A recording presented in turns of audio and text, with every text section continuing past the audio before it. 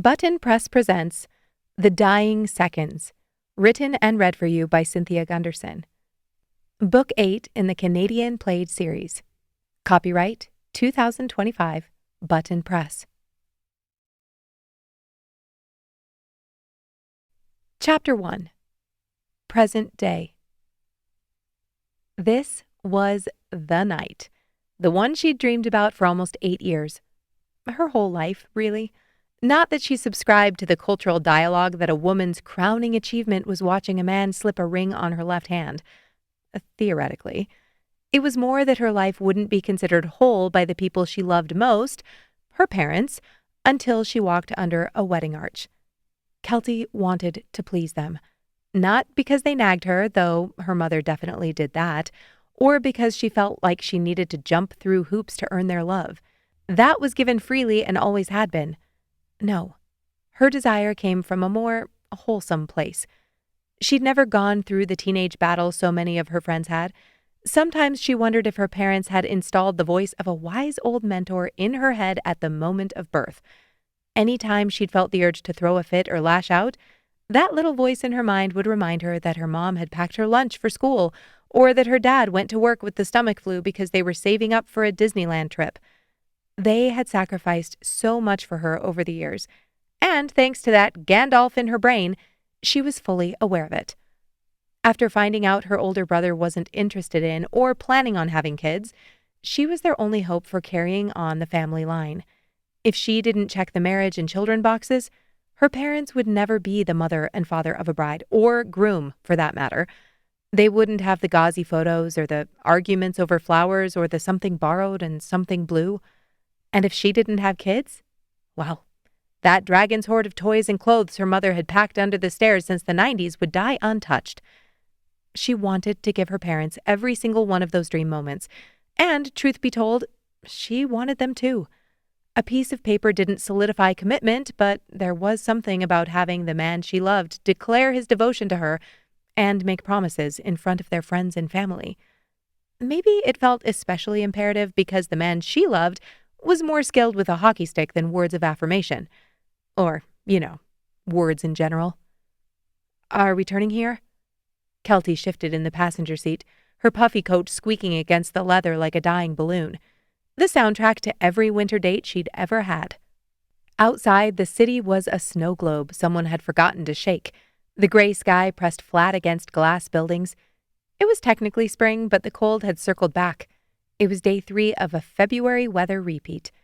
Sean's eyes stayed glued to the road. Next light. Kelty exhaled through her nose, fogging the passenger window. He was always quiet, but tonight his silence was charged. The inside of the truck cab seemed to hum like it did when they drove to the rink together before a game, and she was pretty certain she knew exactly why. Sure, part of it could have been that they were on their way to see Mason, Sean's partner, at the offices where their startup went belly up. But the most compelling evidence for Sean's flexing jaw muscles and fixed glare was his own credit card statement. She hadn't been snooping, just logging in to contribute some money toward their bills for the month, and it was the first line item. A jewelry store. The jewelry store. Bow and Sterling. It had sleek branding, frosted glass windows, and no prices on the display tags. The charge was $4,636, and just the sight of it was enough to make her drop her phone down the side of the sofa. She hadn't said a word, but that number was burned on her retinas, thrumming inside her all week like a second heartbeat. Everything clicked into place. Why he'd been spending more time at the rink, why he felt more closed off. In short, why he'd been such a stodgy ass for the past couple of months. Sean Thompson was a workhorse, a nose-to-the-grindstone kind of man. He had a soft heart hiding under his rough edges, and he was loyal as hell. But he'd rather rewire a truck than his habits. You okay? Kelty turned her head to look at him. Yeah, I'm fine. Sean turned at the light as discussed, and Kelty kept her mouth shut. Normally, she'd tell him to figure his shit out before they got to the party so he didn't scare people away with his resting bitch face. But tonight, she let it slide. You sure you want to do this? We could go grab dinner instead. She waggled her eyebrows. Sean blew out a puff of air. I kind of have to go. She scoffed. You don't have to do anything. His mouth quirked as he pulled into the parking garage and retrieved a ticket from the turnstile. "Though I guess if you don't show up, Mason will think your butt hurt." Sean chuckled at that. "Pretty sure he's already convinced of that." "Well, you were a little." "Yeah, I know," Sean grunted. The situation was pretty shitty. Sean and Mason had gotten in on the ground floor of a startup together during undergrad after both of their hockey dreams crashed and burned. One of their mutual friends, Andrew, was the technical brainchild. He created software for medical companies.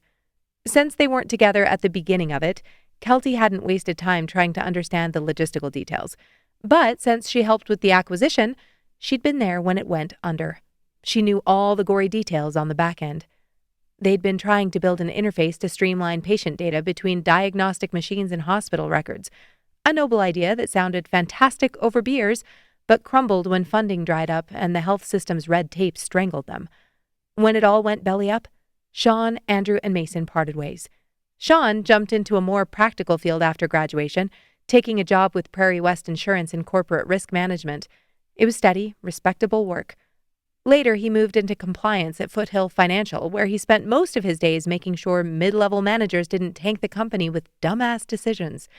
Mason, on the other hand, landed a position with a technology firm in Edmonton that specialized in data analytics for oil and gas supply chains. The contacts he made there turned out to be gold. 3 years ago, Sean got word that Mason was back in Calgary, but his friend hadn't mentioned the new project he was working on, or that he and Andrew were back in business together. Now their small company, Northern Vector Solutions, a logistics software provider for mid-sized energy firms, had grown its market share by 15%. Tonight, they were celebrating millions of dollars in profit and an initial public offering, if the Calgary Sun was to be believed, because none of that came from Mason himself. Now, despite Sean's unwillingness to talk about it, Kelty was piecing together his story based on the nearly 8 years they'd been together. It wasn't that Sean expected his friends to come back offering him scraps, but it was a punch to the throat to find out they'd hired someone to do his literal job and hadn't sent so much as an email. It never felt good to miss the boat, but this was a frigging yacht, and he'd been iced out. Sean found a parking spot on the 3rd level. Kelty's heels clicked against the concrete floor of the parkade, the sound bouncing off the cement pillars. She tugged her coat closer around her shoulders, the puffed fabric rustling like a sleeping bag. "This isn't tacky, right?" She squinched her face, motioning at her coat over the sleek black cocktail dress that hit her mid-thigh. "What?" "Babe, the coat." She waited a moment, but when Sean only looked more confused, Kelty grabbed his hand and started toward the elevator. "I didn't know if I was supposed to have some, sexy trench coat or something." "Are we role-playing? You're a detective." "Stop," she laughed, bumping into his side. He tugged her to the right, and she fell into step next to him. Her skin buzzed, like her bloodstream had been replaced with soda water. "We haven't been here in, 2 years?" Sean scrubbed a hand over his jaw. "Didn't go into the building." Kelty nodded. They'd come to the hotel once for a friend's wedding reception, but hadn't gone back to the office. Why would they? None of their friends worked there anymore since the acquisition. Or so they'd thought at the time. The steel doors slid open with a groan, and they stepped inside, greeted by the scent of stale perfume. Kelty glanced at Sean's breast pocket, willing the outline of a ring box to appear, but nothing obvious materialized. The elevator deposited them in a hallway where they walked to a set of revolving doors. As they passed through, commercial tile gave way to plush carpet, swallowing their footsteps. "What is that smell?" Kelty whispered. Sean scanned the lobby. "I swear, it's in every one of these hotels. It's not quite floral." "Like the soap at the gym." "Yes!" She gripped his arm tighter, her eyes lighting up. "Exactly! They must buy it from the same wholesaler or something." She flipped her long, loose curls over her shoulder, grateful she'd worn black. On light colors, every stray dark strand of her hair turned her blouse into a CSI crime scene. The lighting in the hotel lobby was low and sexy. Soft chatter swirled between the upholstered seating vignettes and the bar. Towering arrangements of faux lilies and orchids were draped over the concierge desk. Sean guided her toward the back, through a set of glass doors. They spilled into an outdoor courtyard lit with strings of fairy lights. The stone pavers were damp from errant spray from the fountain, glistening under the glow. They crossed the courtyard, Sean's palm pressing against her lower back, before pushing through another door into the connected office building. The atmosphere changed instantly. Less fairy tale, more corporate glass. A doorman in a tailored suit greeted them with a tablet in his hand. "Welcome. Can I? Northern Vector Solutions. Sean Thompson." The doorman scanned his list. He nodded once, then escorted them to the elevator and pressed the button. Kelty caught Sean's eye and raised a brow. "Fancy." His lips twitched. They'd been together long enough that he understood her subliminal messages. As soon as the doors closed, Kelty whirled. "They hired a greeter?" "Yeah." "Who does that? What is this, a British apartment complex or Walmart?" Sean's jaw twitched. "Is that what we're doing?" "Obviously. Isn't that why you brought me?" "No." "No?" She leveled a stare at him. "We're not going to mock Mason and all his bougie-ass friends while stuffing shrimp cocktail into my bra cups?" Sean snorted. "That's a bonus." "Uh-huh." "I brought you because Mason always had a thing for you." Kelty snorted. "He did not." "Did he?" Her mind sent out feelers searching for any proof of that statement in their past interactions. She was old enough that any flattery, current or prior, was more than welcome. Sean shoved his hands in his pockets. "I told you to wear the black dress, didn't I?" The doors opened, and the hum of the party swept over them. Laughter, chatter, the clink of glasses. The whole floor had been cleared of cubicles and was now filled with cocktail tables, pop-up bars, and floral arrangements. Music pulsed through the room, jazzy and probably live. "I thought you liked the black dress," Kelty hissed as they strode toward the coat check. "I do." He winked at her. "It's short." Kelty raised an eyebrow and smirked. Okay. Sean wanted to show her off. That meant his normal abhorrence for PDA was taking a back seat. She got to be handsy. She leaned in as they waited for the couple ahead of them to extricate themselves from their tailored jackets. "Watch out, Thompson. I'm ovulating." Sean pretended to ignore her, but his cheeks were noticeably pink as they handed off their coats. Kelty adjusted the fabric of her dress.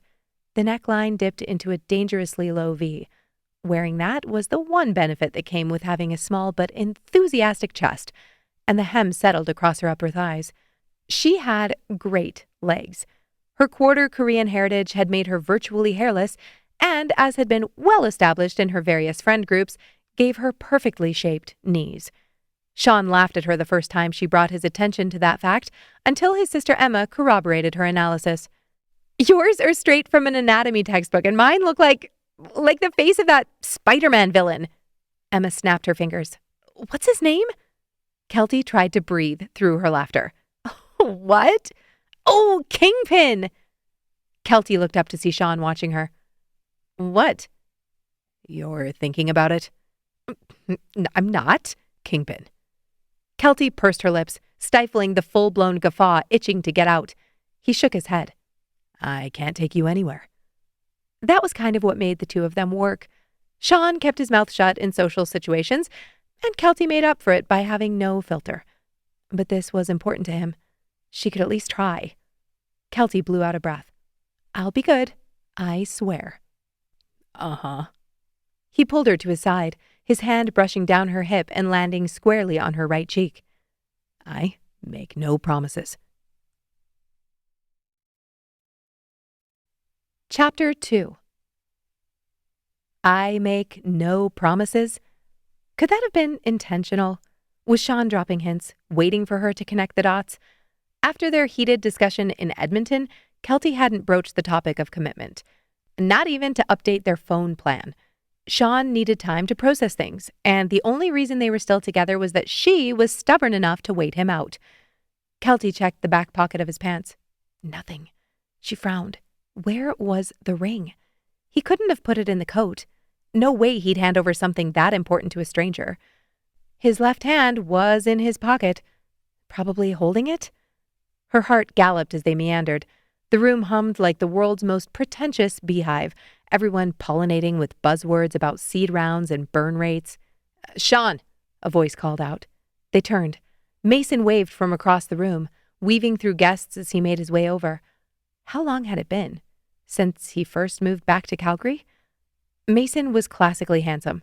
Broad shoulders, clean jawline, an easy smile, and brows that had to be manicured. Long time.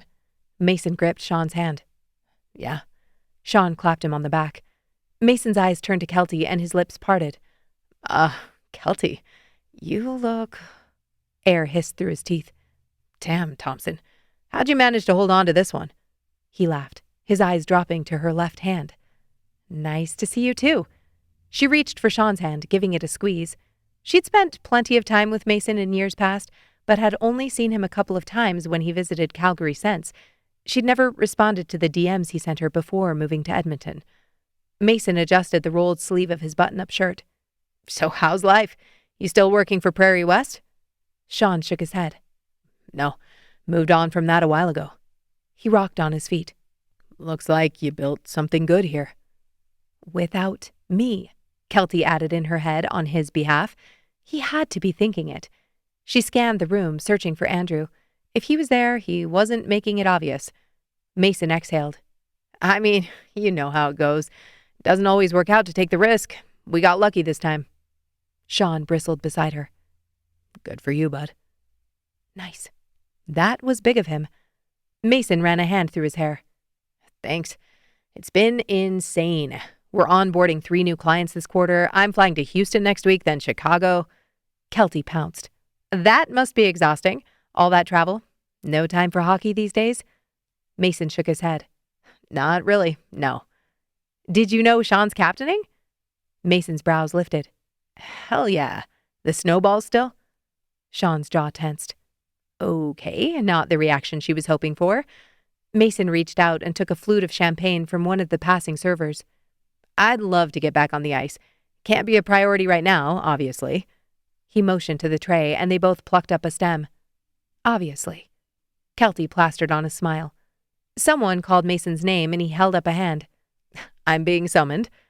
Kelty lifted her drink. To your big win. Mason met her eyes, clinking his glass against hers, then Sean's. I hope we'll get to catch up more later. I should be able to escape the merry-go-round after about 11. Maybe get some food, relax, and then we can pick this up then. Kelty smiled, wrapping her arm around Sean's waist. Might be past our bedtime. Mason laughed, already moving into the crowd. If you managed to tame Thompson, I'm impressed. Sean waved him off, and Kelty turned him to her, taking a sip of her champagne. He's worse than I remembered. You don't have to say that. She kissed his jaw. Arrogant ass. Sean smirked. He's a decent guy. Kelty leaned closer. He's probably hiding bodies in his basement, like that movie with Hugh Jackman. What movie? The magic one where he drowned himself every night? What? No, remember? He clones himself. Sean shook his head. Yeah, I remember the ending of the movie. Shh, don't think too hard about it. Just accept the immorality of Mason's rise to success. She circled her fingers around his wrist and pulled him toward the table next to the windows. Now we're going to eat all the food purchased with his blood money. They filled tiny black plates with aged cheeses, olives, marinated kebabs, and fruit skewers, then made their way to one of the couches past the bar. Right there. Kelty settled her plate on her lap and pointed to the far end of the room where lights glinted off of dark glass. That was the conference room, wasn't it? Sean popped an olive into his mouth. The one and only. Does it still have tintable glass? His mouth curled. You want a do-over? I want you to do me over. The table, yes. Sean grinned, turning until his knee bumped hers. Thank you. Her chest warmed. For what? He raised an eyebrow and Kelty flashed a cheeky smile. Yeah, I know, but I want you to say it. His hand slipped over her bare thigh. For being here. He squeezed. You forgot for being super hot and hilarious. Sean's hand slipped higher, and her breath caught. Roof? Kelty's ears started ringing. The roof, of course. That was where he was going to do it. The only place where it made sense for him to do it. That was where they'd first kissed. Oh, damn it, that kiss still took up permanent residence in her brain. How he hadn't said a word, just pushed her up against the bricks and... Hey, you okay? Kelty blinked. She glanced down, realizing she held her plate in front of her with both hands like she was doing reps with a kettlebell. Oh, yeah. Sorry. Definitely the roof. Her pulse skipped as she tugged on Sean's hand, weaving them through the crowded room toward the coat check. There wasn't a line since it was still early in the evening, and in less than 2 minutes, they stood in front of the elevator with their coats on. Another greeter intercepted them, a young woman in a tailored suit, clipboard pressed to her chest like a shield. Heading down? Kelty leaned into Sean. Actually, we were hoping to sneak up to the roof. Just for a minute, we won't cause trouble. The woman's brows pinched. The roof isn't really… Listen. Kelty leaned in conspiratorially. I'm a lifestyle influencer and I rank city skylines all over the country. If you don't let us up, Calgary won't get the opportunity to compete. Sean coughed into his fist, disguising a laugh. The greeter hesitated, lips twitching. Fine. Straight up and straight back down. 5 minutes max. She hit the button and the doors opened. You're amazing. Thank you. Kelty tugged Sean toward the open elevator before the woman could change her mind. The doors slid shut with a whisper, enclosing them in chrome. Sean smirked. You're going to have to see her again on the way down. I didn't say I was a successful influencer. Kelty grinned. I could start a YouTube channel right now. Be legit. I'll be your first subscriber. She leaned in and slipped a hand under his coat. Founding members get special benefits. Sean's thumb brushed over her hip bone as his hand curled around her waist like it was molded to fit. Obviously. She tipped her chin and peered up into his eyes, wondering if after 7.5 years she had them memorized. Could she properly describe them to a sketch artist? The exact color of green, the deep olive edging and the starburst pattern of umber around his pupils. Kelty was going to marry him. Her heart fluttered. This couldn't be a more perfect night. Mason be damned. The elevator dinged and they exited. Does that sound ever make you want a corn dog? Kelty whispered. No. Right, me either. Her dad always used to put them in the toaster oven and the ding was disturbingly similar. She was classically conditioned. The wind whipped her hair around her face as they pushed through the door to the rooftop. Sean grabbed her hand and pulled her to the railing, weaving around the industrial fans and boxes planted in the concrete. The city was quieter than expected for a Friday night. No sirens or music, though lights were on in the office building across the street. Looking through the bright, shrunken windows with minimalist furniture and fake plants made her existential. Seeing a highly curated life through a snapshot, disconnected from time and space, no beginning or end. Pretty much how she felt every time she walked through IKEA. Kelty sighed, taking in the snapshot in front of them. That's depressing. Sean gripped the railing. Working late on the weekend? Who does that? She huffed a laugh. I don't do it anymore. He smirked, his eyes still trained straight ahead. There had to be 1,000 things swirling through his head, but she'd learned that trying to force Sean Thompson to talk about something when he wasn't ready to was about as effective as nailing Jell-O to a wall. I'm sorry, she whispered.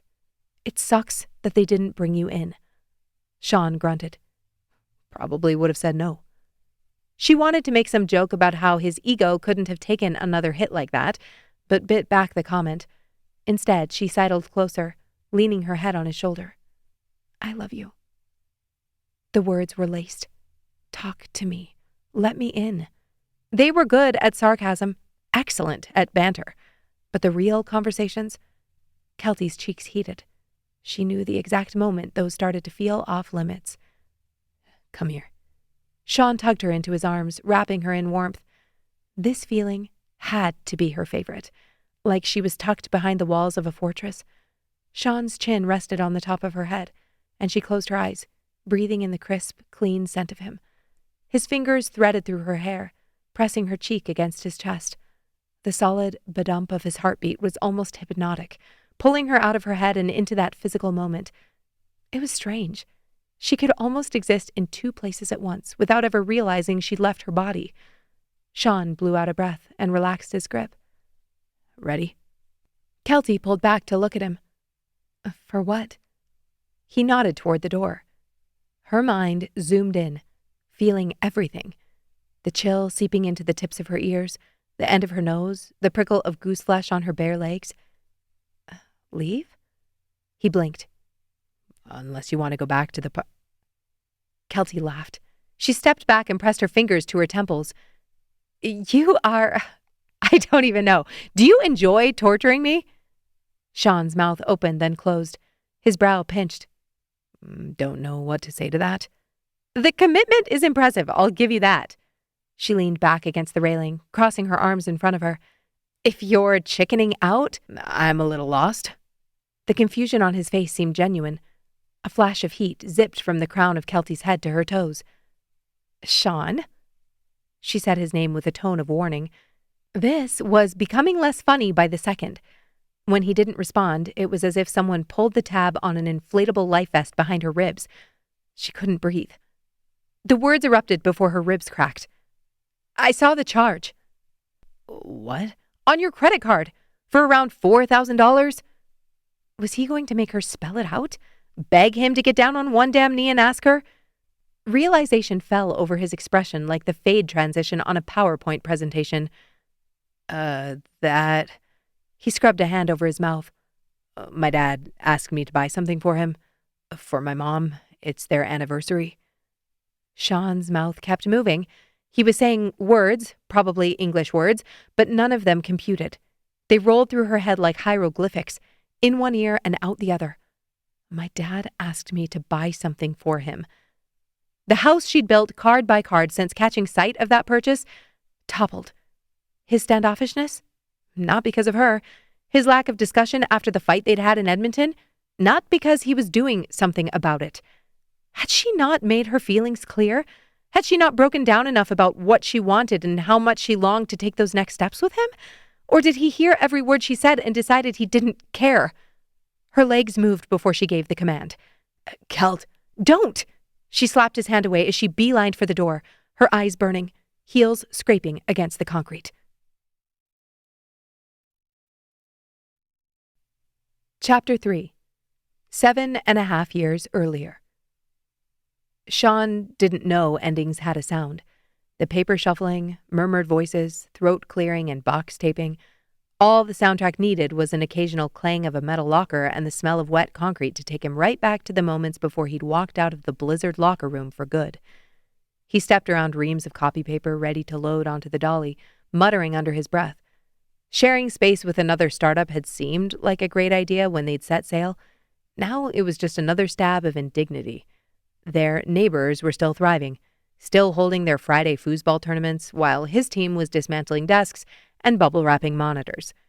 Mason appeared at his shoulder, matching his stride, with his laptop tucked under his arm. She's here, on her way to conference room 3. Sean grunted. And you're telling me this because? You're better with people. Sean almost smiled. Hilarious. Mason flashed a cheesy grin. That's why you married me. Sean slowed and grabbed a pile of power strips from the ground. Is there a reason you can't do this? I need to get on the phone with the bank. Sean raised an eyebrow, and Mason had the decency to look sheepish. Fine. Mason exhaled with relief as resentment crawled up the back of Sean's neck. He loved the guy, but Mason was the king of finding an alibi the second a task came up that wasn't his cup of tea. But it was Mason who had vouched for him back when no one wanted to take a chance on an ex-hockey player with a patchy resume.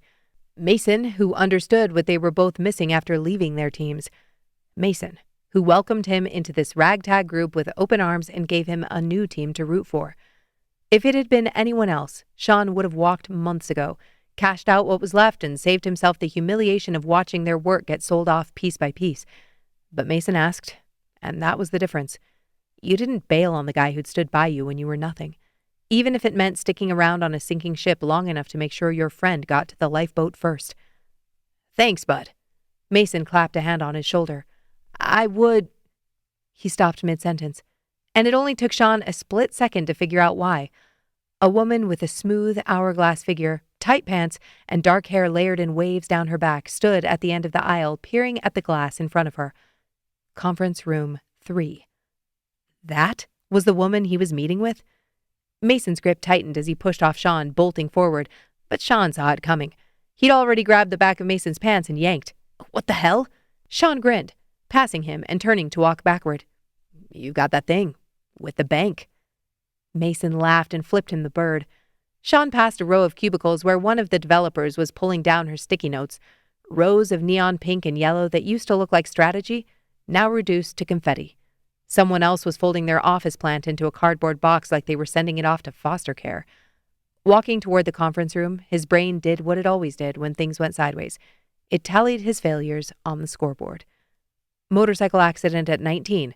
Game over on hockey, and with it his dad's dreams, even though he never would have said as much. His parents had given up on pro hockey when they found out they were having his older brother, Carter. Neither of his brothers had a chance like he did, and he'd screwed it up. So he went back to school, got the business degree, took the safe jobs until Mason pulled him back into the dream. This startup was supposed to change everything. His second chance. And now, back to the drawing board. Again. Hey, is this? Conference room 3. Yeah, you're in the right spot. Sean pushed the door open and held it for the drop-dead, gorgeous woman in front of him, trying not to overtly check her out. But damn, she smelled good. The air around her seemed to be a degree cooler, laced with the scent of vanilla and something floral. He wanted to taste it. Not the best thought to have before discussing an acquisition. The woman settled into her seat, opened her laptop, and uncapped her pen with a flick before setting a notebook on the smoky glass table. So, inventory, hardware, software licenses, IP. I'll need the breakdown of what you've paid off and what's still leased. Sean blinked. Straight to it, then. I didn't get your name. I didn't give it. Before he could come up with some witty response to that, the door swung open behind him. Oh, hey, just thought I'd check in, make sure you both connected. Mason leaned against the doorframe, nonchalant, his arm blocking the door from shutting. Sean's jaw flexed. All good, bud. It's Kelty, right? Mason's mouth quirked, his eyes warm. It was the same look he gave the woman at the Tim Hortons on the corner when he got his coffee in the morning, the one he slept with 2 weeks ago. Correct. The woman tapped her pen on the notepad. Her shoulders were ramrod straight, her hair tossed over her right shoulder. Mason pushed off the frame and strode forward. I'm Mason. I know who you are.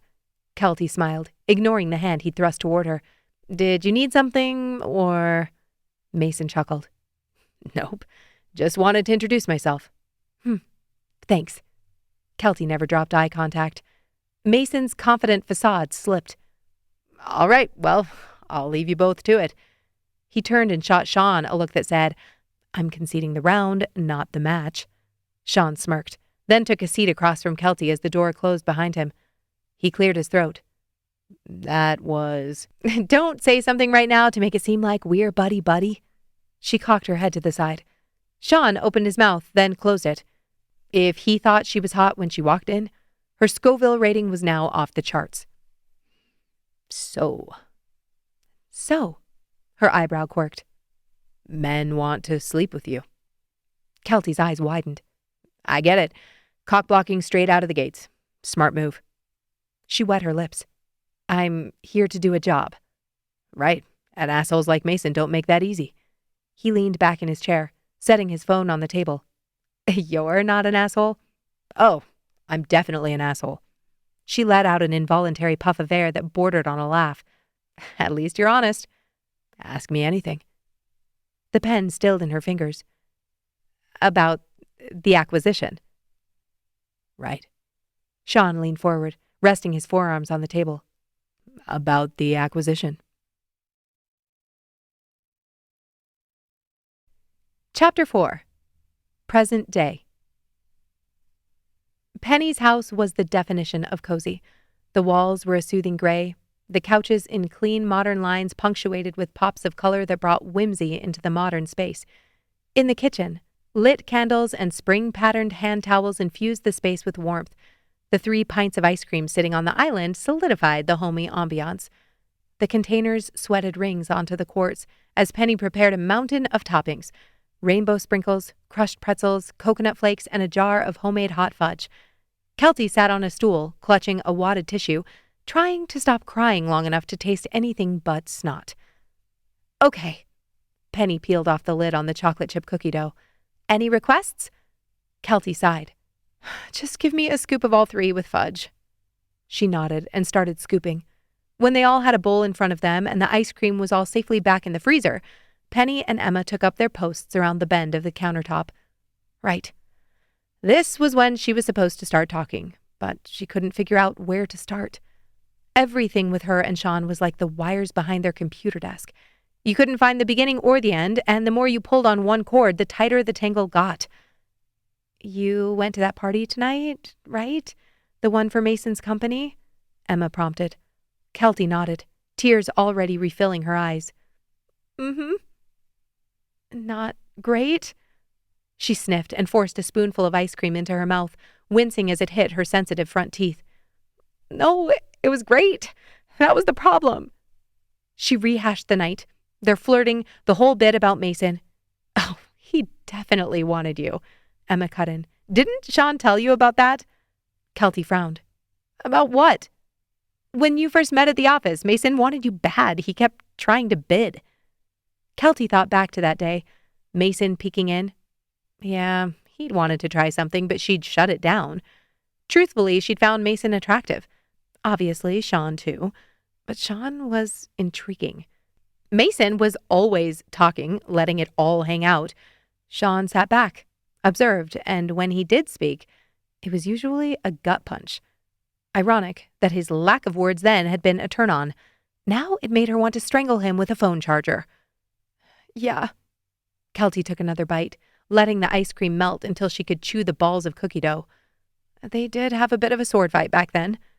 And when he came to visit, Emma's spoon clinked against her bowl. Kelty's brows pinched. When he came to visit? That was a couple of years ago. What do you mean? Sean was pissed after you all went to dinner. He wouldn't say much, but the second I heard Mason was there, I knew that's what it was about. I asked him, and he got all, Sean. He said Mason needed to keep his dick in his pants. She pursed her lips. Penny snorted. Does he have any other line? Kelty laughed. Nope, that's his favorite. Her mind swung back around to the memory of that night at dinner with Mason. Sean had been standoffish, but that wasn't anything new. He'd tensed when Mason gave her a hug and touched her knee, and... Okay, so there were quite a few moments she hadn't been particularly tuned into. Was that all last night was? Sean one-upping Mason, showing him he'd won? At the time, she'd been happy to be his trophy girlfriend. Now the thought made her stomach twist. Kelty's eyes brimmed with tears. She rehashed their moment on the roof and the alternate reality she'd been living in all night because of that credit card statement. There's nothing I can do. He doesn't get it. I don't think he'll ever get it. The words cracked something inside her, releasing years of battered and compressed emotions. How many times had she argued with herself, convinced her doubting inner voice that Sean only needed time, that he did want the same things she did? Now, instead of pushing away the hundreds of times Sean had clammed up or changed the subject when she or anyone else brought up marriage, she viewed him with eyes wide open. Instead of ignoring his avoidance of baby showers or pregnant bellies, even his own sisters, she accepted it for what it was. Sean didn't want to get married. He didn't want to have kids. Or maybe he just didn't want to do either of those things with her. Tears spilled down her cheeks. Emma dropped her spoon in her bowl with a clatter. I want to kick him in the balls, you know? Penny snorted, then pulled Kelty into a hug. Ditto. Ball kicking, as fun as that sounded, wouldn't solve this problem. Kelty wasn't mad. She wished she could rouse anger or hatred or anything that wasn't this dead, empty void threatening to swallow her whole. She was just sad. Deeply, soul-crushingly sad. I love him, she whispered. Oh, babe, I know. Penny rubbed her back in slow circles. The ice cream helped a little, but by the time Emma was yawning so hard she couldn't finish her sentences, Kelty still felt like roadkill. How was it possible to be torn open and numb at the same time, to be both buried and floating outside of your body? Emma straightened with a stretch, her sweatshirt riding up to reveal a slice of her growing stomach. I need to go, she said, making a face. I have a shoot with Lindsay and Vaughn first thing in the morning. Kelty stood and hugged her, and a new, terrifying thought sent a shock down her spine. Will I lose you? She whispered, the words barely forming. What? Emma pulled back to look at her. No, are you kidding? If Sean is too stupid to figure this out, we'll still be friends, Kelt. You're like family to me. Kelty nodded, grateful for the words, but not fully buying it. Sure, they'd be friends now, but what if Sean met someone new? What if he decided to marry her? Would Emma really want to hang around with his ex? They walked Emma to the door, waiting for her to text Tyler and tell him she was on her way, then watched until she was in the car and pulling away from the curb. Penny led her back down the hall. Guest room's ready. Fresh sheets. Kelty snagged her bag from beside the couch. Ironic. What? A couple of years ago, it was you crashing on my couch. The guest room was more than inviting, with a plump duvet, soft lamplight, and a small vase of daisies on the dresser. Kelty needed to know they were fake. If Penny was procuring fresh flowers for her guest room on a regular basis, she wasn't sure they could still be friends. It's funny. Penny stalled inside the door. Sean always seemed... I don't know. Seemed what? Penny looked up. Remember when he had that hamstring injury? Kelty nodded. He was so protective. Said he'd knock some sense into Brett, and I told him it was me that was the problem. He said something about how that didn't matter. Brett didn't know how it worked yet. She winced. I thought you two had it all figured out. Kelty's eyes stung. Yeah, so did I. Their situation was idyllic on paper. Everything in their lives aligned. Their work schedules, their preferred recreational activities, their favorite restaurants. Over the past 7.5 years, their two separate lives had melded into one. All of her best friends were Sean's friends, or his family, which was even worse. If she lost him, she lost all of it. Kelty stared blankly at the off-white comforter, biting the inside of her cheek to keep from breaking down as the colorful life she'd curated faded to black and white. No more hockey games with the Snowballs, no more Sunday suppers, no more inside jokes or nights at the Dusty Rose, or... Penny stepped close and squeezed her elbow. We're just down the hall. Text if you need anything. Kelty nodded and shut the door behind her, then set her overnight bag on the chair and dug out a toothbrush. She pulled out her phone to find a text from her mom. Her stomach flipped. Back at the hospital. Don't panic. Just wanted to let you know. Don't panic?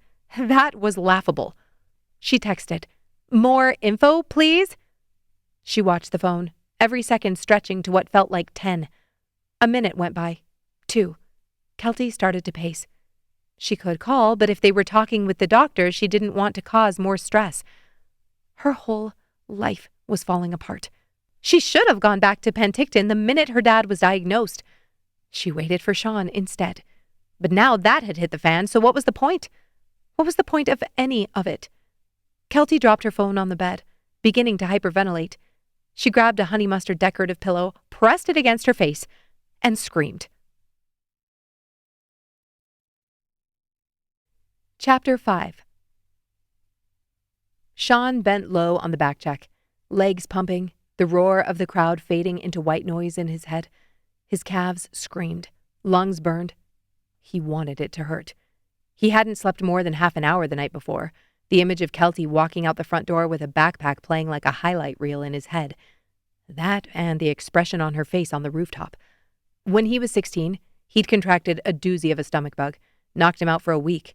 And even once he could keep food down, the idea of food gave him the shakes.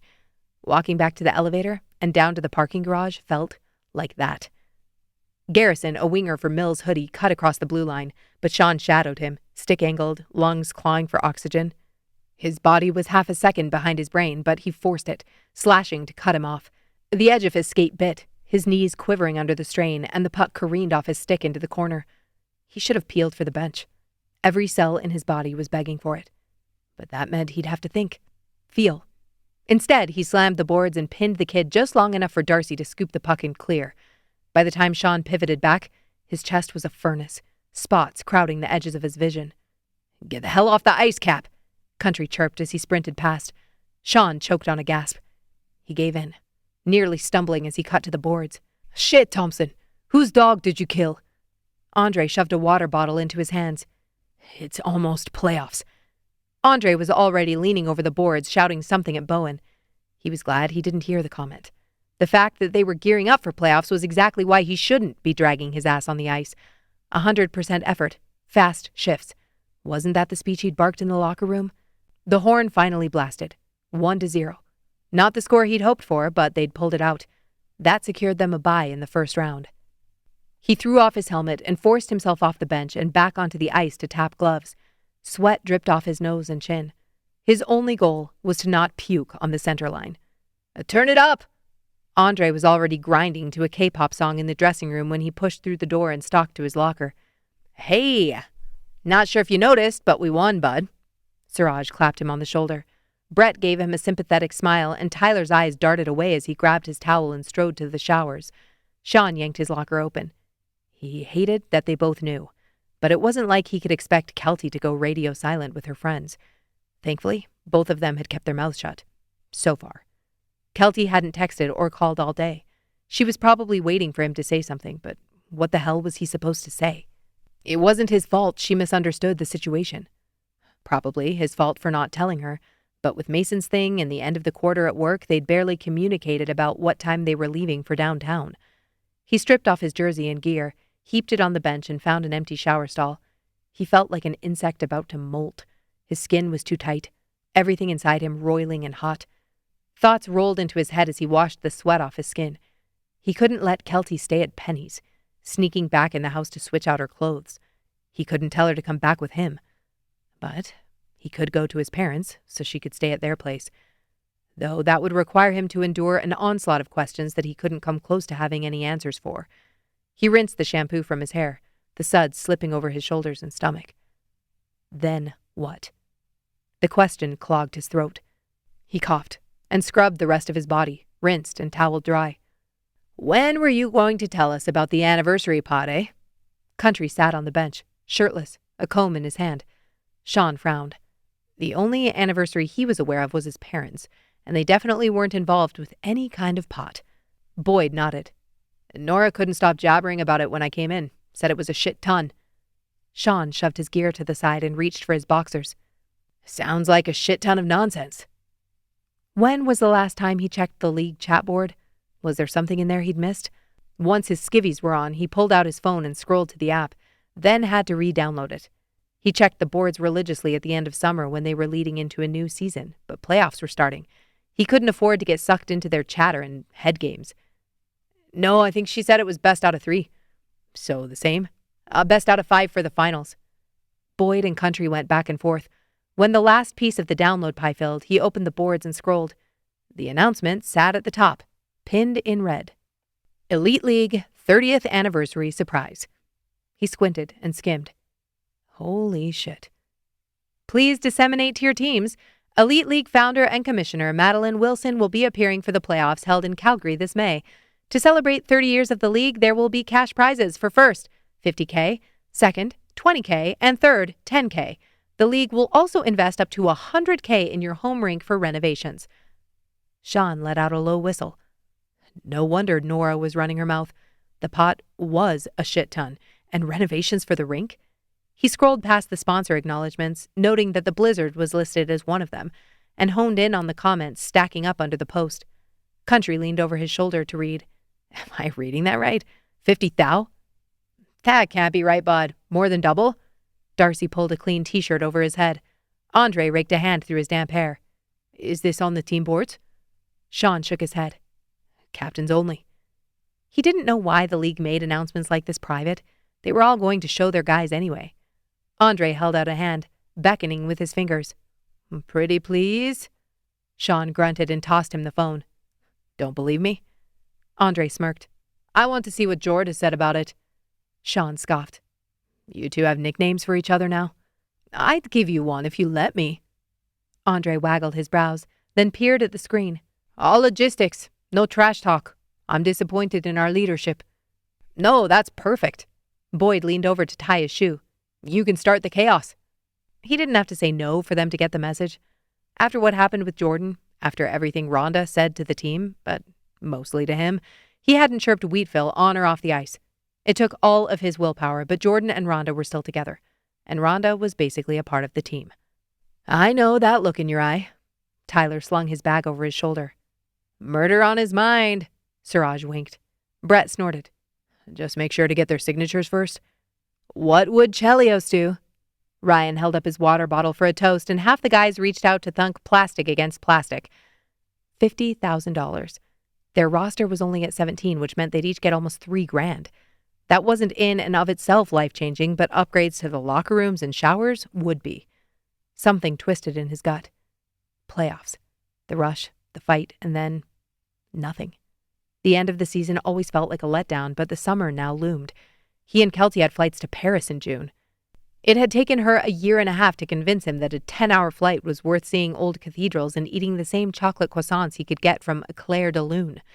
The fact that he was thinking past the finals, that he was already puzzling out how they could cancel the trip, sliced deep between his ribs. Why wasn't he assuming the trip would be on? Why was he mentally erasing every plan they'd made when Kelty had barely walked out the night before? He turned to face his open locker, rifling through his shit as if his clothes weren't sitting there in plain view. The answer to his question came quickly. Because deep down, he'd known this night was coming. Ever since Edmonton, the timer had been ticking.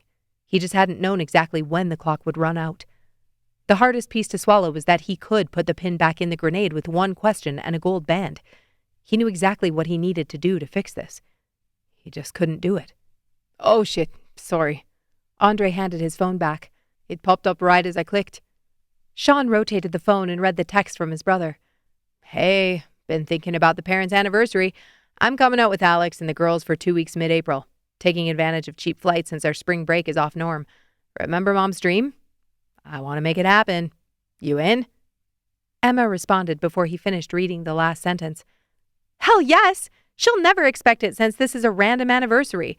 Their 40th? They'd see it coming. 3 dots. Another text from Carter. Waiting to hear if Nate and Naomi are in. You, Tyler, Sean, and Kelty have the easy gig since you're local. Alarm bells went off in Sean's head. Mom's dream? Shit, no. They were not all good? Andre slung his bag over his shoulder. Sean glanced up, realizing the guys were all staring at him. What? Tyler dropped his eyes, clearing his throat. Nothing. Just if something's going on. Nope. Sean clicked off his phone screen and set it on the bench next to his gear. He bent over, shoving his foot into his pant leg. Brett ran a hand over the back of his neck. Right. Good game tonight. Yep. Sean didn't turn his head. You, Tyler, Sean, and Kelty. He should say something. Give some words of encouragement. Round 1 of the playoffs started in April. Nothing came. Thoughts buzzed in his head, zipping around like drones.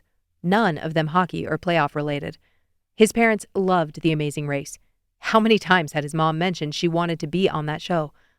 Then, just like every time his parents were mentioned in a group chat with Kelty, the guilt set in. When's the last time you texted them, Sean? When have you suggested we go out and visit? Her words were barbs that hadn't released their hooks since Edmonton.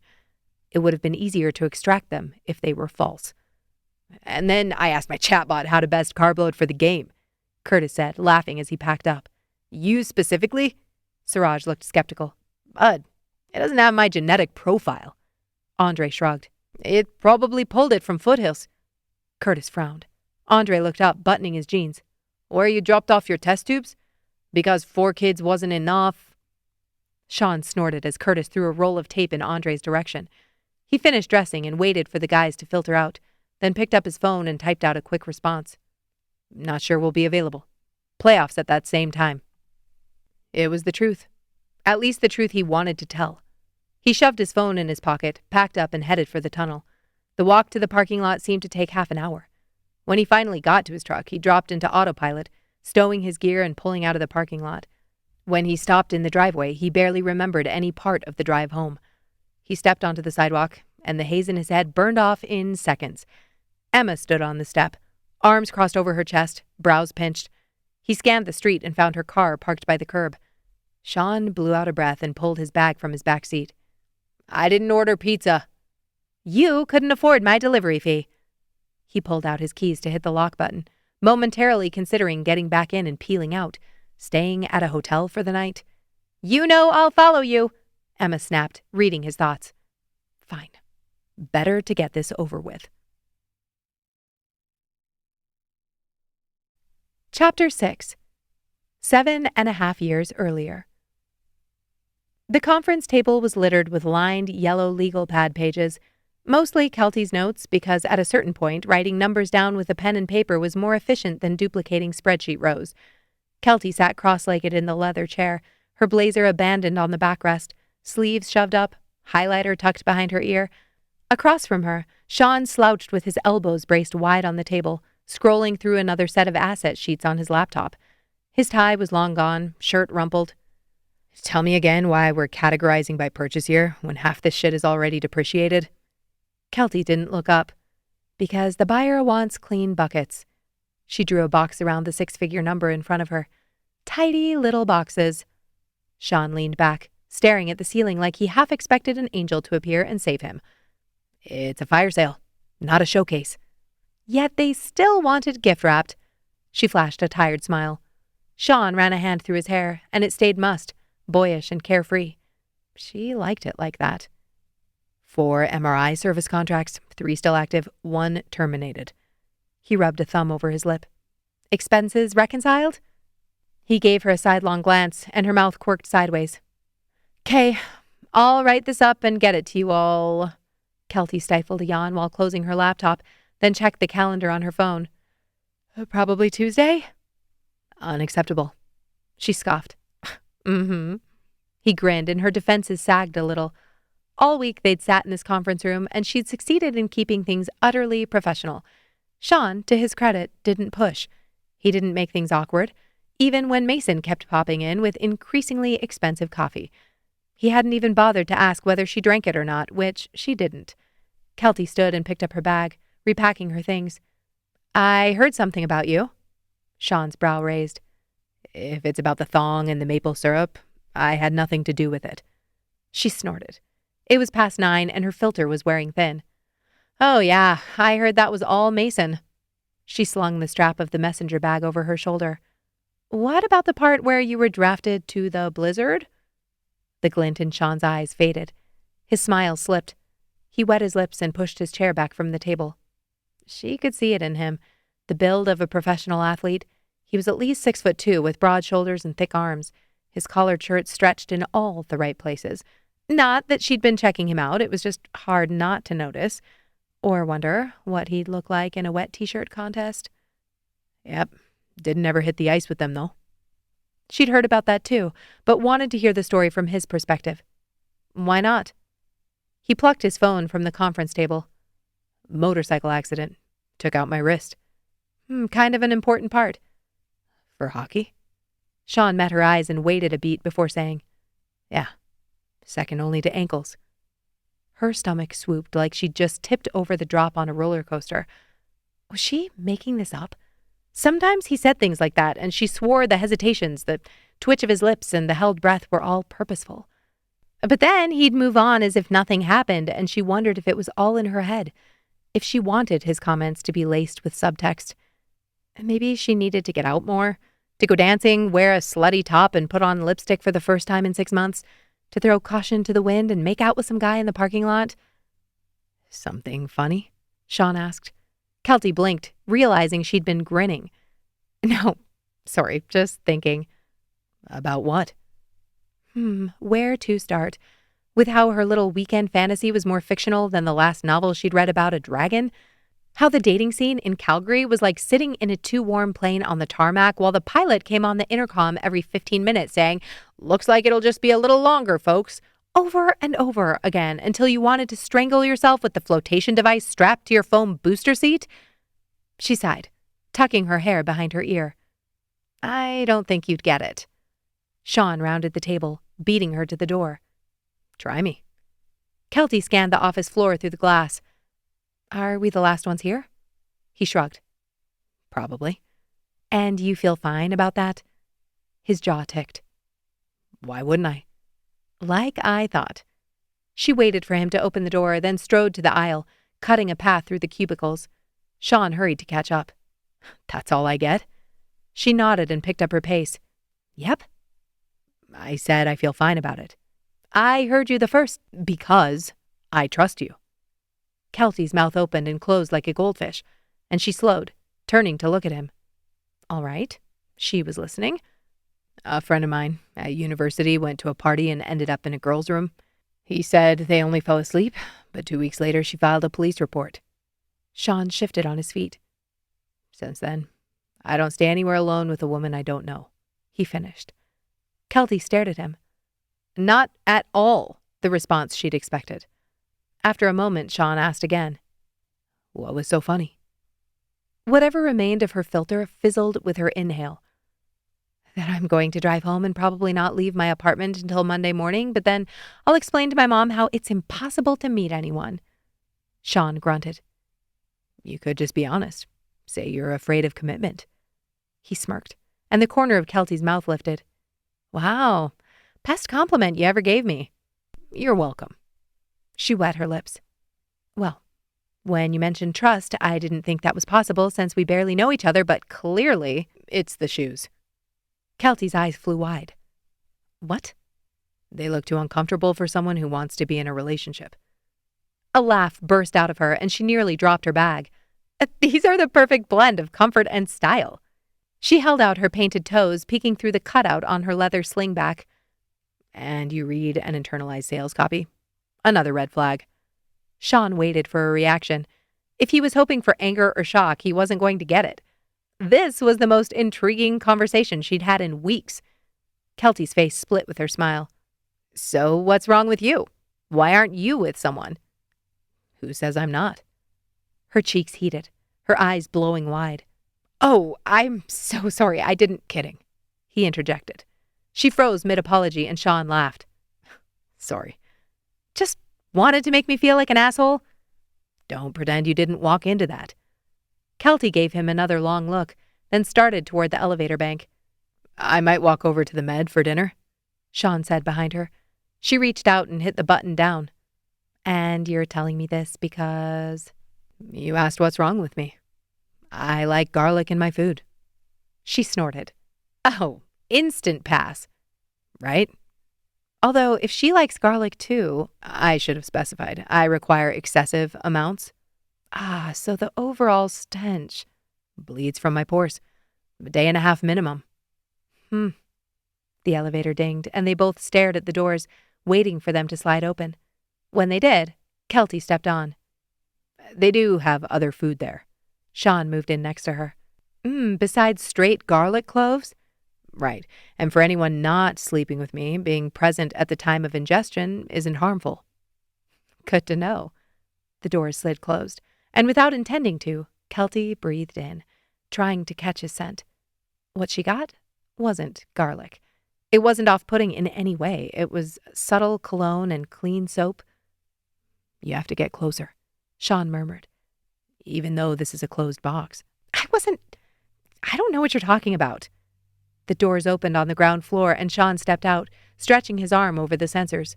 There are usually 2 to 4 chairs at the table I sit at. Kelty's feet were glued to the floor. Seems reasonable. And again, totally safe. Right, because I'm not sleeping with you. He smirked. Best compliment you ever gave me. There it was, that flash of heat through her inner thighs. The elevator doors pushed against his arm, clunked, then slunk back into their casing. Well, something to consider. Kelty's stomach growled. She was strapped in, locked into place by that stare. When he got like this, she didn't even know what this was. It was like his eyes turned into heat-seeking missiles. I can show you where it is, for future reference. Sean nodded toward the door to the street. Kelty swallowed hard. This wasn't a date. He wasn't asking her to come in with him. He was simply showing her around. They still had a week of meetings, and she'd most likely end up working after hours again before wrapping everything up. It would be good to know what restaurants were available. Okay. Chapter 7. Present Day. Sean shoved the door open harder than he needed to, and Emma breezed in behind him, dropping her shoes to the entryway tile with a thunk. The emptiness of the dark room sank into him. Kelty usually had the lights on. She usually texted him about dinner plans, or at least texted him, period. Checking his phone after the game and finding texts from his family instead of from her had knocked the wind out of him, even before he'd realized what Carter was asking. Sean. Emma stalked into the living room, folding her arms and waiting for him to finish unpacking his gear. He needed to air it out in the garage overnight. Sean took his time. He made sure his jersey and socks were right side out before tossing them in the wash pile, then hung his pads with care on the hooks in the garage. When the door swung shut behind him and he had nothing else to unload from his bag, he forced himself to meet her glare. "Are you going to tell me what happened?" Emma asked. That was a stupid question. She wouldn't be there if Kelty hadn't already told her something, if not everything. "Cut the bullshit, Emma." He strode toward the kitchen. "No, you cut the bullshit." She stormed after him. "You're seriously not going to participate in putting this together for Mom and Dad?" Sean froze. That was not the issue he expected her to die on her hill for. "I didn't say that." "Pretty much did." Emma held up her phone screen. "You know The Amazing Race has been her dream ever since the show launched." Sean pulled the fridge door open and snatched a beer. "You know how much playoffs consume my life." "Yeah, and this doesn't have to be a distraction. Most of the work is going to be in the next couple of weeks. We start round 1 next weekend." "It's round 1, Sean. Who are you playing, Dr. Quinn? You'll win even if you don't show up and Tyler plays left-handed." "Maybe not. They're only sitting a few slots below us." Both of them had a bye first round because of their seeding. Emma rolled her eyes. "Whatever. You know it's about matchups." Sean opened his beer with the bottle opener attached to the underside of the island counter. Kelty had that installed a few years ago on his birthday. "These are your parents, your mom and dad, who've been freezing their asses on metal bleachers for you since your boxers showed out the top of your pants. This would make Mom's life, and you know it." Emma didn't give him a chance to respond. "Also, on to the next topic, you and Kelty have been together for 7 years. Almost 8, but he wasn't going to correct her. "Well aware." "Then you're also aware she's the best thing that ever happened to you." Sean took a swig of beer and Emma ground her teeth. "Fine, I'll ask you straight up. Why don't you want to get married?" "I'm not having this conversation with you." "Right, stuff it all down. That tactic has been ultra effective so far." He took another long draw on the bottle, trying to hide the tightening of his jaw. That comment stung, mostly because Kelty had hurled something similar at him before walking out the door. Emma leaned on the counter.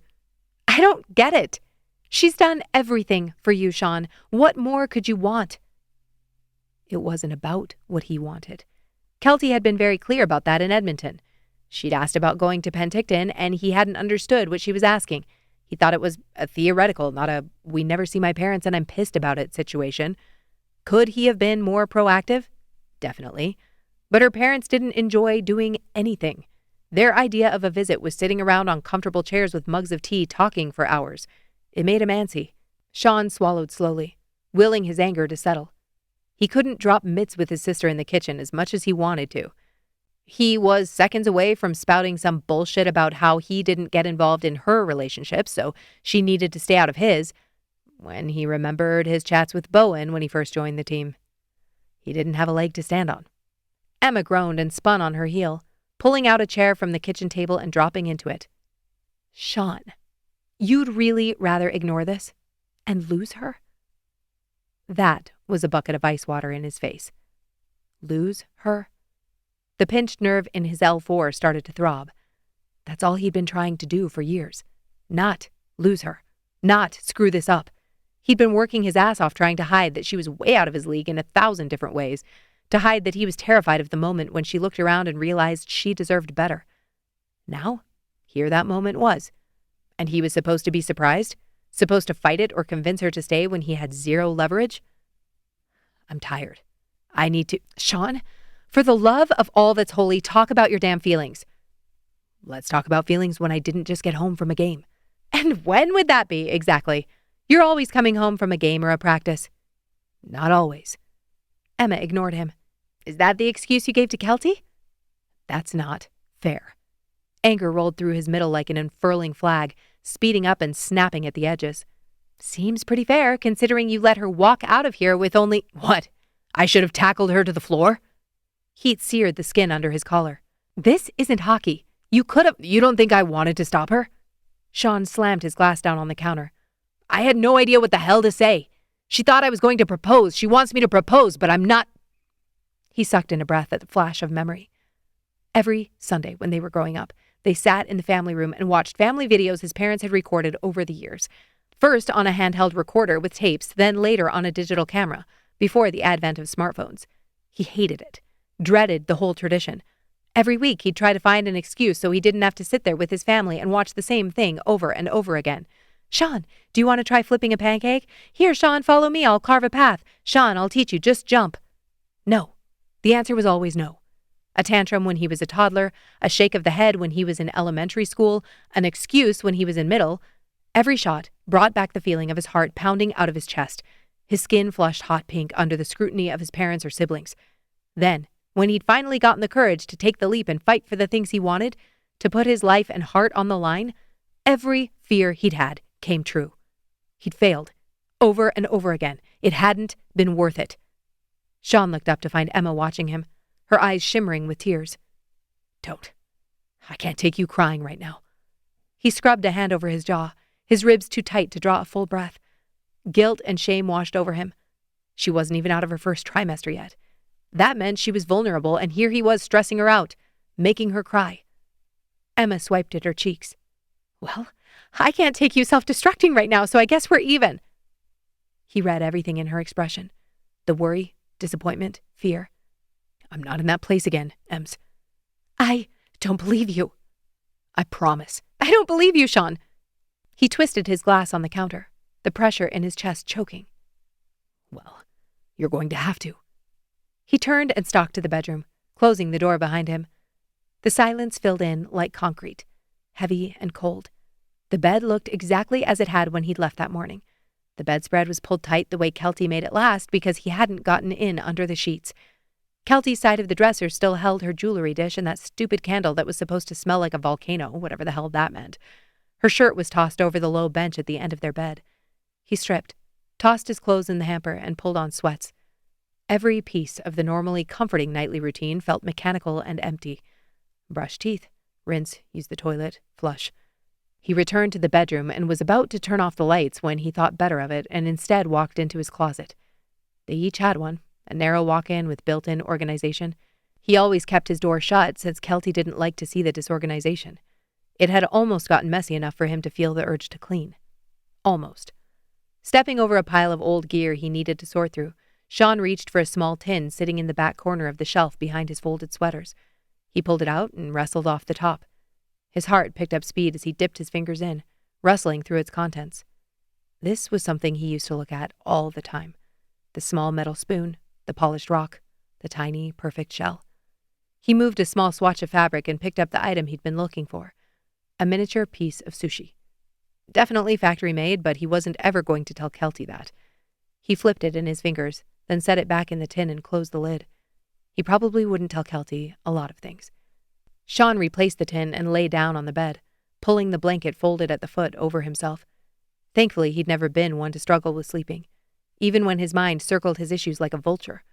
Somehow his brand of overthinking worked like a sedative instead of adrenaline. Perfect for sleep. Not so great on the ice. His phone buzzed, and he cursed under his breath. It was still on the washroom countertop. He bolted up and rushed out of the bedroom, reading the lock screen notification as fast as possible. Not Kelty. Siblings Plus was the name of the group chat. The plus entered the title when Alex married Carter. Tyler was added after Emma announced they were expecting, even though they technically weren't married yet. Ironic that she was lecturing him about it. He wasn't pissed he'd been wrong about Tyler, but it wasn't making him look any better. If Bowen, of all people, could commit, why couldn't he? Carter. Nate and Naomi are in, so we're a go. Alex put together an initial plan. Look it over and tell us what you think. Emma. Wow. This is incredible. What can Tyler and I help with? Over-the-top enthusiasm. Another dagger. Sean tapped on the attached file and landed in a spreadsheet. Columns and rows with dates, notes, and assignments. Carter and Alex had gone full project manager. The race would span the middle 2 weekends in April with different legs scattered across Calgary and Canmore. Each stop was tied to a piece of his mom and dad's story. Douglas University, where they'd met. The rink where Rob had played in the first Elite League games. The concert hall where Charla had performed her first solo. Challenges were designed around those memories with some daredevil shit he never in a million years would have chosen for his parents. Tyler and Emma were handling logistics and permissions while Sean and Kelty... He blew out a breath. Carter wanted to task them with designing the physical clues and testing every challenge for timing and difficulty. On location. What the hell kind of time commitment would that be? Emma's words came back to him. These are your parents. This would make Mom's life. She wasn't wrong. Charlotte Thompson loved The Amazing Race, but more than that, she loved her family. She loved seeing her children together, whether they were all sitting around the dinner table or talking on a video call. It didn't matter.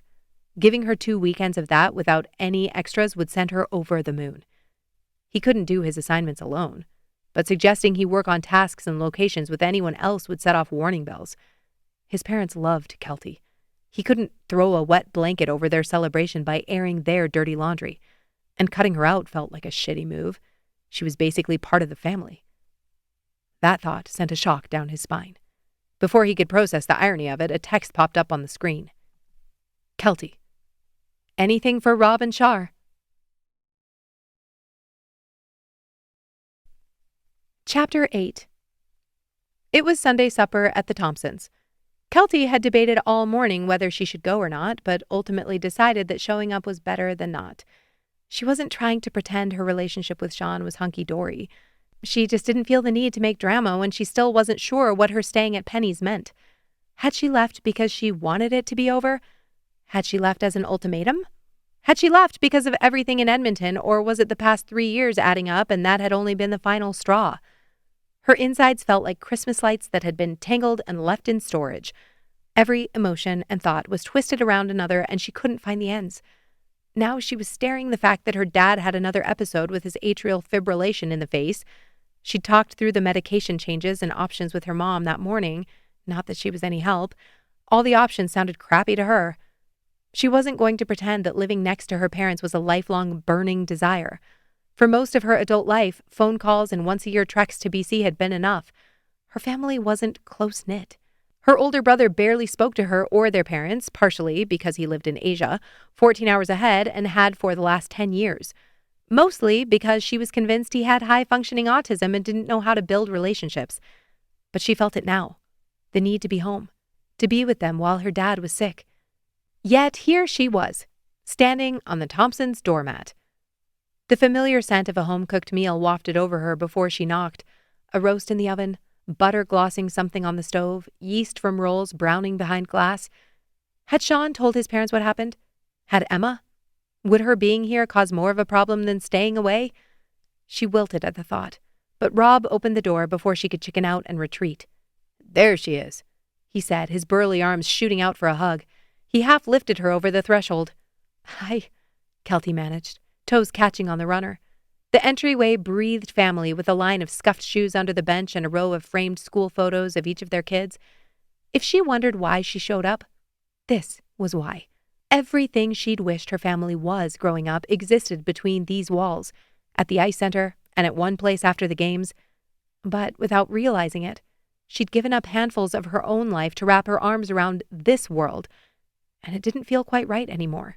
Laughter swelled from the kitchen, and she looked up. Sean stood in the archway between rooms, a beer sweating in his hand. In less than a second, she took in everything about him. He hadn't shaved. Dark stubble shadowed his jaw, and there were thumbprints of fatigue beneath his eyes. He flicked a glance toward the door, blinked when he caught the shape of her, and looked away so fast it snapped like an elastic band to her wrist. I was surprised when Sean showed up without you. Rob stepped back so she could remove her shoes. Kelty smiled. Yeah, Oh, he said you had a few things to finish up. It's not a problem. We're just glad you're here. Kelty nodded, pressure building at her temples. So, he hadn't told them. That was information. Her heart thrummed as she followed Rob toward the kitchen. There was only one way in, through the arch, past Sean. She held her breath and slid past him like they'd rehearsed it. Sean turned a little to the left, shifting the picture on the wall as if he'd noticed it was off-center. As far as she knew, he'd never paid attention to frame symmetry in his life.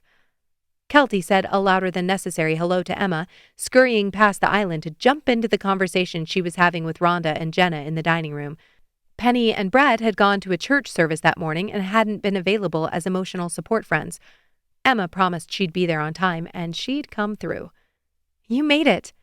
Emma's eyes glistened as she forced a smile and gave her a hug. Yep, as always.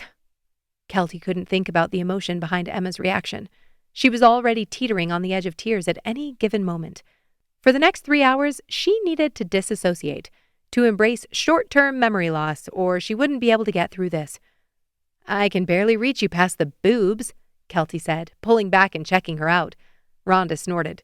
Don't get her started. She's offered to flash us twice already. Rhonda pulled her into a hug next. Girl, I haven't seen you in weeks. Okay, the boobs are only going to be cool for another few weeks. Then my belly will be big and they'll look smaller. Emma pulled her shoulders back, staring at her chest. They're just so fun. I had no idea. Jenna sighed. Not all of us get to experience that particular benefit. Rhonda smirked. Well, for those of us who get to live with it full time, I can tell you, it's not all fun and games. Plus, your boobs will be perky in 10 years when I have to roll mine up from my knees. Jenna laughed, moving around Rhonda for her hug, then peeking through the arch to get eyes on Hope and Country in the living room. Kelty followed her gaze. She's getting so big. Jenna nodded. I know. It's diabolical. Without warning, Charla shrieked and threw her hot pad on the counter, rushing to the front door. She didn't respond like that when I arrived, Emma muttered, rushing past them to see what the hubbub was about. The three of them followed to see Charla throwing her arms around a petite brunette woman. She wore leopard print pants, a black sweater tank, and a camel-colored leather jacket. And the man beside her? He was a little shorter than Rob, but broad-shouldered and built like a linebacker. Rob clapped him on the back, both of them talking over each other. Is that? Country mouthed to Jenna from the living room. She was already nodding. How the hell do your parents know Logan Kemp? Emma turned, grinning. They went to school together at Douglas. Did we not mention that? I feel like we would have mentioned that. Jenna's jaw dropped. No! You sure as shit didn't mention that, Emma Thompson. Emma's grin widened as she ran to the entryway after her mom. Rhonda and Kelty devolved into laughter. It hadn't been as obvious to Kelty at first as it was to Jenna, but yes, that was most definitely Logan Kemp, Blizzard legend. That man racked up 742 points over 12 seasons with an even split of goals and assists, Jenna hissed. He wore the A for 7 of those years, captained for 2, and played in 5 All-Star games. Twice he finished top 10 in the league for power play goals. Thank you, Personal Hockey Encyclopedia. Jenna bit her lip, barely listening. The greetings and introductions were still unfolding in the front hall. Country already left his post with Hope, turning things over to Andre and Grace so he could be next in the queue. Why is he here? Kelty asked. Oh, I don't know. Probably because his jersey is being retired at the Saddle Dome in 2 weeks. Country and I talked about it on our stream yesterday. Jenna ground her teeth. Emma could have said something then. Rhonda nudged her. Maybe she didn't know. Seems like they were all surprised by them showing up. Well, maybe not Rob. Rob stood with his hands on his hips next to Logan, looking like a cat who just placed a dead vole on the mat as a gift. Kelty's eyes slid to Sean, now turned in the archway. Did he know this was happening? No, we have a hotel, the woman next to Logan was saying. But we have extra rooms here. Charlotte pointed at the stairs. I think those will be occupied, won't they? The woman turned to Rob. His eyes twinkled, and Charlotte clapped her hands over her mouth. What did you do, Rob? Rob? I'll tell you after dinner. He laughed and threw an arm over his wife's shoulders. You will tell me right now. She spun to face him, then turned to Emma and Sean. Are you two in on this? Is that why you came early, Sean? Did you? Rob leaned in and whispered something in her ear. Charla slapped a hand on his chest. You better not be shitting me. The room erupted with laughter. Charlotte Thompson rarely swore, but when she did, it was worth the wait. Rob took her face between his hands. I would never. He kissed her lips. Everyone will be here next Friday night. What about all of them? Even Nate? Rob nodded. Nate, Carter, Liza, and Rachel. He paused a moment. And Maddie and Chase. That was when Charla started to cry. Kelty got the lowdown over dinner. All of Sean's siblings plus his parents' best friends from university were converging on Calgary over the next week. It was a series of fortunate events. Logan's jersey being retired, the anniversary playoffs for the Elite League. Apparently, Charla's friend from Douglas started the league, which was intimidatingly badass. With the Thompsons' own anniversary in April, Rob, along with Sean's oldest brother, Carter, had cooked up the biggest reunion they'd ever had. Are you really okay with all this? Emma whispered as she reached past Kelty to snag the empty water pitcher. Kelty placed another set of used utensils on her pile of dirty plates. Of course. This is about your parents. Well, yeah, but they wouldn't expect you to. I want to help. Kelty hoisted the whole stack of dishes from the table. Sean and I can figure this all out in a few weeks after their anniversary. She said it with confidence, even though her stomach fluttered like a dragonfly was trapped inside. Why had she said yes so quickly on the group chat? She was angry with Sean, and she couldn't see around this impasse. Sean didn't want to get married and start a family. He'd proven that repeatedly, and she was finally ready to admit that she did. So was this for her? Was she in this for Rob and Charla, or was she clinging to this last family experience because she knew it could be over? The harder she pulled on those cords, the tighter the tangle. She cleared the rest of the dining room table with Emma, then moved on to the fold-out tables in the living room. Rhonda and Penny were working on the kitchen table when they brought in the last load of dishes, and Kelty quickly slid into place at the sink to wash, or dry, whatever would keep her occupied and not sitting across from Sean with nothing to do, or to look at besides his face. Her miscalculation was obvious within seconds. Sean had been crouching, finding the dish soap under the sink to refill the dispenser, and she hadn't seen him until it was too late. Hi. He lifted the jug of soap and stood. Hi. Her heart felt like a medieval battering ram trying to break through her ribs. Before she could make some excuse and scurry away, Shar breezed into the kitchen. You two don't need to do the dishes. I can... We've got it, Mom. Sean didn't break eye contact, and Kelty's cheeks began to burn. Shit. If she walked away now, Charla would know something was up. She mustered a, as she turned her back to the island and spread the dish towel over the countertop. I'll wash you dry, Sean murmured. Kelty nodded. The dishwasher was already running, and they only had a few pots and pans, bowls, and the place-setting stragglers she'd just brought in with Emma. It wouldn't take long. Then she could escape back to Penny's, or better yet, stop by the house and switch out some clothes before Sean returned. I'm going to stay here, Sean said as he filled the sink. Kelty's brow pinched. Had he just read her mind? Did he know she needed to grab a few things and was offering her time? I don't need much. I'll stop by. No. I'm going to stay here for the next couple of weeks, while my family's in town. So you can have the house. Something twinged in her midsection. She didn't know it wasn't what she wanted him to say until the words were out of his mouth. Disappointment and a surprising flash of terror made her pulse speed. It was as if they'd both been strapped in on a roller coaster car the other night, and now all she could do was watch it plummet to the ground. Tears stung the corners of her eyes. Sounds good. It didn't sound good. None of this sounded good. She ached to reach out and hold him, be held by him. But instead, she took the soapy plate from his hands and rinsed. I haven't told them, but no. Kelty shook her head. Don't. This is about them right now. Sean nodded, using the scrub brush on a small frying pan. Right. Right? He said it with that tone he always used, pandering with a hint of sarcasm. What do you mean? She kept her voice low, pleasant. He passed her the pan. That you're right? About what? He flicked his eyes to hers. Whatever you want, Kelt. Pure, hot rage flashed across her bones. Okay, so this is what we're doing? You're going to play the victim, pretend this is all my fault? That's not... Don't, she hissed, her hands getting a little aggressive with the drying cloth. She glanced over her shoulder to make sure they were alone. I may have misunderstood the charge on your credit card, but this, she motioned between the two of them, is not only my fault. She wanted to say it wasn't her fault at all, but she'd heard enough Brene Brown snippets to know that wasn't true. It was her fault for not asking for what she wanted. It was her fault for not setting boundaries. It was her fault for second-guessing herself and being such a damn pacifist when it came to the subjects that actually mattered to her. Sure, it was easy to tell Sean to apologize to Emma or his team.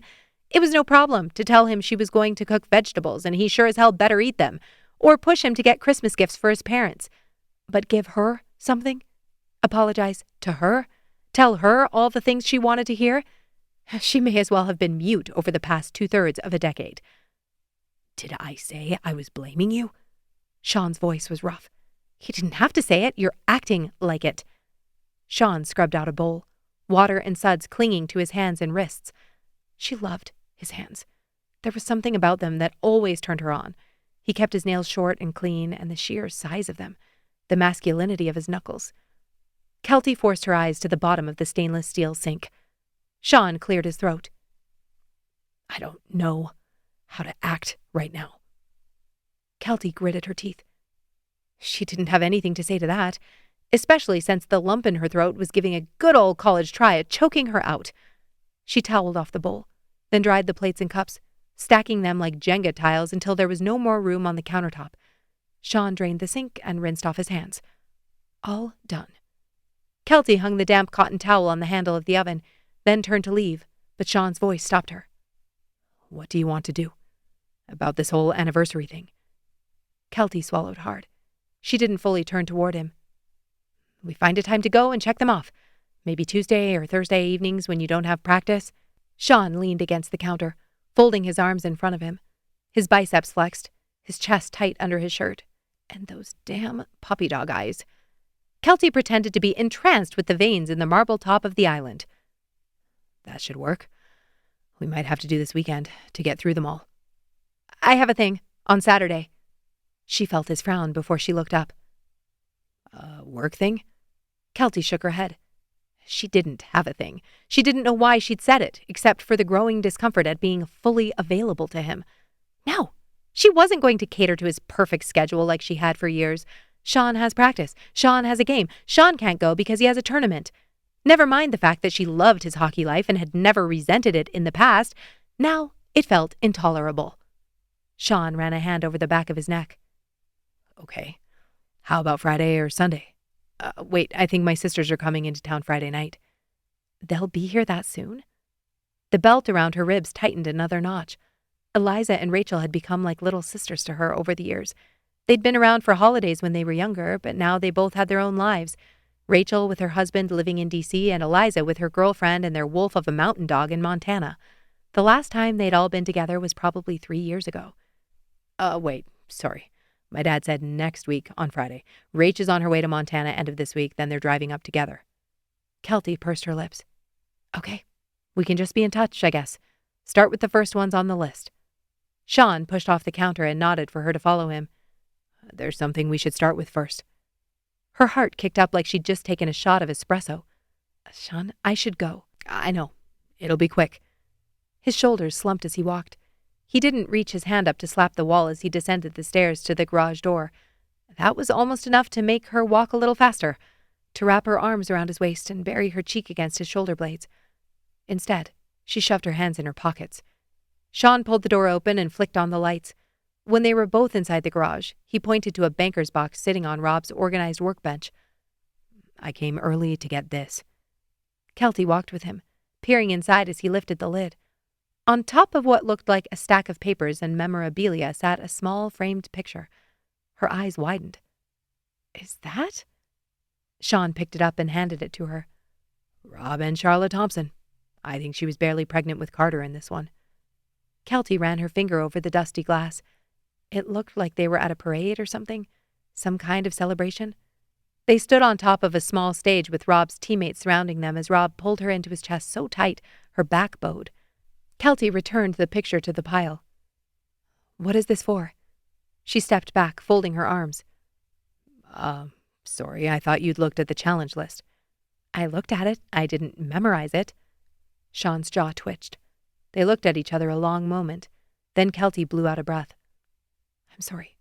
I didn't mean to snap. He nodded once, then passed her the box. Thought it would be easier to go through this at home. I mean, at the house, not here. No, yeah, I get it. Kelty reached for the box. I can take it to your car. She shook her head. No, it's okay. Just open the garage door. Sean hesitated, but let her take it, then slid past her to get to the button.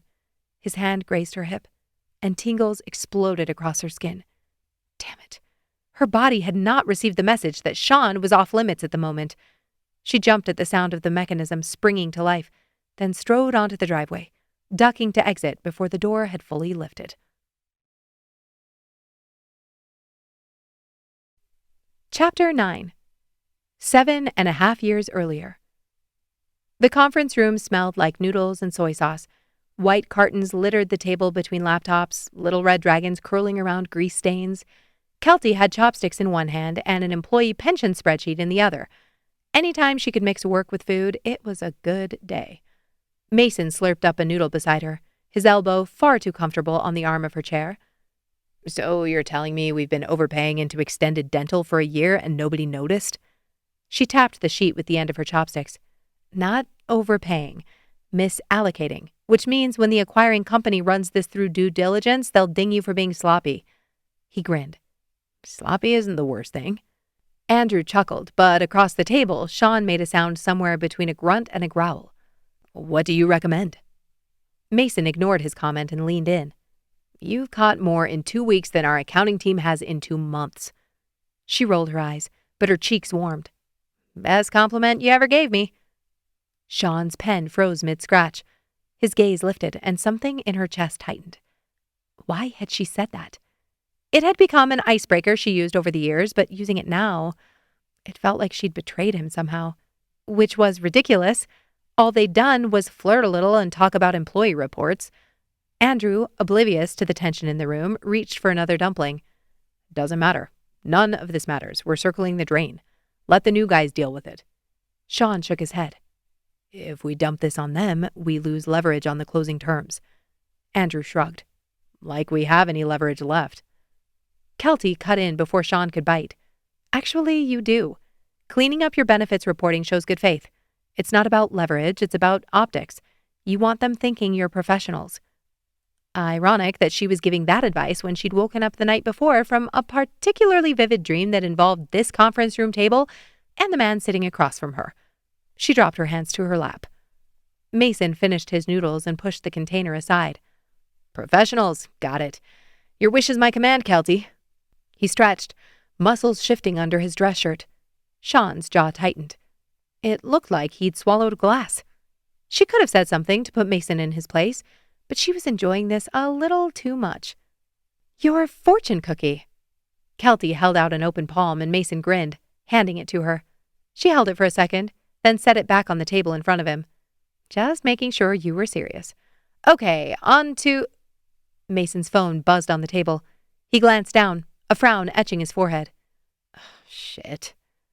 Westbrook? Andrew wiped his fingers on his napkin. Mason nodded, already rising. Their update patch glitched out during integration with the imaging software. Half the CT machines in their Toronto test site are frozen mid-scan. Andrew swore under his breath, tossing his chopsticks into the carton. That's going to kill our liability clause if they can prove downtime. Exactly why I need you on the call, Mason said, already striding for the door. He flashed Kelty an apologetic smile. Sorry, client fire, we'll circle back. Andrew was right behind him. Thompson, you good to finish up? Sean nodded. Yeah, see you tomorrow. The door closed and it was just the two of them. Sean's sleeves were rolled up, forearms dusted with dark hair, veins raised from the tight grip on his pen. He looked a little tired, maybe sad. He was always so buttoned up she had a hard time reading him. So, misallocations? He leaned into his screen. She nodded, focusing on the spreadsheets. Line 14. You've been putting long-term disability contributions under the wrong GL code. It's Snowballs. He huffed a laugh. What? Sean's eyes flicked up. Oh, sorry. It's the name of my hockey team. GL code? His grin widened. No. Snowballs. Okay. He still played hockey? After he mentioned his accident, she thought he was done. Now she was imagining him on the ice and stripping off his gear at the end of a game, which was not helping with the whole professionalism thing. You kept it up? He shrugged. I've played my whole life. What league? His brow raised. You follow hockey? A little. A lot was the correct answer, but she didn't want to come on too strong. Her dad was a massive Canucks fan. She'd gone to games with him since she was a kid. Now it was a part of her makeup and the way she still connected with her dad when they talked every Sunday. He was the one who let her know there was a league available after players left the AHL or NHL. A team was starting up in BC. Was Sean a part of that, or was this just beer league? Kelty dragged her finger down the column of numbers, checking the totals for the third time.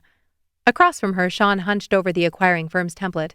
She cross-checked another figure, circled it, and slid the page an inch closer to him. Off by 1,200.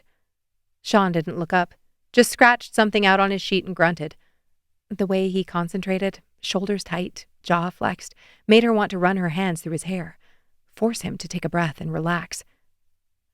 What? Kelty blinked at the question. You're staring at me? Sean's eyes narrowed. Oh, no, I was just thinking.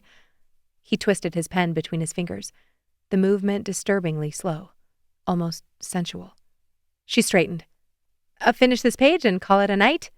Sean agreed. It took them another half hour, but then they tidied up their dinner mess and packed up. Kelty looked for a cloth to clean the table, but Sean waved her off. Cleaners come in the morning. They walked out together. Kelty expected to hear Mason or Andrew somewhere on the floor, but it was silent. Well, that's adorable. Kelty approached a desk, mostly cleared off except for a few pencils and a miniature piece of sushi, perched near the unplugged keyboard. She picked it up. It was clay, not plastic. This looks handmade. Part of our employee enrichment program, arts and crafts.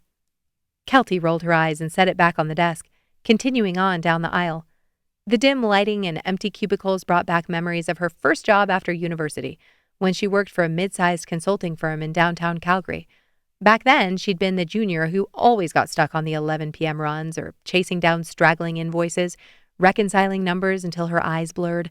Pretty much what she was doing now, only getting paid a tenth of the salary.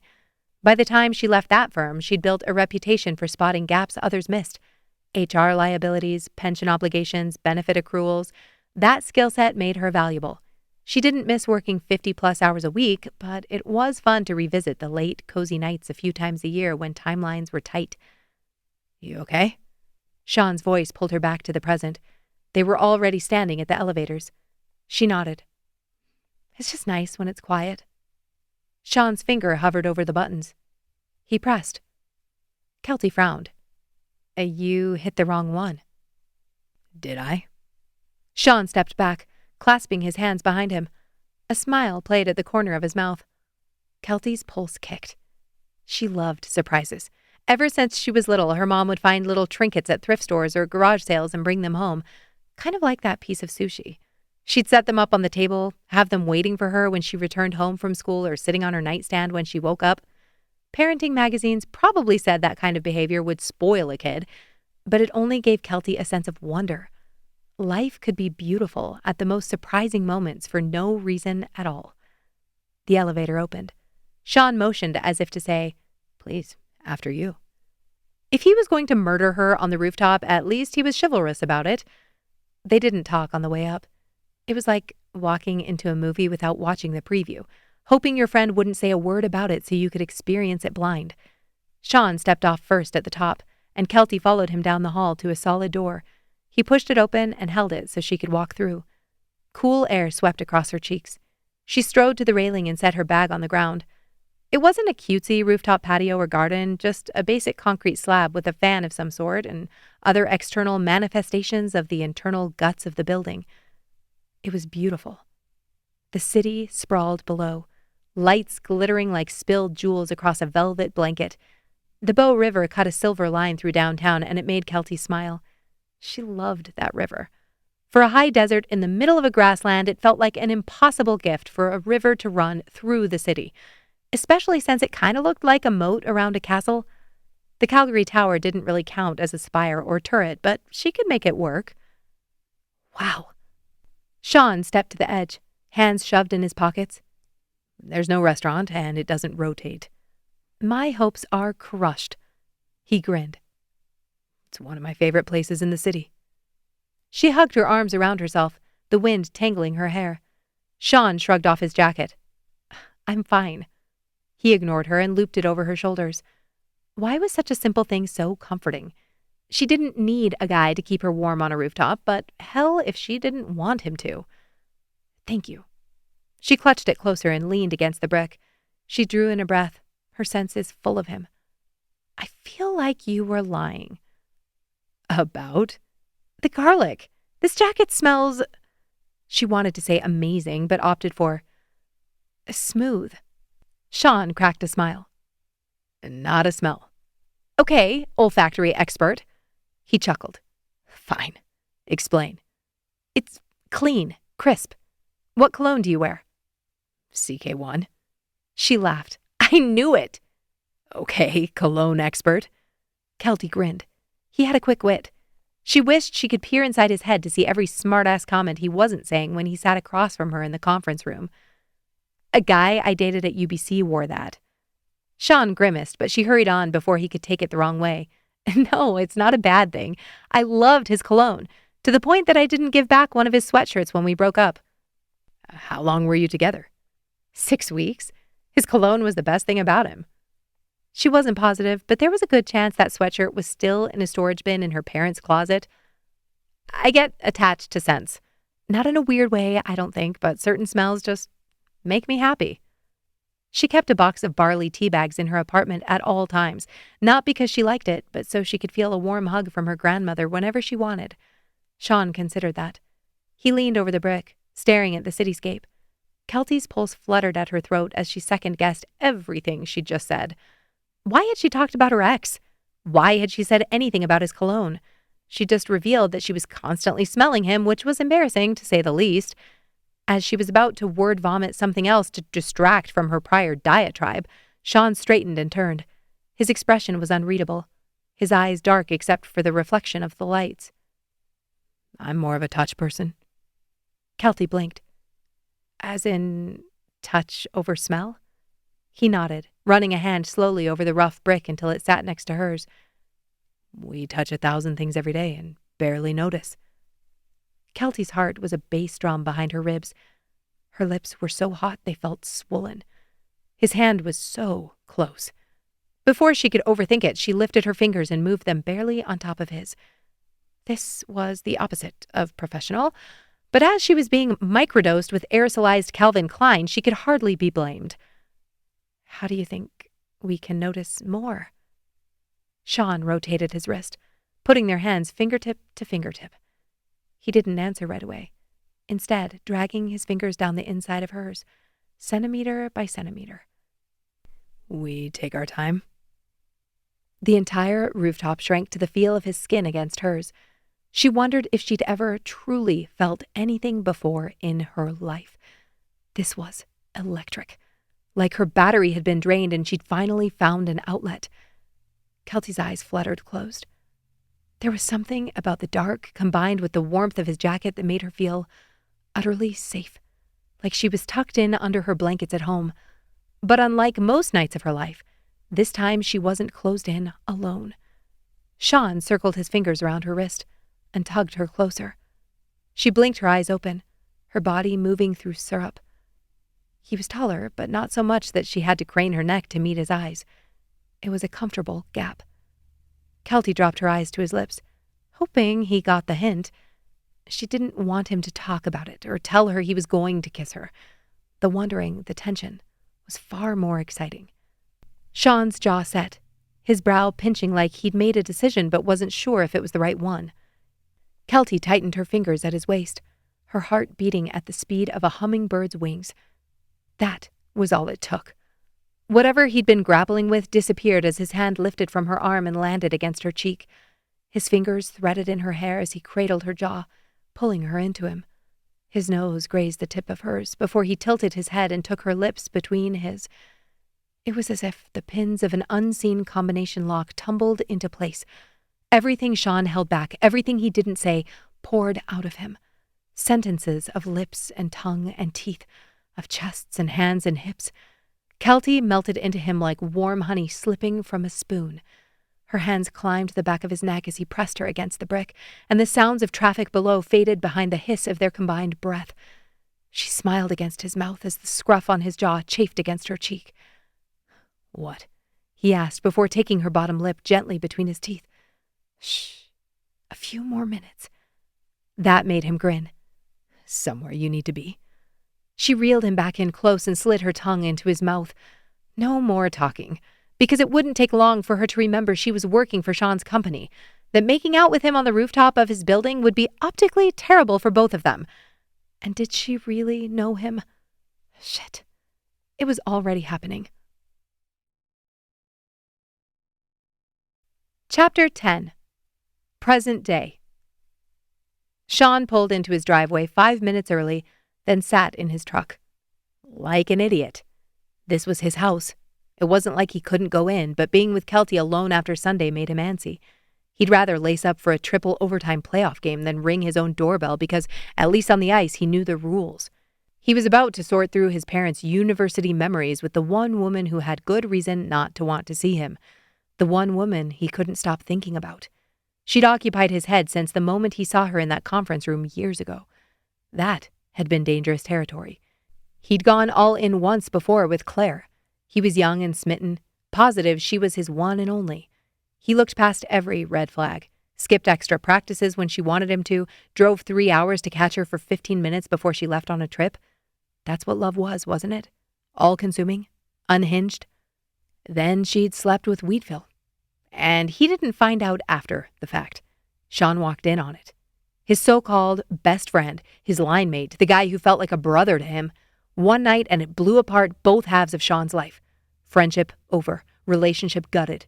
He spiraled. And while he'd never blame Claire and Jordan for his motorcycle accident, he wondered if he ever would have gotten on that bike had he not come home that night. After losing his contract with the Blizzard, his walls were thick, steel reinforced and looped with barbed wire. Then, Kelty happened. At first, it was simple. She was a straight-up smoke show and he wanted her. But that initial hard-on turned into curiosity. She was bold, funny. She asked for what she wanted.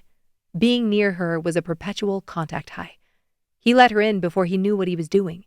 Sitting there in the truck felt nearly identical to those old feelings. Wanting her so bad he could barely breathe. Scared out of his damn mind. At least back then he didn't know what he was missing. The front door swung open before his shoes hit the pavement. Kelty stood in the frame, hair tied up, wearing jeans and a worn Snowballs hoodie. His hoodie, before she kept it one night and never gave it back. He wondered if she remembered that. "You planning on coming inside? Or just sitting on the curb like a pervert until the neighbors phone the Mounties?" Sean pushed the door closed and rounded the hood. "George would never phone the cops. He knows my truck." Her mouth quirked. "If I told him to, he would." Sean glanced over at their neighbor's house. Sure enough, George sat in the kitchen bay window drinking his tea. Sean waved and followed Kelty inside. "Practice was good yesterday?" Sean nodded, slipping off his shoes. "Yep." "Feeling good for the first round?" Kelty straightened the throw blanket on the couch, and Sean stood awkwardly at the edge of the carpet. She looked up. "What?" He pulled off his jacket and dropped it on the bench, right where it always was. Kelty followed the movement, then met his eyes. "This is weird." She shoved her hands in the back pockets of her jeans. "Yeah." He didn't know how to put words to it. He wanted her more than he wanted the Rose Cup, and that was saying something considering what had happened the year prior. But it didn't matter. "You're asking about hockey, when we both know you already have the playoffs mapped out?" Kelty laughed, her smile finally reaching her eyes. Her skin looked almost golden in the sunlight pouring in through the window. That north-facing glass was partially why he'd purchased this house. Never in a million years did he think someone would live with him here. How many times had he tried to push past the barriers in his own damn head? Moving in together had nearly sent him off the deep end, and Kelty had barely stayed then. He wouldn't have blamed her if she hadn't. He was an ass. Rude, antisocial, controlling. He hated himself for it, but he couldn't stop. Every day he woke with his stomach in his throat, his heart racing. It was all he could do to get out of bed, eat, and go to work. Hockey kept him from going insane, but he'd been pushed to his limit. Years later, it had settled. But jumping into marriage? Kids? Sean balled his hands into fists to keep them from shaking. "Have you opened it?" He nodded toward the box on the coffee table. Kelty's shoulders dropped, like she'd been waiting for something, but it hadn't come. No. I mean, yes, but only just to look at what was on top. I didn't want to go through it without you." Her voice dropped on the last two words. She forced a smile and motioned to the chair. "Shall we?" It was fake enthusiasm, but he was grateful for it. He couldn't seem to form a simple sentence. Everything he wanted to say jumbled somewhere between his head and his tongue. He walked in, the familiar creak of the hardwood floor under his feet seeming louder than usual. Kelty leaned over the table and removed the lid as he sat on the couch next to her. She took out the pictures first. The frame was clear. No more dust. She'd cleaned it. "Wow." Kelty removed an old folded piece of paper. "I think this is—" "Yep." She pointed at the top triumphantly. "A map of Douglas University." Sean leaned in, trying not to notice how the evening light from the front window caught on the small hairs at her temple. or how their knees were so close he could feel her body heat. Wonder how much it's changed. Kelty nodded. Your parents talk about it all the time, but I've never been on campus. Well, besides Ranchman's. Sean set the map on the table and pointed out the sports bar. Not technically on campus. Then I stand by my statement. She grabbed another stack of papers. On top was another folded piece. Rob Thompson's class schedule from 1994. Your dad was a hockey player, right? Sean nodded. Was. He had the opportunity to play for a development squad, but when he found out his girlfriend was pregnant, he gave it all up. They'd heard the story 100 times, how he'd gotten down on one knee in front of the entire student body. Sean's brows pulled together as he reached for the picture. This is a pretty intense schedule, Kelty mused. Sean gave her a look.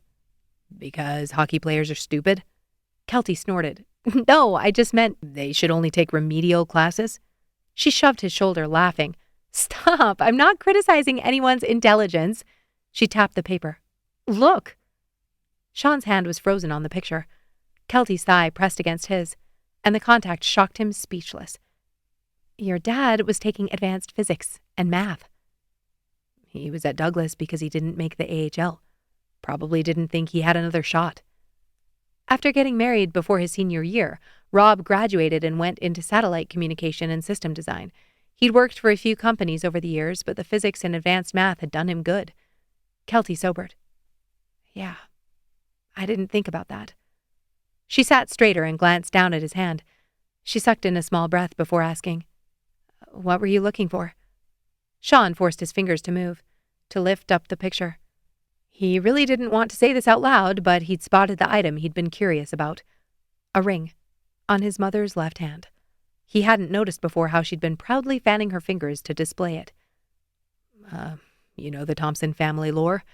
That my dad proposed in front of the whole campus after a hockey celebration? His lungs burned like he'd just done sprints around the ice. Kelty stilled a moment, then reached out and took the photo from him. You think this is when it happened? She traced her finger over Charla's hand. Maybe.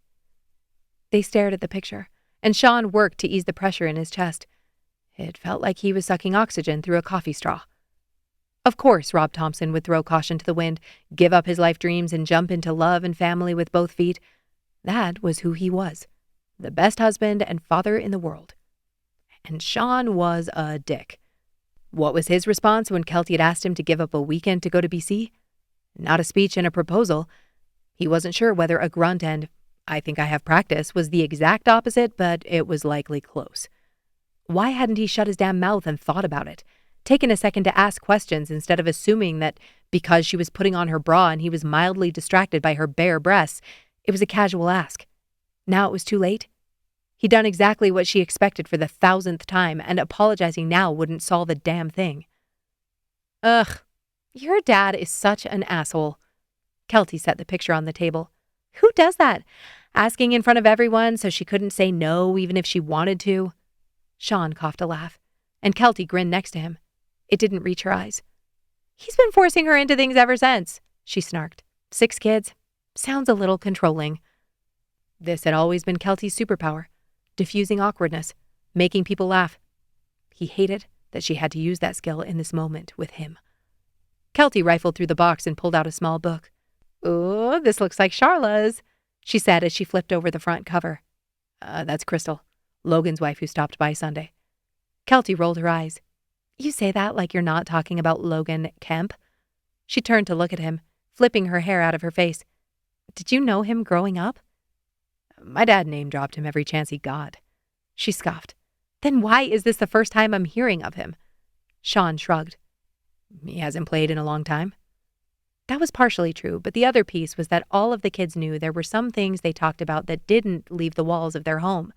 Neither of his parents talked about Logan Kemp or other famous players they knew when it wasn't just the 8 of them. Oh my hell, look at this. Kelty slipped a picture from the sleeve.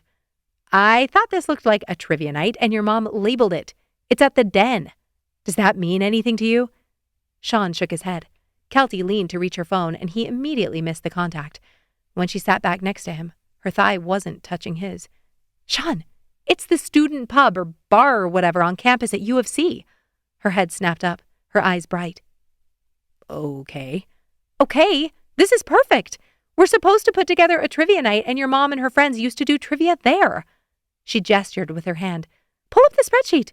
Does it have a location listed? Sean dug his phone out of his pocket and flipped to the screen. Yeah. Just says a study room at Douglas. Emma and Tyler. Nope, we have to do this.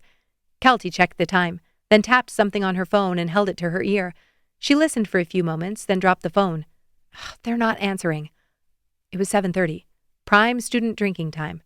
They're probably slammed. Kelty nodded. Right. Okay, let's just drive over there.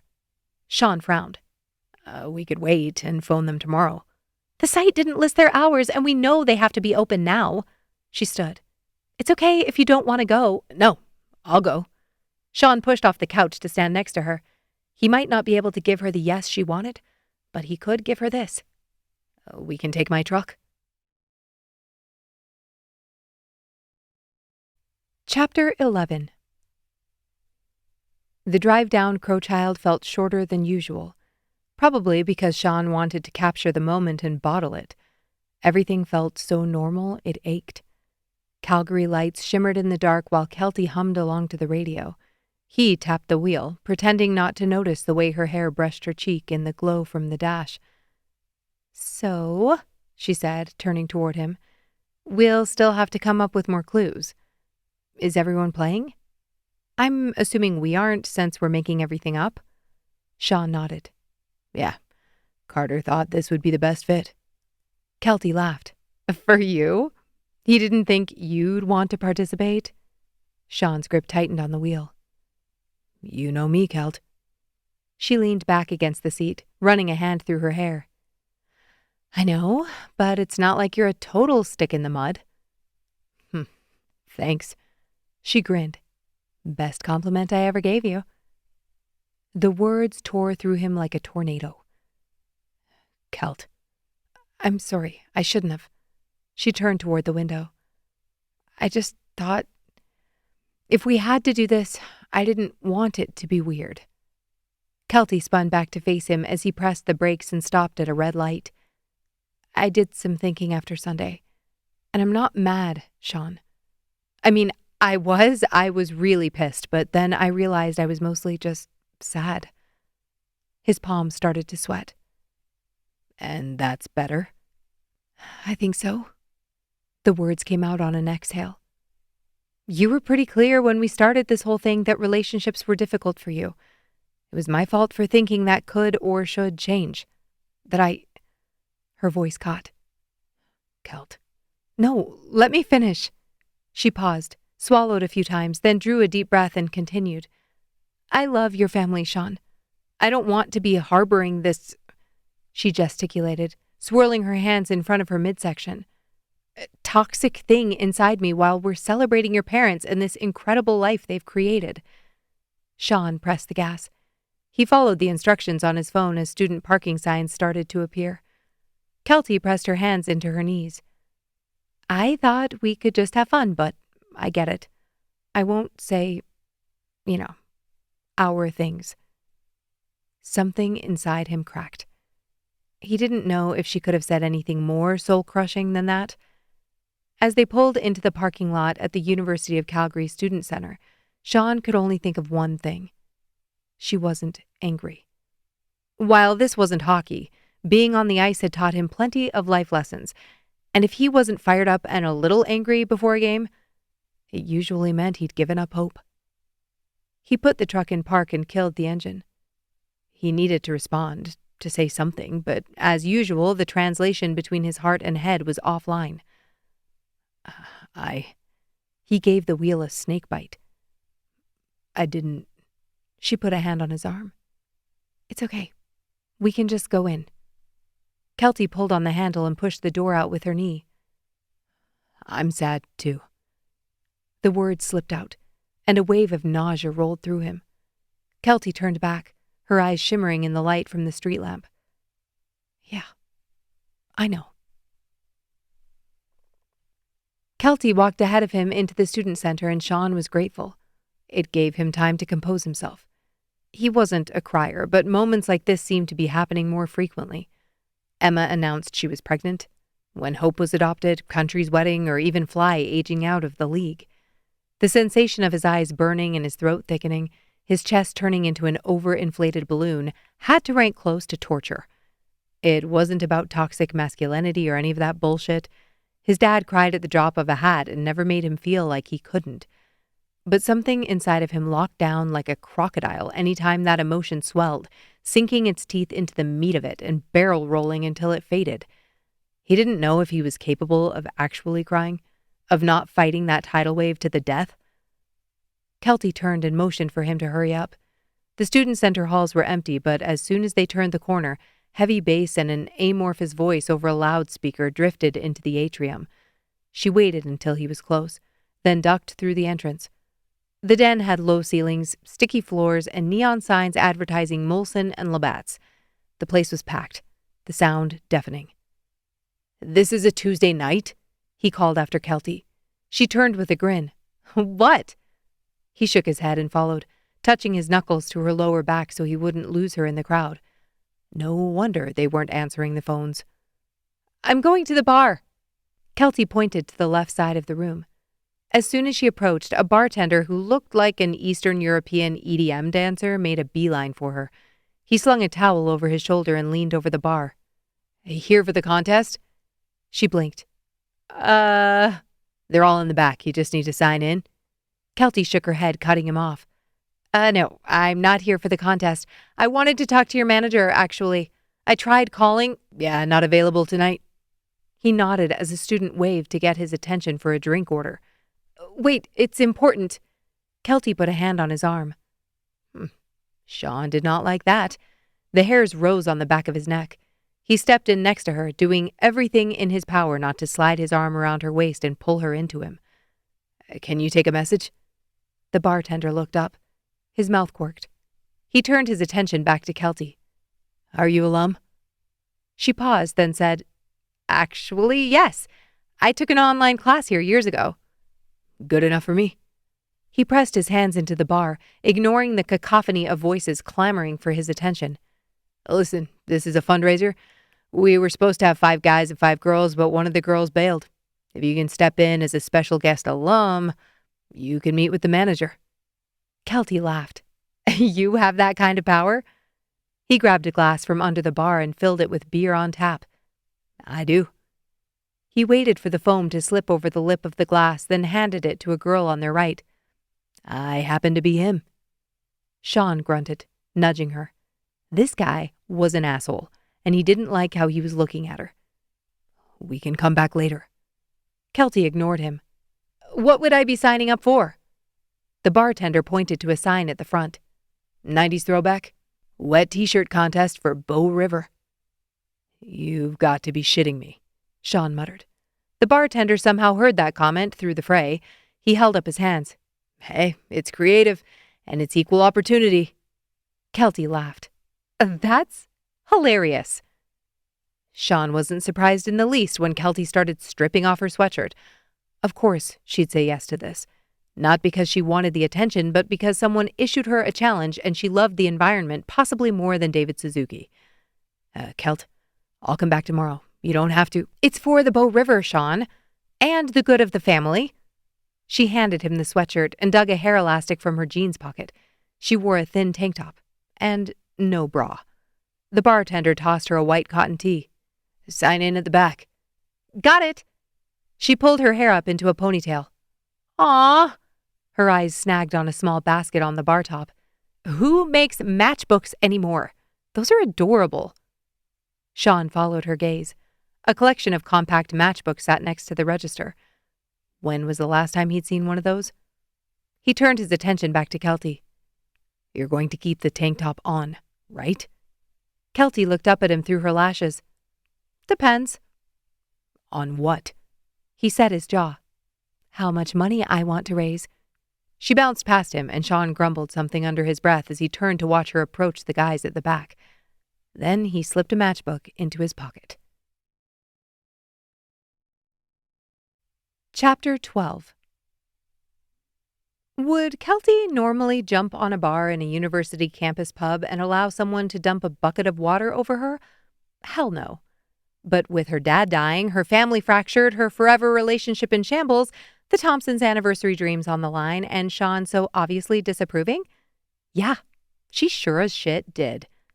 The student body erupted as the bartender/manager came on the microphone, announcing the contestants. Wrong word since they weren't competing for anything. Or were they? Not that she cared. Obviously, her mid-30s body wouldn't stack up to the veritable teenagers around her, but still. She sent a silent prayer up to the feminist gods to spare her that humiliation. You used to go here? A guy who looked like he could have been Nick Lachey's younger brother put his hat on backwards and grinned. Something like that. When did you graduate? She wasn't sure exactly how to answer that, but thankfully didn't have to. The guy jumped up on the makeshift stage, collapsible platforms in a large rectangle next to one side of the bar, throwing his arms in the air as his name was called. Mike or Miles? Either way, it tracked. Kelty scanned the packed room for Sean and found him close to where she'd left him. He stood scowling next to the computer monitor behind the bar on the other side of the horseshoe. His eyes were locked on hers. She shrugged and gave a small wave. Sean barely moved his head, but she read the message loud and clear. You don't have to do this. If they were together, she would have blown him a kiss or made some kind of subtle sexual gesture that made him laugh. She didn't know what to do under these circumstances. It was so easy to fall back into their patterns, to forget that there was a reason she'd walked out and stayed at Penny's and that Sean was staying with his parents. She couldn't do this again. She couldn't erase what happened the other night at the party or the truth of what she actually wanted. But what were the options when you loved someone, yet you hit a T intersection? There was no good answer for that. So she controlled what she could control, which at that moment meant climbing up onto the platform and shaking her ass while the bartender hyped her up as a last-minute alumni participant. The noise hit her square in the face as soon as she was standing above the crowd. It was like heat, collecting at the ceiling and swirling around her head, making her dizzy. The Tragically Hip was blasting, but it was buried under hoots and catcalls, mostly for Mike/Miles, which was fair. He was doing a slow grind with his white t-shirt half pulled up his abs. Then he pointed at the glass jars lining the bar. He teased a little more of his shirt, and when someone dropped a blue dollar bill through the mouth, he was like a music box ballerina that had just been wound up. He gyrated and thrusted, becoming a rock star in 30 seconds flat. And then he turned to her with a question in his eyes. Well, it was for the Bow River. She nodded, then pointed at the jars. Hand after hand lifted to drop money through the glass, and Mike and Kelty put on a damn good show as the other contestants made their way to the stage. Her hands were in her hair as she turned and let him sway his hips with hers. Bartender/manager guy didn't waste any time. He knew a good opportunity when he saw one. Are you ready for water? Fill those jars. The rush of the crowd obscured the jars for a moment, but one of them must have been filled because before she could turn on the platform, water poured over her shoulders, soaking their shirts. Mike/Miles laughed out loud, running his hands over his torso like he was kneading dough. Very hard, sculpted dough. Look at how important water is for this city. The bartender laughed at his own joke, his huff of breath crackling in the microphone. We need our river healthy, eh? Her shirt plastered to her skin and tank top. Kelty threw her hair back, not willing to go full Cardi B, but doing a few of her favorite club moves. She glanced up to find Sean, but he wasn't standing by the bar. Kelty's stomach sank. Had she pissed him off? Had he walked out and left her there? He was so damn uptight. A little spontaneous fun never hurt anyone. You're good at this. The girl next to her laughed, begging for more water so she could full-on flash dance it with a folding chair someone pushed up from behind the bar. The crowd went wild. Money rained into the big jugs. Kelty wasn't sure what she was supposed to do next since she and Mike had done everything but dry hump, or wet hump. The song switched to a Britney Spears remix to screams of approval, and just as Kelty started to move, hands gripped her waist.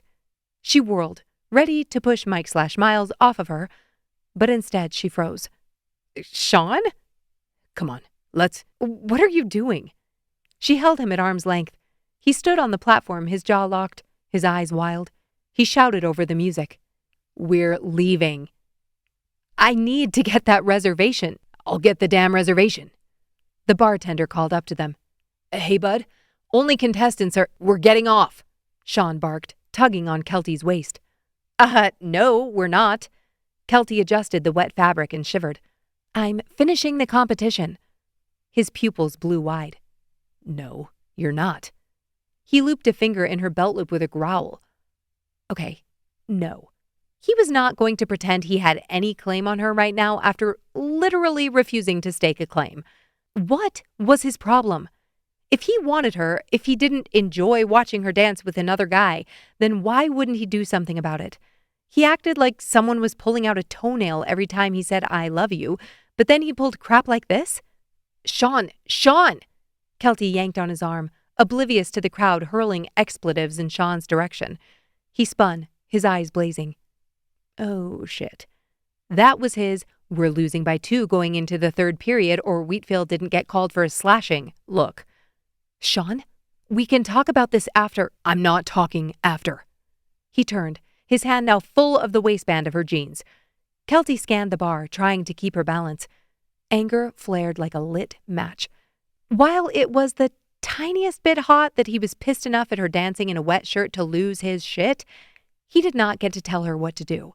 He was out of his mind. Irrational. Luckily, she'd had nearly 8 years of practice with his temper, and it was all bravado. On the outside, he might look like a volcano erupting, but inside, he was all gooey magma. Sean Thompson didn't scare her in the least.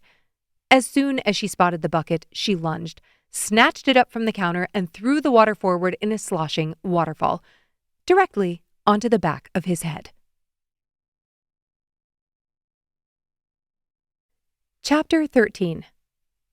7.5 years earlier. Kelty hadn't been kissed like that in a long time. Correction, she hadn't been kissed like that ever. And yet, nothing, not a text, not an email, well, besides work-related messages, but that was even worse. Sean Thompson had kissed her on a rooftop, his hands in her hair, his breath against her mouth like he'd been starving. Then full radio silence? 3 days later, the silence had become a roar in her head. She checked her inbox compulsively, reread old messages as if she might have missed something tucked between meeting invites and accounting memos. Every vibration of her phone turned her into a Pavlovian idiot, heart leaping only to crash when it was just a shipping notice or weekend blowout sale. It was pathetic. She hated herself for it. And yet here she was, smoothing down her navy blouse as she pushed through the glass doors of the office building with an excuse that barely passed as rational. She was just in the area and thought she'd grab a few files to take a look at over the weekend. Not necessary, especially since most information she needed was digital. But hopefully Sean wouldn't pick up on that. He wasn't at his desk or in the conference room from how dark it was behind the glass. Kelty. Mason rounded the corner and froze, his laptop under his arm. Oh, hey. Her throat tightened. She wanted to turn around and escape, but Mason was already approaching. She forced a smile. I thought I'd pick up a few things to work on over the weekend. Music to my ears. Mason nodded toward the conference room. I actually had something I wanted to look over with you. Do you have a minute? What was she supposed to say? This was her job. He was technically her boss at the moment. She nodded and followed him in. Mason flicked on the lights and pulled out a chair for her, then sat in the one next to it. I was just getting into benefit obligations. Riveting stuff. Mason laughed. I'd be happy to bribe you with lunch to split the work. She dropped into the chair, her stomach betraying her with a grumble. You don't need to bribe me. You're already paying me. Yeah, but this technically isn't your job. He raised an eyebrow, turning his screen toward her. Do you have your computer? Kelty opened her bag. Always. They fell into easy conversation. When Mason wasn't trying to posture in front of Sean, he was easy to talk to. They'd worked through at least half of the accounts on his list when Mason's assistant brought in Indian food. This wasn't her plan for the morning, but it was quickly turning up roses. Mason reached out and threatened to close her laptop screen. Time to eat. I know, just a sec. He laughed, rising from his chair to open the tied plastic bag. He set out the containers of rice and curry, handing her a plate and set of utensils. "You're going to wither away." Kelty rolled her eyes. "Trust me, I have plenty of fat stores." Mason chuckled and started dishing up. It didn't take long for the warm spices to win her over. She closed her laptop and slid it to the side, then held out her plate. "Okay, hit me." "You want me to dish you up?" He smirked, holding up a plastic spoon. "I'm too weak." He laughed and set to work, giving her a generous portion of each dish: saag paneer, lamb vindaloo, and chicken korma. She thanked him, but as he set the last container down, the spoon caught his sleeve and flipped, splashing sauce the color of turmeric on her shoulder. He cursed and grabbed a napkin. "I'm so sorry." "No, it's fine." Kelty shifted to see if it had gotten on her blouse. Mason reached out to wipe it. "Shit, it stained your skin." "It did not." He laughed, holding her arm up so she could see. "I fear it may be permanent. I don't know." Mason's head lifted as the door to the conference room opened. "Oh, hey." He grinned, the look in his eyes turning wolfish. Kelty spun in her chair. "Sean." He froze in the doorway as if he'd walked into a crime scene. His gaze took in the takeout boxes spread across the table, Mason standing above her, his hands on her arm. The temperature dropped 10 degrees. "Well," Sean's voice was flat. "Looks like the party started without me." Mason dropped his hands, wiping his fingers with the napkin. "Grab a plate, bud. Plenty to go around. I'll try not to turn you into a watercolor like I did Kelty." He winked, then sat back in his chair. Kelty winced. She shouldn't feel guilty. Nothing happened between her and Mason, and even if it had, she and Sean weren't together. Yet. She had been glued to her phone most of the week for a reason. There was something between them, obviously, and that filled her with a deeper sense of shame. Was it wrong for her to get involved with him? She'd had a rousing mental debate on that topic while reveling in her post-kiss stupor. She wasn't technically working with him. She was hired as a consultant, and her contract, while with the owners in general, was executed through Mason. Technically, she and Sean were only taking tasks Mason assigned, which meant neither of them had any kind of power over the other. It probably wasn't ideal from an HR standpoint, but the company was dissolving. She already had a vested interest in making sure this acquisition was seamless. So, how could this hurt? Those were her justifications, at least. After she hadn't heard from him, she second-guessed herself 1,000 times over. Sean took a seat across from them at the table, and the air was so thick it could have been stabbed with one of their plastic forks. Maybe he wasn't even thinking about her and Mason. Maybe he was angry or hurt. She hated that she couldn't tell what he was thinking. She focused on her food, which was delicious, listening to Mason and Sean talk shop. Then she worked, or pretended to, for another 15 minutes, when all she wanted to do was crawl under the table. She was just about to announce she had another meeting to get to when Mason's phone buzzed. He checked it, muttered something about a call he had to take, and slipped out the door. Kelty's cheeks flamed. "Well, I actually have to get—" "I didn't think you were Mason's biggest fan." Kelty blinked. "Excuse me?" Sean focused harder on his screen. "Just surprised to see you here without the rest of the team." She wet her lips, drawing a deep breath and releasing it as she packed her laptop into her bag. He had no problem being with her on the roof without the rest of the team. 1,000 responses flitted through her head, but this attitude of his was starting to piss her off. She went for the only thing that allowed her to pull back control. "Why didn't you text me?" Sean's brow twitched. "I emailed." Yes, the work emails were riveting." He set his pen down and leaned back in the chair. "I thought we were being professionals." Nice. He was using her words against her. She slung her bag over her shoulder. "I told Mason to be professional." Sean rubbed a hand over his stubble. "I was talking specifically about your numbers, if you remember." His eyes lifted from his screen and locked on hers. "I remember." Kelty waited, not sure what was supposed to happen next.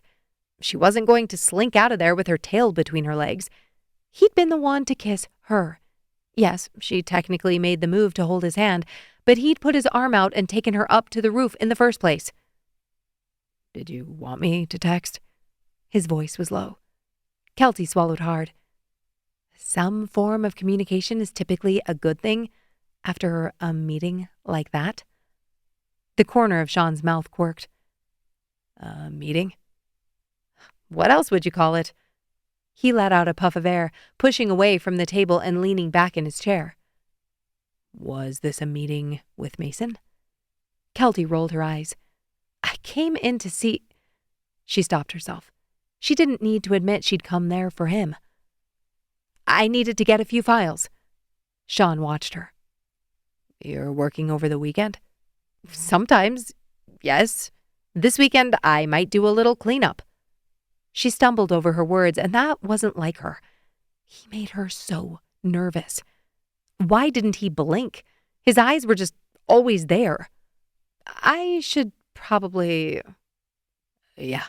Sean stood and started clearing the lunch trash. Kelty jumped in, stacking her and Mason's plates and walking them to the bin. "Okay, well, I'll see you later then." She searched for any other reason to stall, to open up a conversation with a witty comment or ask a thoughtful question. Her mind was completely blank. Sean reached for the door but paused before pulling it open. "You prefer communication?" Her blood hummed. "I do." "So there would be instances where non-professional behavior would be tolerated?" She squeezed her thighs together. "Completely reasonable." He nodded once, then yanked the door open. Kelty strode through to the hall, forcing herself not to look back as she walked to the elevator. She descended to the street, found her car and got in, finally letting out a full exhale. Her phone buzzed in her bag and she pulled it out. Sean. "Mason's going to text you. He wants to meet end of the week." She stared at the message, frowning. Why was he telling her this? Kelty. "Okay, I'll watch out for it." Sean. "Say no." She read the message 3 times, all her senses seeming to be underwater. She couldn't stop thinking about that kiss on the roof, the way he'd looked at her across the table in the conference room. Something about him had her in a chokehold, and she couldn't tell if wanting to dive in deeper was the best or worst idea she'd ever had. There was something dangerous about him, and maybe just intense. But none of her alarms were going off. She felt safe being alone with him. Physically safe. Emotionally, not so much. Sean. "Say you're only available Monday after 3. Before she could figure out how to respond, another text came through. Mason. "Great to see you today. Sorry I missed you on the way out. Would love to finish up next week. Friday okay? I can bring in Thai food. Or burgers. Still not sure what you like, but I'd love to know." Kelty felt like she'd just run a 5K. Her hands were sweating. This was the moment. She either decided to jump into whatever Sean was proposing or she opted out. Her thumbs hovered over the keypad. Kelty. "Hey, thanks so much for lunch. I'm actually booked through next weekend. Would Monday afternoon work? Maybe 3-ish? 3 dots appeared, then disappeared. Mason. "I have to catch a flight at 4:30 on Monday, unfortunately." Her heart flip-flopped. Okay, Mason wasn't going to be there. She closed her eyes and pretended she wasn't thinking about Sean or his messages while channeling professional Kelty. Kelty. "Could you leave the last reports? I could pop in and wrap it up so it's ready when you get back in town." Mason. "Sure." She dropped her phone in her lap and leaned her head back against the seat. What was she doing? What would happen if she showed up and met with Sean? What did she want to happen if... Her phone buzzed and her head snapped down like a mousetrap. Sean. "See you soon."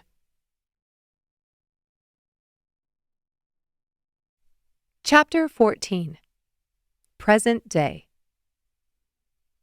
Sean sucked in a breath as water crashed over his head, soaking his shirt and jeans. The crowd gasped, close to silent for the first time all night. He was only aware of the bass pulsing through his chest, the ringing in his ears as he swiped the water out of his eyes and pushed his hair off his face. He turned, wiping his cheeks with his hands, to find Kelty staring at him wide-eyed, holding a bucket. Her eyes drifted to his chest, then snapped back to his face. He wanted to hoist her up, throw her over his shoulder, and... Damn it, he was pissed. His hands were shaking, but there she was with her flushed cheeks and see-through t-shirt, and everything running through his head only involved peeling it off of her. Kelty pursed her lips, her face reddening. "You think this is funny?" Sean's voice was a low growl. The asshole bartender said something over the mic, but nothing was getting through. Kelty shook her head, her mouth still a thin line. Cheers and shouts rose around them, and she couldn't hold it in. A laugh burst out of her. She clapped a hand over her mouth, but it was no use. Once she started, she couldn't stop, and they both knew it. It was his personal mission to force her to the edge of no return as often as possible, but usually not at his expense.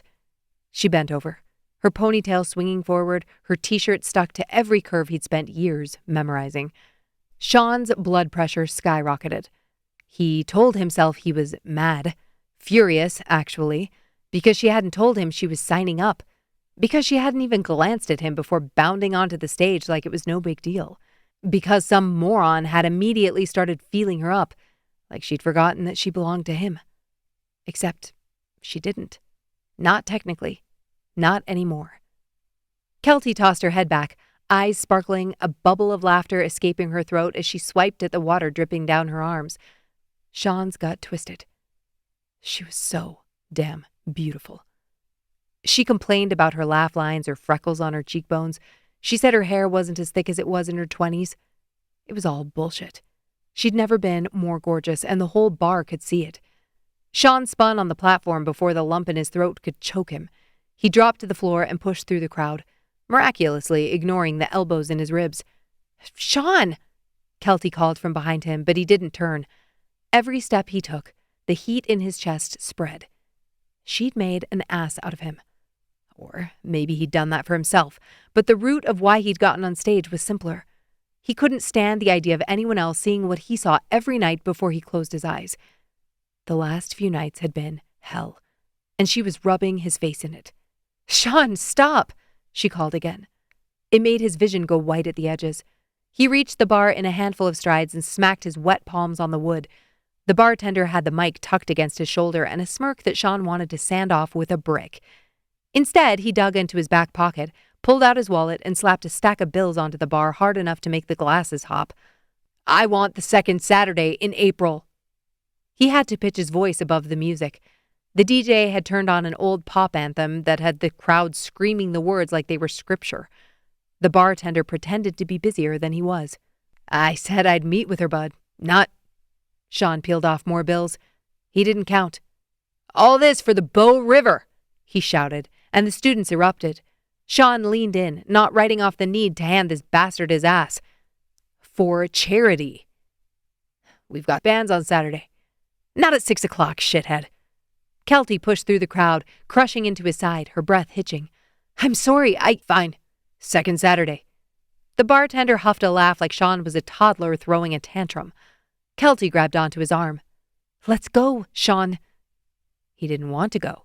He wanted to give that clown's testicles a root canal. "Walk away." Kelty looped her arm through his and pressed her fingers against the inside of his elbow. Instantly, the hold of his anger slipped. Heat rushed through him. What was it she'd said? That she wouldn't use their past against him? "That isn't fair," he muttered, turning from the bar. "Do you want to end up in the back of a cop car tonight?" Kelty hissed, pulling him toward the exit. She'd come up with that move early in their relationship after he got into a fight outside the locker rooms in Grand Prairie. She said it was their signal for him to shut up and leave a situation. The image of Kelty walking out the door with her backpack flashed in his head, and his stomach dropped to his knees. Had he ever made her a signal? Could it have meant stay? Sean pulled his arms from hers, navigated through the rest of the crowd, and pushed through the doors that led back into the atrium of the student center. "That's how it's going to be?" Kelty stormed after him. Sean walked faster. That was how it was going to be. He couldn't talk to her right now. His brain kept offering up images of her at the bar like happy hour appetizers. "Have a good time?" She was barely keeping stride. There it is. What? He snapped, knowing full well he was picking a fight. But he wanted it. He wanted to see how much he could get under her skin, praying he still had that kind of power. Were you jealous or just protecting my honor? He made a sound of frustration that wasn't quite a laugh. It was taking too long. Kelty laughed out loud. Is that seriously what you're saying right now? You got up on a bar in front of a crowd of people, which is your personal fiery hell, because you were bored? What? Was I not putting on a good enough show for you? Sean descended the stairs, staying far enough ahead he wouldn't have to look at her. Oh, she put on a show. But it wasn't what he could see under her shirt. It was the full-blown smile across her face. That would haunt him. He already knew it. I got the date for trivia. Well aware. He broke through the front entrance like the doors were beaded curtains. The late March air knifed clean through his wet clothes. You can't do real life like it's hockey, Sean. Kelty jogged to keep up. Worked pretty well in there. Her words bounced off him like marbles. How the hell was he supposed to sit there in the bar and watch her shake it for a bunch of boys whose balls hadn't even dropped? How was he supposed to act all buddy-buddy with the dipshit who got his jollies from asking her to climb up there in the first place, instead of pulling out the calendar on his brand-new phone? He stalked down the street to where they'd parked, only realizing halfway there that Kelty wasn't behind him. Of course she wasn't. Sean stopped and scrubbed a hand over his face, water flicking from his hair. We're both soaked and freezing. Whose fault is that? He drew a deep breath, then turned fully to face her. Can I drive you home? Please? Wow, asking nicely. What a treat. Sean's jaw worked as she stood stock still on the sidewalk, considering. For half a second, he wondered if she might shake her head and phone a rideshare. But eventually, she walked over, her arms still tightly folded over her chest. He turned and walked the rest of the way to the truck. It felt like he'd have better luck leaving breadcrumbs, but he opened the door and held it. Kelty took her time, but she eventually climbed in, shivering. He got in the driver's seat, cranked the heater, and drove. They didn't talk for 3 stoplights. The wipers smeared water he hadn't noticed on the windshield. Calgary slid past. Dark storefronts, the old neon signs mixed in with gentrified modern restaurant chains and office buildings. His hands tightened on the wheel until his knuckles paled. I don't get it. Kelty's head was fully turned, staring out her window. That meant she was close to crying. They'd been together long enough he just knew. She swallowed. You say you don't want to commit. I didn't say that. Her shoulders tightened. You don't usually use words, Sean, but it's pretty damn clear. He stopped at a light, annoyed that he didn't have something to distract himself from this. She was always so blunt. His younger sisters, minus Emma, would dance around issues for days or weeks before finally getting around to what they wanted to say. But Kelty would lay it straight out to your face. He might have said Emma was having a bad influence on her, but that was what had drawn him to her in the conference room. In moments like this, though, it was more abrasive than a mosquito buzzing around his ears. Sean grappled for anything that would make it stop. I'm not the one who left. Kelty turned to get both eyes on him, forcing him to see the shine there, the rosy tip of her nose. If you want things all your way, then you don't want a relationship. You can say you want this or want me, whatever that means to you, but you don't, actually. You want what you want. You want it your way. You don't want to go to BC? Great, we won't go. You don't want me dancing on the bar? Perfect. Go ahead and pull me off. If I want this, I either have to get on board or... She dropped back against the leather, sucking in a breath. Yeah. Or. Say something. Say something, say something, say something. It wasn't true. He thought about her all the damn time. He wanted to make her happy. He'd run barefoot to Penticton to prove it. But the idea of admitting that, the thought of saying it out loud or, worse, signing a piece of paper, crushed his ribs until he couldn't breathe. He struggled to pull air into his lungs as he turned onto their street, a quiet curve of bungalows with big porches and stubborn hedges. Their house sat in the middle, white, tidy. A light on in the front room because Kelty hated coming home to darkness. He'd changed the bulb before going over to his parents. You're right. I'm an ass. I want to change, but I don't know how, Kelt. Say something. Sean pulled up to the curb. Kelty tugged her damp shirt away from her skin. At least this time I got you wet for a change, she muttered. A strange, giddy ball of light lit up inside him. A joke. He wanted to laugh. He wanted to cry. Moments like this split him open, making him feel like he was hanging over the edge of a cliff by his fingertips. I love you. The words added to the list already streaming through his head. Kelt, thanks for the ride. She pulled on the handle and the dam inside him broke. He put on the parking brake and stormed out of the truck. Kelty froze with her legs slung over the seat. What are you doing? He jogged to the side of the garage and punched in the code. Kelty slammed the door and ran after him. I can do it, Sean. You don't need to. He ducked under the rising door and pulled the trash bin from the wall. Kelty moved to the side as he wheeled it past her to the curb, dropping it clear of the driveway so she wouldn't have to round it to get out in the morning. He wiped his hands on his jeans, then stood there, his breath heaving, staring at the plastic bin. It wasn't enough. It wouldn't ever be enough, but what else could he do? The silence stretched. The ringing in his ears was slowly replaced by the singing of crickets and voices from a backyard at the end of the block. What's next? Kelty still stood next to the garage. That was a hell of a question. She cleared her throat. On the list? I could look at the spreadsheet, but is it the stuff at Douglas? The anniversary race. Right. Sean nodded. Yeah, I think so. Kelty scuffed a shoe on the concrete. Okay, I can get the clothes for the relay. That seems like a one-person job. Those words rang in his head. Even though she hadn't moved, it felt like they were another 3 meters apart. Then we can do the hike on the weekend? Not Saturday. She had something on Saturday. That had been pressing on his sternum since she said it. Why not give the specifics? Sure. She turned to the walkway. Just text. Yep. Good night. Night. He watched until she got the door open and stepped into the square of light. She turned back, lifted a hand, and he lifted his in answer. Then he got into his truck and drove in the opposite direction of home. Chapter 15. Sean hit the ice hard enough that his skates sang. The rink air bit at his lungs as the puck leapt from the half wall and rolled against his tape. This was what he could count on. The consistency and predictability of it. Head up.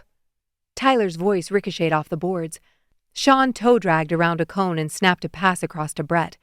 Brett one-touched to Country, who moved with a big man's miracle grace, then chipped it back onto Sean's tape at just the right angle. He didn't have to think. His hands knew. His lungs burned in the good way.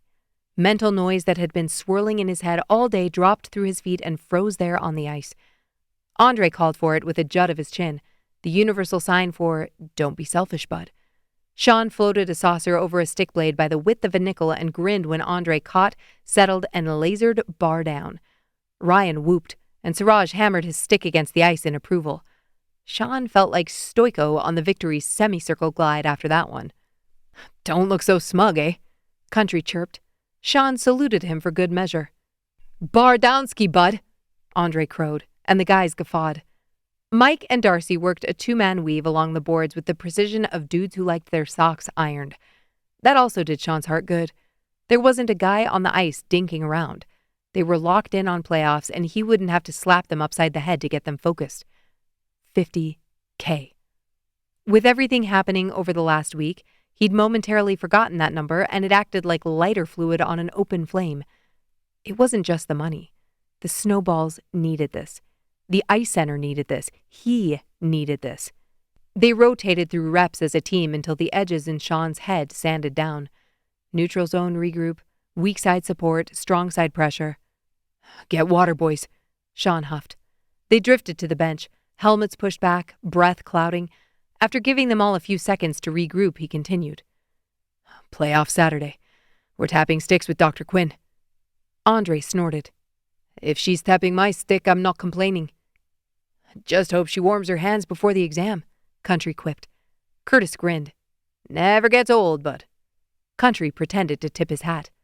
All right. We know their goalie's glove eats pucks, Sean continued. Venus flytrap, Mike agreed. And Dr. Quinn's first line can skate, Sean went on. We need pucks in deep, make their D turn, put bodies where the stench is, no hero shit. We stack shifts, stack periods. Andre grinned. Short shifts, hard shafts. Tyler shoved him and he snorted. Don't pretend you aren't putting that on a t-shirt. After another 45 minutes of work, they made it back to the locker room and the realities of life settled over Sean in layers. Leaving the ice these days felt a little like grief, and he already had too much of that. Playoff mustache by Friday, Brett announced, peeling off his gear. Ryan laughed. You can't grow a mustache by Friday. Brett grinned, stroking his upper lip. Already coming in. Country pointed. Turn your head, so the light can glint off your angel hair. Brett threw a glove. Andre threw a sweaty arm over Sean's shoulder. While we're sharing, not sharing, Sean grumbled. Tyler said something interesting earlier. Hey, Ty, you want to repeat what you mentioned by the net? Not especially. Andre laughed dramatically. He's being shy. Here, I can tell him. Shut the hell up, Tyler laughed. Sean pushed Andre's arm off, searching in his bag for his towel. Andre pressed a hand to his chest. I think it may have been a cry for help. He informed us that he has to drink electrolytes daily to leave the bedroom for a couple hours at a time, or... Tyler threw Brett's glove, but Andre ducked and it hit the locker. He danced out of his direct line of sight and continued in a rush. Something like Emma being pregnant is the best thing that could have happened to him. The hormones are requiring constant finagling. The groans and laughter swallowed the last part of that sentence. Sean kept his head down, not needing another excuse to erupt. He was glad Tyler had done right by his sister, that he took care of her and made her happy.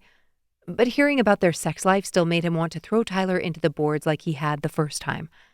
Tyler held up his hands. I love your sister respectfully, passionately, and with doctor-approved frequency. Country snorted. Sean counted to 10 in his head. Ty, Suraj piped up. Are you nesting yet? Do you own 17 neutral-toned swaddles? It isn't real until you own nipple cream. Curtis grinned. Sean grabbed the circular tin holding the shampoo bar Kelty threw in his bag, saying some shit about how it was more sustainable, and bolted for the showers. He was normally a 2-minute guy. For showers only, obviously, but today he took his time. He loved his team. He just didn't like them or anybody else right now. He washed, then put up an arm to brace himself against the tile and let the scalding water sluice down his back. This tile could be updated or replaced if they won the Rose Cup and got the money for renovations. No more salmon pink border or unintentionally gray grout. Sean stared at the rivers of water flowing over his skin. He would just wait them out. Stand there until the voices dissipated. He couldn't do it right now. It was obvious as hell that he was a walking thundercloud, even more than usual. But he couldn't begin to sort it out in his own head, let alone discuss it with anyone else. When the only sound was his own shower, Sean turned off the water and grabbed his towel. He pushed back the curtain and dried off, then wrapped the towel around his waist and walked back to his locker. He froze in the doorway. 4 men, Tyler, Brett, Country, and Andre, leaned against the row of lockers, fully dressed, their bags next to them on the bench. Taking your sweet-ass time. Country glanced at his watch. Sean looked between the 4 of them. Not in the mood. For whatever this is. Andre stepped forward and pointed at Sean's pile of things. Clothe yourself, sir. We have destinations. No. Sean strode into the room and dropped his towel on the bench. Emotional wellness check, Tyler countered. It's either this or group therapy. Sean yanked on his boxer briefs and jeans. I have plans. Right, with us. Brett slung his bag over his shoulder. Sean pulled his shirt over his head. I'm tired. Well, Andre leaned against the locker. You're about to be exhausted. There was no resisting. There were 4 of them and only 1 of him, and once he heard Emma was in on it, he knew Tyler wouldn't go home until he cried uncle. So he got in Country's truck. Within 3 minutes, he knew exactly where their destination was. He groaned as they entered the parking lot. Andre spun to grin over his seat. Ladies' night. It was the stupidest 2 words Sean had ever heard in his life. None of us is single. Brett raised a brow and Sean scoffed. I'm not. Jeez, you know what I'm saying. Tyler opened the door when Country cut the engine. Nope. Tonight we're your wingmen, bud. He gave a roll of his hand, motioning to the entrance. Sean's eyes narrowed. This reeked of a trap, but he couldn't figure out why any of them would want him to dig himself further into a hole with Kelty. Was he supposed to refuse? Prove his loyalty? Hadn't he already been pretty clear he didn't want to be there? He stepped out of the truck to the dirt parking lot and they all walked into the bar. The dusty rose hit them square in the face with neon, perfume, and pounding bass. Clusters of women danced around high tops in bright dresses and impractical boots. Country inhaled like he was letting wine breathe. Smells like possibilities. Andre leaned in. I'm thinking her. He motioned with a nod to a woman with a black bob and a cropped black satin tank top. Sean pushed past them and went straight to the bar. If he was going to get through this, he needed to be plastered. Not convenient considering work in the morning, but desperate times. The boys wasted no time in their pursuits. Andre followed him to the bar, giving up on Catherine Zeta-Jones and instead turning to a woman in an 80s off-the-shoulder t-shirt. The 2 of them were cackling in no time. Sean was downing his first shot when Andre angled a casual point in his direction. Country somehow found a bachelorette party and, within moments, had 3 bridesmaids evaluating Sean with the intensity of mugshot analysts while he spouted something that was impossible to lip read. After Brett attempted to escort a woman in a red dress toward them, despite the alcohol loosening him up, Sean accepted reality. He was either going to have to drink until he passed out or confront them. Surprisingly, he chose the latter. Sean turned his back to the bar. Anyone want to tell me why we're doing this? Brett shrugged. Playoffs are coming up. Country nodded. We thought a chance to relax. Cut the crap, Sean barked. Why the hell are we here? Tyler met Brett's gaze, then released a slow breath. We ghosts of playoffs present, Andre grinned. I already coined it. Sean stared at him. He was used to Andre's words not making sense, but this was a new low. This, Andre said, tipping his chin toward the dance floor, is what single looks like. Beautiful, no? And this? Brett pulled out his phone and swiped. We already made you a dating profile on a few different apps. We'll send you the login info, but... Sean pushed his phone away, his face reddening. This is what Emma put you up to? What, trying to scare me straight? Andre made a face. If you're not straight, we can change the app. Sean slammed his glass onto the bar and stormed to the exit. Thompson, turn that pretty backside of yours around, Country called. Sean didn't turn. He slammed the doors open, not caring that he made 2 girls yelp in surprise, and stomped in the direction of the truck. Thompson, Country growled, and the sound of his boots slamming against the dirt moved closer. Sean flew back as Country grabbed him, throwing him against an old Ford. You didn't pay your tab, bud. Country jammed his shoulder into his stomach, pinning him. Sean gave him a quick jab, but Country came back, twisting his arm until his shoulder screamed. He jerked his knee up, breaking his hold, then slammed a fist into Country's middle. But he was braced for it. Country hit a sharp kidney shot, then pulled him tight, forcing his head into his chest. Sean, I love you like a brother, but hear me. I won't stop if you don't want me to. I'll beat the shit out of you if that's what you need right now, bud. Sean gasped for breath, his lungs burning, his eyes stinging. His arms slackened as he leaned into Country. His shoulders shook, the dark bolus of emotion rolling over him in one typhoon-like wave. Country clamped his arms around him, gripping his shoulders like he could pull the hurt from him with his bare hands. Sean fought, trying to pull back, but the strength had sapped out of him. So he stood there and cried until his eyes ran dry, until his legs could support him. Country released him and gave him a moment. He turned his back and wiped the tears, blood, and snot from his face with his shirt. When he spun back, Andre, Tyler, and Brett stood next to Country. "When are you going to learn your body can't handle shots?" Andre quipped, and Sean huffed a laugh. Tyler nodded toward the truck, and they walked as a group to the back of the lot. Just as he was about to open the door, Andre handed him something. A card. Sean peered closer. Elodie Shaw, Andre's sister, with a stupid number of letters after her name. Chapter 16. Kelty didn't mean to spend an hour after work trolling through the thrift store, but the place was a time capsule. There were wedding dresses from the 60s, sports jerseys from teams that no longer existed or had been bought by some rich city in the States, which was even worse, and dance costumes from what had to be topless cabarets. She couldn't stay focused on the task at hand, especially when she imagined Tyler having to put something like that on and skate.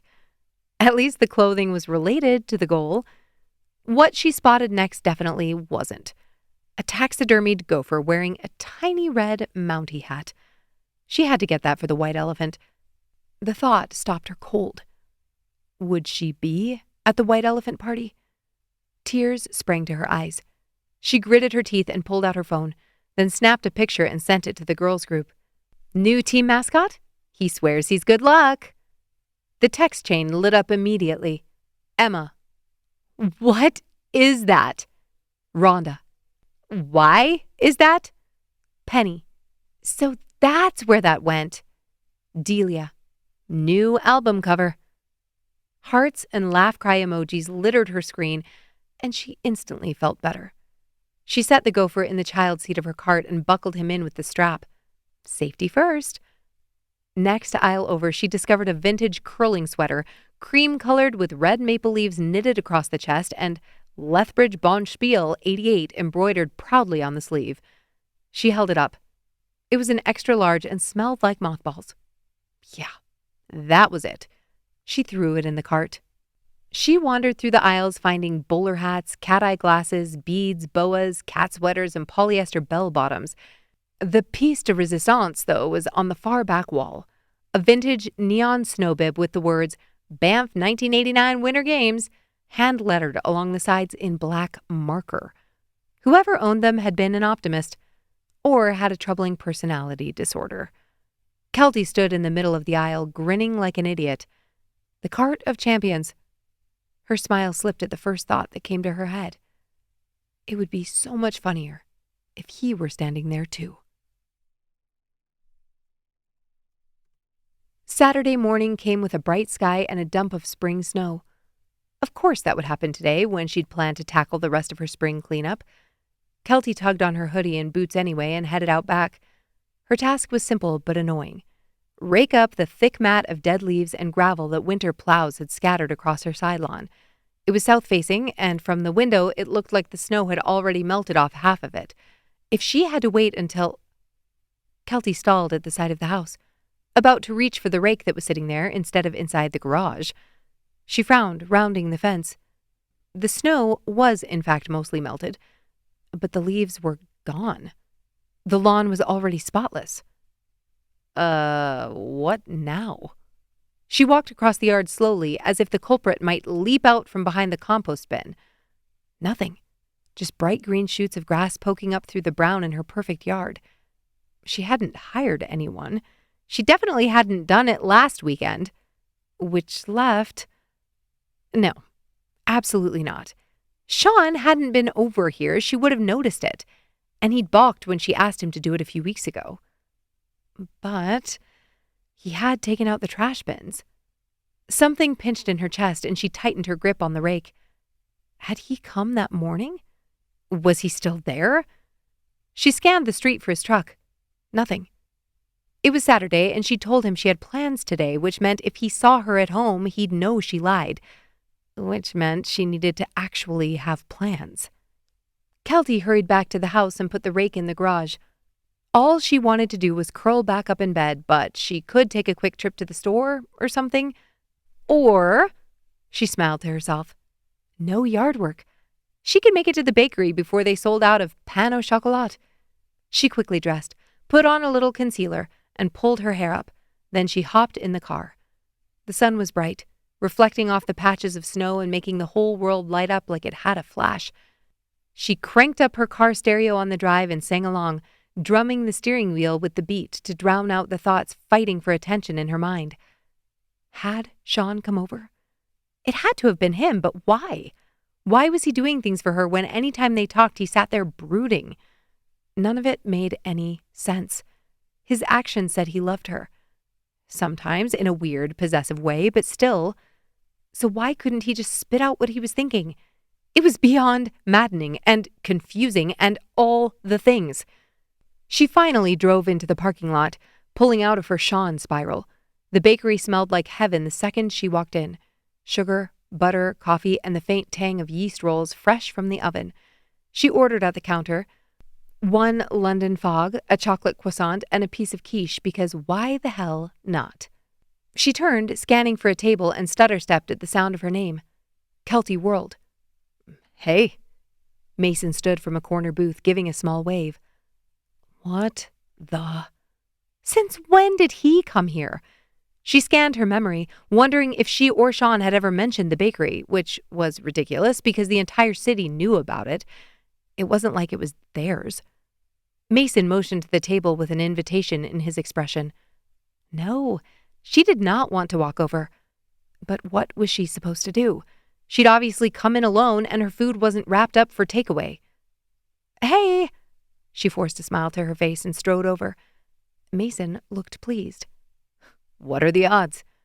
He slid past the table and took her drink and plate, set it down, then gave her a hug. He smelled different.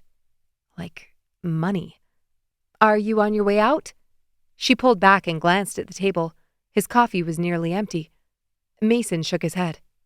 No, I was about to order another. Just getting some work done. Working on a Saturday? He shrugged. Sit. I'll be right back. She cursed under her breath as she dropped into the chair. So much for her celebratory breakfast. Now she was going to have to make small talk and somehow not let her negativity slip about the party. Or the whole cutting Sean out of his venture thing. Or anything about Sean in general. Mason returned a moment later and, thankfully, wanted to do much of the talking.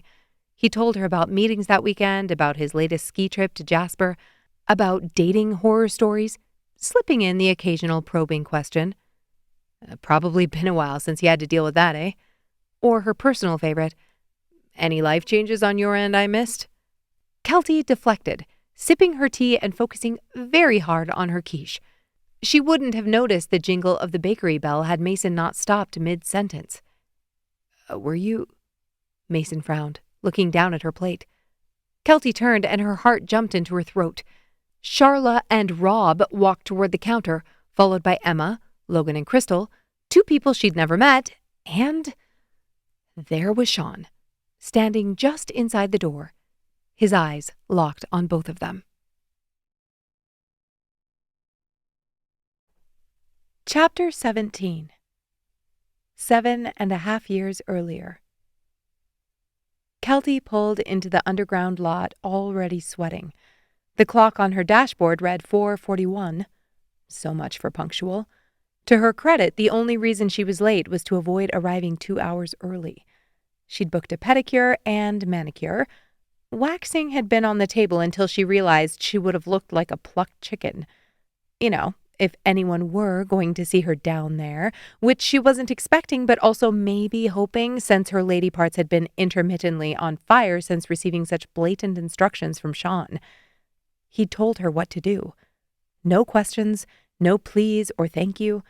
That kind of confidence from him made her list of the hottest thing she'd experienced thus far in her life. No questions asked.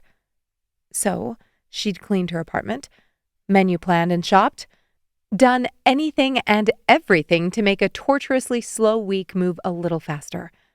See you soon. It may as well have been a month since he'd sent that text. She parked, smoothed her wind-tangled hair, slipped on a blazer she'd abandoned in the passenger seat, and took the elevator up. The mirrored doors slid shut on a glimpse of herself with bright eyes and flushed cheeks. She looked like she was trying to sell Korean skincare. She blew out a breath and tried to calm her nerves. This was just work. Maybe. Probably not. And there went her labia again. When the elevator opened on their floor, the open office looked as if it were in a pre-5 o'clock haze. Coats hung on chairbacks, screensaver constellations drifted across monitors, and a few stragglers were packing up with the unhurried 30-minute ritual of "it's almost time to go, but not quite." Sean stood at the end of the aisle by the glassed-in conference room, sleeves pushed to his elbows, tie crooked in that way that made her knees wobble. He watched as she approached, something like a smile tugging at one corner of his mouth. Not a greeting, just there you are. He didn't offer a handshake or a hug. He just held the door to the room open and let her pass, his hand grazing her lower back and igniting every nerve beneath her skin. "You good to dive in?" he asked. "A professional question." "Absolutely."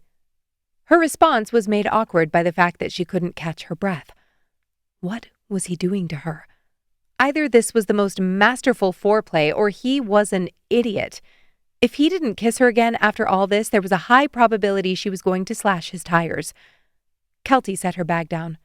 They'd gone over employee benefits already. They'd mapped payroll and vacation carryovers and the dental plans. They only had a few tasks left. Final asset verification, signage transition, keycard audit, and walkthrough of the storage room so nothing weird got lost in the handover. Sean stopped next to her, and the air shifted. A subtle waft of his cologne filled Kelty's senses. Her eyes fluttered. "Water?" He held out a glass. His fingers grazed hers as she took it, the barest brush, and heat skated down her spine. Sean didn't seem to notice. He turned and picked up a tablet from the table. "I've got the list of assets here. Walk with me." Sean didn't turn to face her. Was that purposeful? Kelty wanted to crane her neck and glance down to determine if there was a reason, but she couldn't get away with it. "Sure." Sean nodded once and walked to the door. They did a slow circuit of the floor, confirming that the larger monitors going to the design team were tagged for transfer, and tested a handful of doors to verify keycard permissions. Sean stood close when she scanned, his shoulder almost touching hers as she watched the little lights flick from red to green. For the love. She was going to spontaneously combust. In the storage room behind reception, boxes towered in neat columns labeled with Mason's handwriting. She tapped information on each item into the tablet. It was boring work, but at least it didn't take any of her focus. Sean reached up to check the top shelf when she couldn't quite see the labels. The small of her back burned where his palm landed for a steadying second as she stood on her tiptoes to count a row of docking stations. She couldn't get enough of the accidental touches or peeks of his skin. They drifted to facilities to confirm the sign-off on access changes, and by the time they finished the final pass by the mailroom and the little kitchenette, the lights were low and most desks sat empty. Sean double-checked one last thing at the print station, then nodded toward the conference room. They stepped inside, and the empty space felt cavernous, their reflections ghosting the glass. What came next? Kelty's pulse slammed in her throat. She walked toward her chair, then turned back to hand Sean the iPad, but he still stood next to the door. "I just found out what this switch does."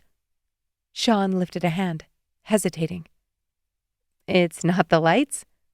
A muscle in his jaw twitched. He shook his head. "Privacy glaze." He flicked it, and the transparent glass fogged at once, the outside office dissolving into a milky blur. "If the lights are on, you can still see shadows, but if they're off..." He shifted his hand and flicked the second switch. Kelty gripped the iPad as her eyes adjusted. Some light filtered in from the west side of the office, just enough for her to catch Sean's silhouette moving toward her. She sucked in a breath as his fingers grazed her hip, her hands beginning to tremble. Sean took the iPad from her and nudged, pushing her back until the backs of her thighs hit the edge of the table. "I've been thinking about this table." He set the iPad down, sliding it away from them. "Oh, yeah?" He nodded, pressing closer. "Oh, yeah."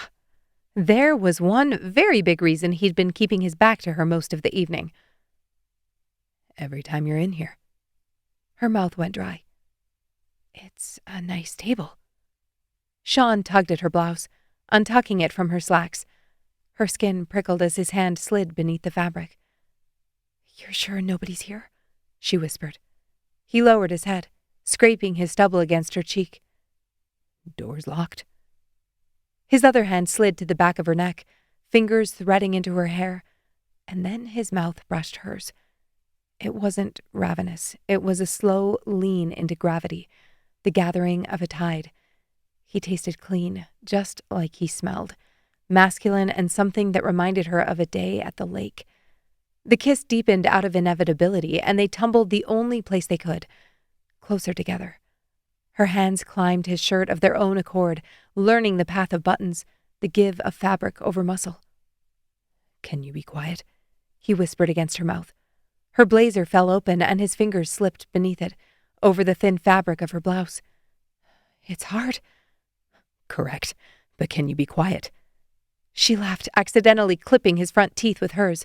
"Sorry, Sean breathed in her words, slipping his tongue between her lips, tasting her. Whatever she'd meant to say melted through her and into the floor. "Is this okay?" His hands found the button of her slacks. Heat licked low in her belly. She nodded, her hands growing more frantic. Why were they still wearing so many clothes? "I never do this." "What, sit on a conference room table?" A laugh rasped out of her. "Never." He kissed the corner of her mouth, the line of her jaw, slowly as if he had hours. Her heart stalled. They probably did have hours. All night if they wanted. Did anyone track what time people came and went? She grinned at that verbiage. "What?" His mouth paused at the hollow under her ear, smiling against her skin. "Nothing." He kissed her neck. "Something funny?" "Just..." She sighed as his hand slid under her waistband. Her spine liquefied as he covered her hip with his palm, then followed the curve, his wrist forcing her pants tight. It was intolerable. After imagining every what-if all weekend, she had absolutely zero need for foreplay. She worked at his tie, trying not to seem desperate. It was useless. Sean's laugh rumbled in his chest. "Stop. I'm bad at this." She worked it loose, then fumbled with the buttons until she got his shirt open. She yanked it free of his pants, and his breath hitched when her fingers found the warm skin above his waistband. Undressing in a public place, an office she worked in, was both hot and terrifying. She'd gone over potential ramifications of getting involved with Sean, but had she thought through what would happen if someone walked in on them? Mason left that afternoon, but what about Andrew? She could barely latch on to the worries because Sean's knuckles brushed over her stomach. The room shrank, narrowing to the feel of him. Sean tugged her pants down, then hoisted her up. She gasped at the cool glass on the backs of her thighs. He shimmied her slacks past her knees, then over her ankles and dropped them on the floor. She gripped his hips, pulling him into the space between her legs, reveling in the warmth of him. "Off." Kelty brushed his waistband. Sean chuckled, then leaned down to comply. Kelty pulled the shirt off his shoulders, too impatient for him to resurface, which he didn't. As soon as he stepped free of his pants, he gripped her knees and his stubble grazed her inner thigh. She sucked in a breath. Sean kissed her. "Good information." "You're killing me." She spread her palms over his back, learning the planes and ridges of his muscles. His breath warmed her skin. "That's the goal." Kelty huffed in frustration and dragged him up to her level. "Sean, I'm never going to expect you to read my mind." "That works well for me." She worked to catch her breath, pressing a hand to his cheek. "Good. So, I need this to happen right now." Sean kissed the inside of her palm. "I think I can accommodate." He pulled her to the edge of the table. "Any requests?" Requests? She could think of 100 things she wanted him to do to her right now, which meant literally anything was on the table. "Whatever you want." He raised an eyebrow, then dropped his gaze to the chair next to them. After considering a moment, he pushed it out of the way, still gripping her hand, and pulled the one next to it closer. No armrests. Kelty grinned. "I think I can accommodate." Chapter 18. Present Day. Kelty dropped her fork to her plate, her brain still trying to process what was happening. Sean's jaw worked as he tore his eyes away from her and Mason to join his parents and their friends at the counter. Emma craned her neck, her eyes wide. Kelty shot her a panicked look, then whipped out her cell. "Everything okay?" Mason asked. "Mm-hmm. Just didn't know they were heading over so soon." Kelty tapped out a text message to Emma. "I swear I didn't meet Mason on purpose. He was just here." She dropped her phone to the bench next to her and gave Mason a bright smile. "I must have miscommunicated." Mason looked skeptical. "Are you and Sean—" "Fine. We're fine. It's just that his family has a bunch of friends in town, so he's been showing up for all the events. You know how it is." "Kelty!" Emma strode toward them, and Kelty jumped up from the bench so fast that the table shifted. "Hey!" She rushed forward and wrapped her in a hug. "So crazy that you're all here. What inspired this?" Emma sighed. "You know my mom. She always wants to make things special for out-of-town guests." Kelty did know that. She should have considered that when coming to the bakery they all loved. "Is that Logan Kemp?" A man next to them peered over his morning paper. Emma winced. "He wore a hat? I don't think it's helping." Kelty scanned the restaurant. Everyone was staring. "Yeah, I agree with that assessment." She couldn't blame them. She'd basically done the same thing when he walked into the Thompson home. Logan smiled and took a selfie with a kid who materialized from thin air in a blizzard hoodie. She felt bad for him, but was secretly grateful for the distraction. Mason leaned forward on the table. Sean never mentioned he knew Kemp." Emma shrugged. "Old family friend." She slipped past Kelty and leaned down to give Mason a hug. "Long time no see." "I'd say."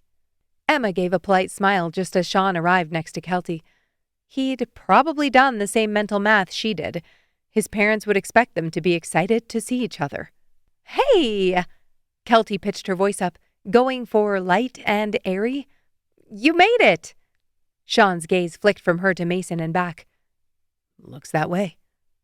The silence between them ballooned, and Kelty quickly reached for him. The hug was stiff.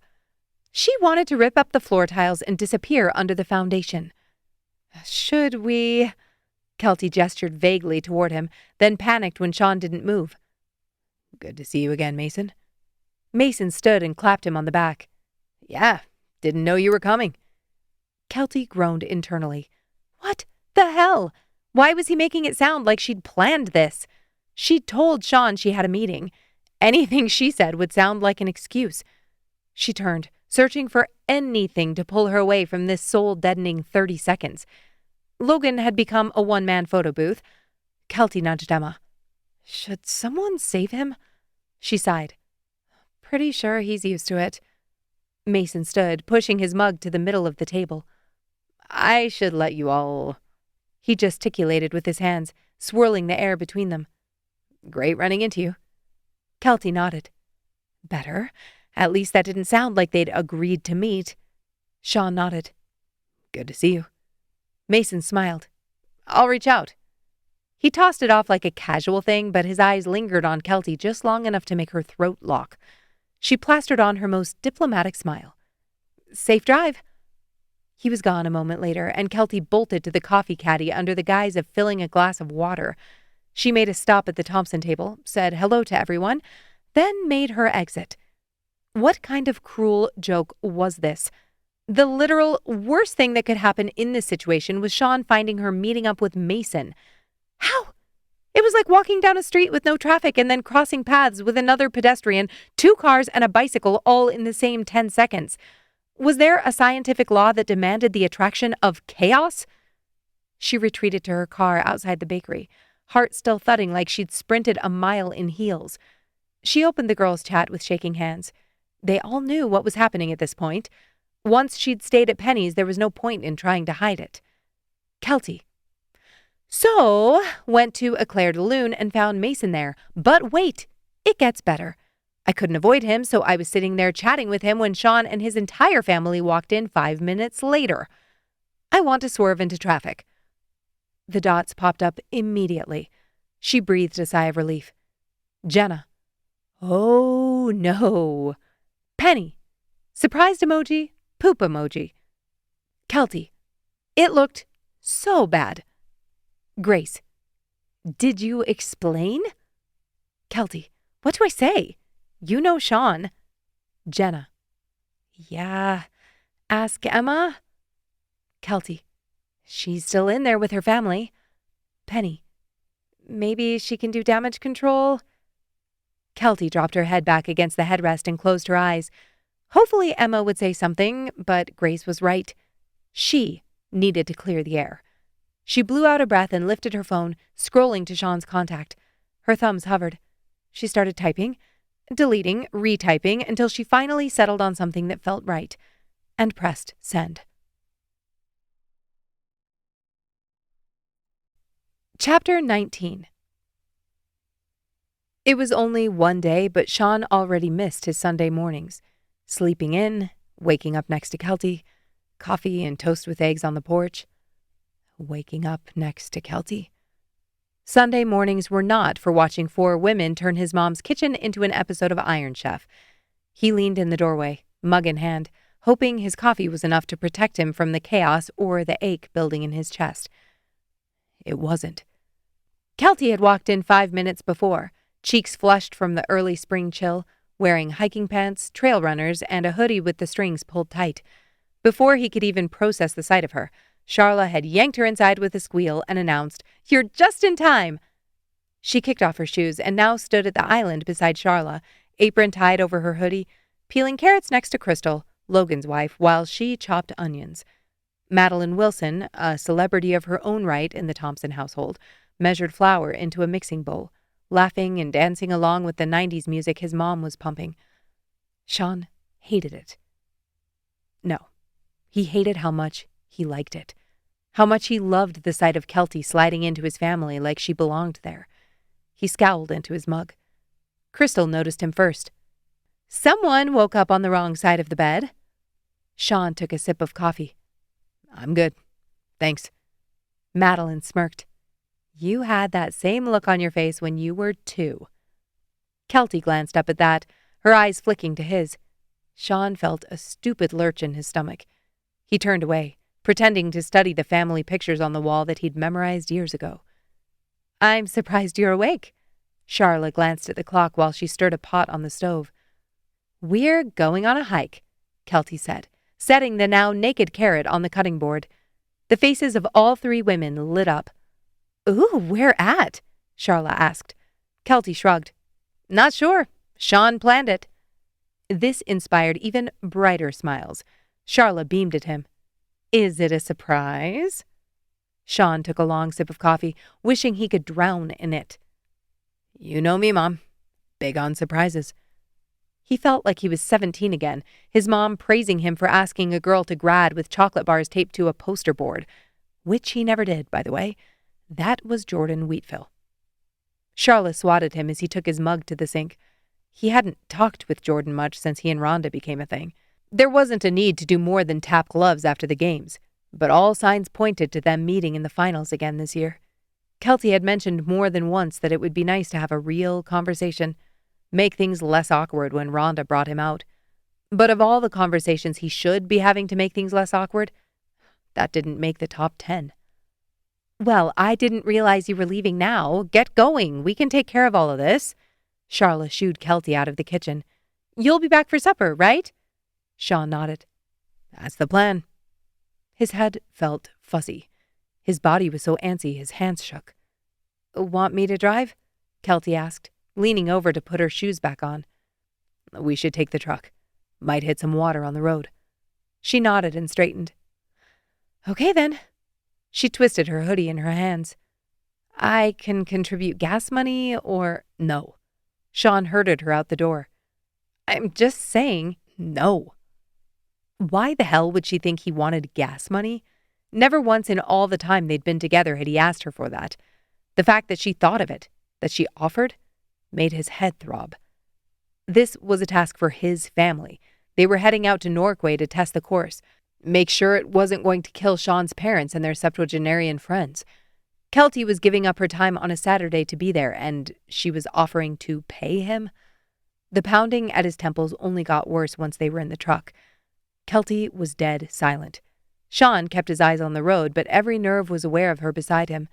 Her knees drawn up, fingers fiddling with the string on her hood. They left Calgary behind, trading gas stations and big-box stores for prairie fields dusted with morning frost. The horizon shifted as the Rockies rose ahead, jagged and majestic, snow still clinging to the ridges. The Bow River snaked alongside the highway, swollen with snowmelt, turquoise and glittering in the morning sun. Sean loved this drive. Today, it felt like sitting in a pressure cooker. Kelty finally broke the silence. "It's ridiculously beautiful." He glanced over. "Yeah." "Have you ever done Norquay?" She swiveled to face him. "I know we've never done it together, but did you do it before?" Sean nodded. His family had done it when he was in high school. His dad had decided it was some kind of rite of passage, that every kid in their family needed to know they could make it through a course like that. He heard horror stories about the trip with just Nate, Eliza, and Rachel. "You didn't believe me about Mason." Sean's grip on the steering wheel tightened. What was he supposed to say to that? That he wasn't skeptical that they'd both randomly shown up at the bakery at the same time on a Saturday morning after neither of them had seen Mason in 3 years, even though he'd been living in Calgary the whole time? "Do you really think I'd do that?" He wet his lips. "Meeting up with an old friend isn't a crime." "He's not my friend," she snapped. "I would hope you'd trust me more than some stupid moment like that. And I get it. It probably looked suspicious. When you showed up, I panicked because I felt like an idiot." Kelty pressed her knee up against the dashboard. "I didn't have a thing yesterday. I was annoyed that my whole life is basically your life. It felt pathetic to say, sure, I can come whenever because I have no plans outside of the Thompsons and Snowballs." Sean slowed, the car in front of him going 10 kilometers per hour below the speed limit. He wanted to honk, but at the moment it was convenient to have a few extra minutes in the car. "You're not pathetic." "Thanks," she quipped. Sean took a moment, trying to remember how they talked to each other before, what he would have said if they didn't have an entire rink's worth of ice between them. "I had no plans outside of Snowballs and you, so I think we're even." Yes, they both had work, but that was a mutually agreed upon means to an end. Their jobs weren't terrible. There were even parts of work that they both enjoyed and were motivated by. But 10 out of 10 times they'd choose to pull up with friends or family instead of logging in or going to the office. "And I believe you about Mason," he added, when Kelty didn't respond. She pursed her lips. Are you okay? Do you need to swallow the puke that just worked its way up your throat?" Sean huffed a laugh. "I'm serious." "You're a terrible liar." "If you say you didn't plan it, I believe you." She paused. He heard the words in his head even if she didn't say them. "Best compliment you ever gave me." "Well, that's what I say." He twisted his hands on the wheel. "Okay then." "Okay." At the Norquay base, guides handed out helmets, harnesses, and carabiners. Sean buckled his on easily, muscle memory from years of scouting activities with his brother and dad. Watching Kelty, however, was like watching someone wrestle a particularly stubborn octopus. "You're stepping into it, not strangling it," he said. She tugged at a strap, scowling. "This thing has more loops than a damn pretzel." "Want me to help?" "No," she snapped, then grabbed onto his arm when her foot got stuck and she stumbled. "Okay, maybe, but don't gloat." He gloated, but only to hide the flush crawling up his neck at the feel of her skin and the sound of little puffs of air catching in her throat as he tightened the waist strap. He stepped back quickly, peering up at the towering rock face. Rocks weren't soft. Rocks didn't smell like vanilla. Rocks were hard. No, that wasn't helping. "Come on." Kelty nudged him as she started up the path. The straps on her harness accentuated her curves, framing her backside smack dab in the center of his view. That wasn't helping either. The first section lulled them into false confidence. Wide rungs bolted into limestone, a steady upward zigzag. The view stretched out behind them. Banff shimmering in the valley like a fantasy world. Kelty climbed steadily, but her breathing was labored. She shook out a hand after gripping the steel cable. "Doing okay?" he asked. "Peachy." Her voice was tight. "Cool. If you could speed up then?" Kelty flipped him the bird and almost lost her grip. Sean laughed. "Flipping me off isn't worth falling for." "At least I died doing what I love." He raised an eyebrow and she grimaced. "That's not what I meant." "Sounded like an invitation." She snorted, and for a moment everything felt normal between them. It sent his heart slamming to his knees. He needed to fix this. He needed her to know that she had nothing to do with his inability to say yes to everything she wanted. But did it matter? In the end, if he couldn't give it to her, wasn't she better off finding someone who could, regardless of his sob story? "Sean?" Kelty stopped at the top, bracing herself against the wall. 2 cables stretched across the slot canyon, one for feet, one for hands. Nothing beneath but air, rock, and pine treetops. "I can't do this." "We're clipped in." "This thing?" She flicked the carabiner. "It's made of tinfoil." Sean chuckled. "If it can hold me, it can hold you." "Circular reasoning." Kelty shuffled her feet. He moved behind her. "Eyes straight ahead. I'll be right." Kelty reached back and grabbed his hand. "Can the cables hold both of us?" Yeah." He didn't know if that was true, but she was asking for his help. He would have told a bigger lie than that to keep her fingers gripped around his. She took a step forward and wobbled, promptly overreacted, and jumped back. Her hand smacked against his chest, fingers curling into his jacket for balance. The touch shot through him like lightning. He held her to his chest, ignoring the thrill of heat at feeling her body fit there. "Okay, this is what we're going to do." "Mm-hmm." Sean pushed the hair from her cheek. "You're going to use both hands on the cable." "But I'm going to stabilize you. My hand on your hip, the whole way." She looked up, her eyes wide. "But you need both hands." The morning sun hit her cheeks, edging them with gold. Sean sucked in a breath. "I'm good. Promise." Kelty's lips twitched. She blinked, then stepped back and nodded once. "Okay. Thank you." And just like that, the moment was gone. He was a hiking guide instead of her boyfriend. They inched across together, breath sinking in ragged bursts, until finally their boots hit solid rock. Kelty sagged against the wall with a groan of relief. "See," he said. "Piece of cake." She glared at him, yanking at her hoodie and pulling it over her head. Her tank top rode up just enough to reveal the strip of stomach above her pants. He tried and failed to ignore it. "Okay," she muttered, peering upward. "Who decided humans should be part mountain goat?" Alberta Parks." "Alberta Parks can bite me." He smirked. "Doing more of what you love?" Kelty laughed at that, and he felt like he just hit a wrister top shelf. They reached a wider section and paused to drink water. The valley stretched below them in dazzling technicolor. The turquoise river winding through a quilt of forest and meadow, mountain peaks jagged against a cobalt sky. "Okay," Kelty said, exhaling. "So what if this whole amazing race idea is completely insane?" He took a swig of water. "You think Charla can't handle it?" "I think Charla will murder you if you make her cross that suspension bridge." "She's tougher than you think." Kelty raised a brow. "It's your inheritance." She set her water bottle down and walked off the trail. "I'll be back. Just going to pee." Sean frowned. Hey, Kelt, I don't think—" His whole body seized when he heard the sound. The scrape of rubber, the gasp of surprise. He jumped up just in time to see Kelty's foot skid out from under her in the loose scree beside the path. She flailed, arms pinwheeling, before she dropped and slid out of view. Chapter 20.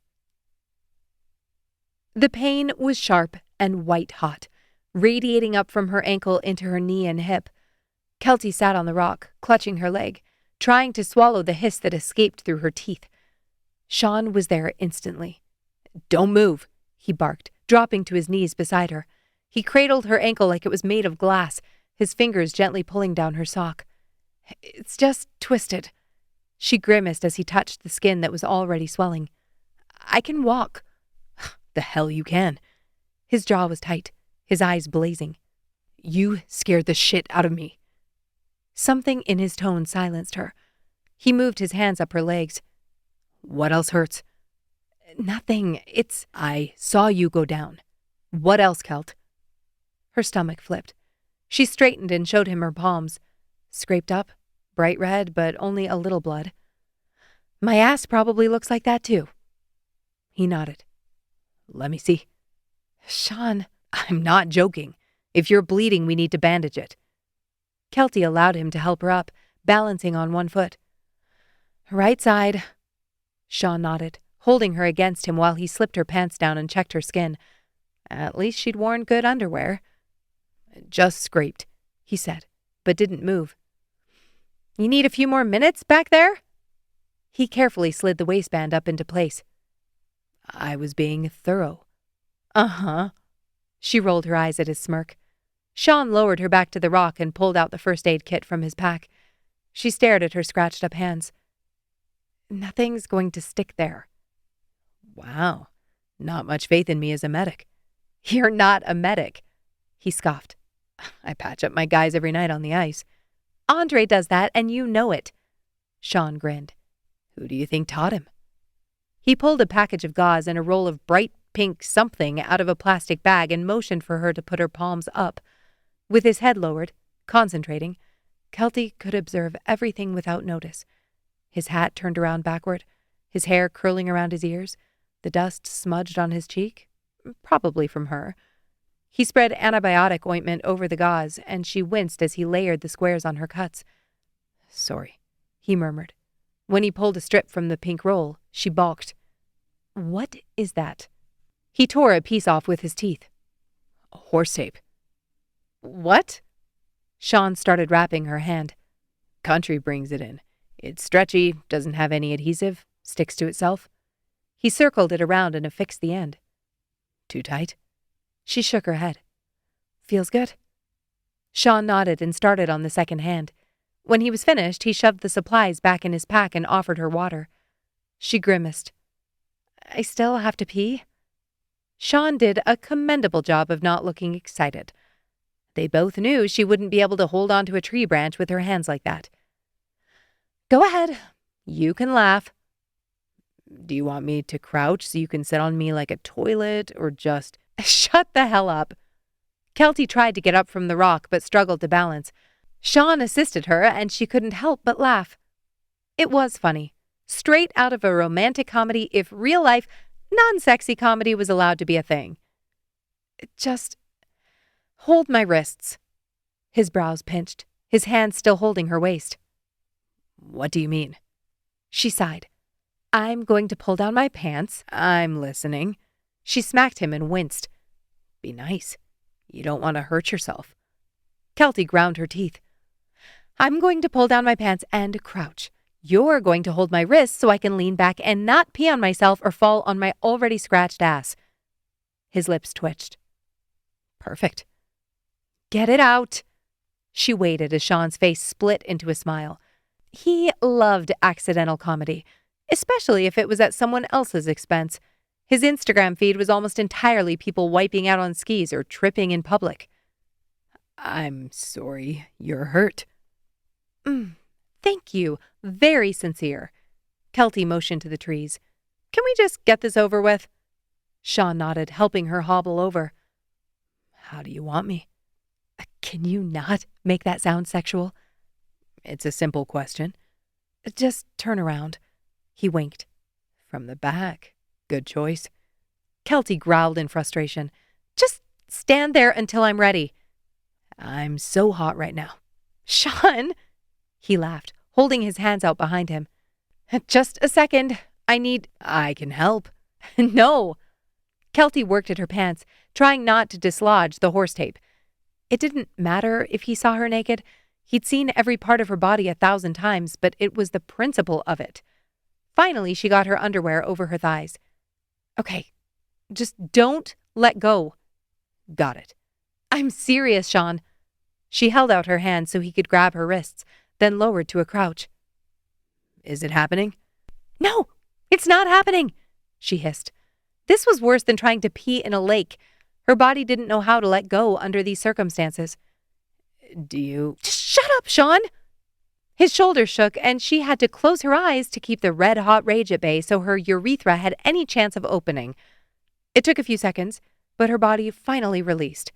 She sat there and dripped dry for a minute, then slowly rose, careful not to put too much weight on her ankle. Okay. Sean let go of her wrists when she tugged. She pulled her pants up and blew out a breath. Thanks. Sean turned to face her. My pleasure. Kelty rolled her eyes. She tried to take a step back to their packs, but her ankle wasn't having it. Before she could ask him to lend a hand, he moved. 1 second she was standing, the next she was in his arms, swept up like she was a stuffed animal. Sean! She squeaked, grabbing at his shoulders. Don't even start. His grip only tightened, muscles flexing beneath her taped palms as he maneuvered back to their packs. He set her down. Put it on. Sean! We're over the hard parts. You're not carrying me down this mountain. She slung her pack over her shoulders. Sean did the same, affixing his pack to his front, then leaned in. Do you like it when I tell you what you can't do? She gave him a look. Exactly. Sean turned and crouched, waiting for her to climb on. Seeing him there, waiting for her, doing everything in his power to make sure she was safe and taken care of, made a lump lodge in her throat. Why was it so easy for him to pack horse tape and antibiotic ointment, to carry her down a damn mountain? But when it came to saying the words she wanted to hear or making plans for their lives together, the way he acted then was the equivalent of him never following her down the rocks. Sean grunted. You need a few more minutes back there? She scoffed. Just being thorough. Chapter 21. 7.5 years earlier. The bottle of seltzer on the conference table hissed as Kelty scrolled through the projection charts. Across from her, Sean rested his hands on the glass table, and that was why she'd stared at the same screen for the past 5 minutes. She couldn't stop glancing at them. His broad, scarred knuckles, a nicked thumbnail. Why were they so hot? Mason leaned back in his chair. Run me through the earn-out triggers again. I want it airtight before they start poking holes. Less wiggle, more backbone. We've already tied it to gross margin, not top line, Andrew said. He tapped his trackpad, highlighting a chart. Quarterly reviews. If they miss twice, it freezes. They won't miss, Sean said. His tone was calm, but Kelty caught the flex in his jaw. Supply chain's clean. Contracts are sticky. We can stand on this. The AC coughed on. Kelty angled a page on her legal pad so only Sean could see the margin. In block letters, she wrote, "You good?" His gaze slid down, brows softening for a heartbeat. Under the table, his shoe brushed her ankle. Over the past week and a half, her gravity had shifted. All in Sean Thompson's direction. We should extend the indemnity tail before they ask for it, Mason said. Better to offer it than get pushed. For reps tied to tax and IP, sure, Kelty said. But general reps? 18 months is standard. If they want longer, they'll have to give something back. Mason squinted at her. You say standard like it's gospel. It's not gospel, she replied, uncapping her pen. But it is the only thing a judge will recognize when you ask them to enforce a clause you pulled out of your ass. Andrew almost smiled. So, 24 months for tax and IP, 18 on the rest. We'll be ready if they push.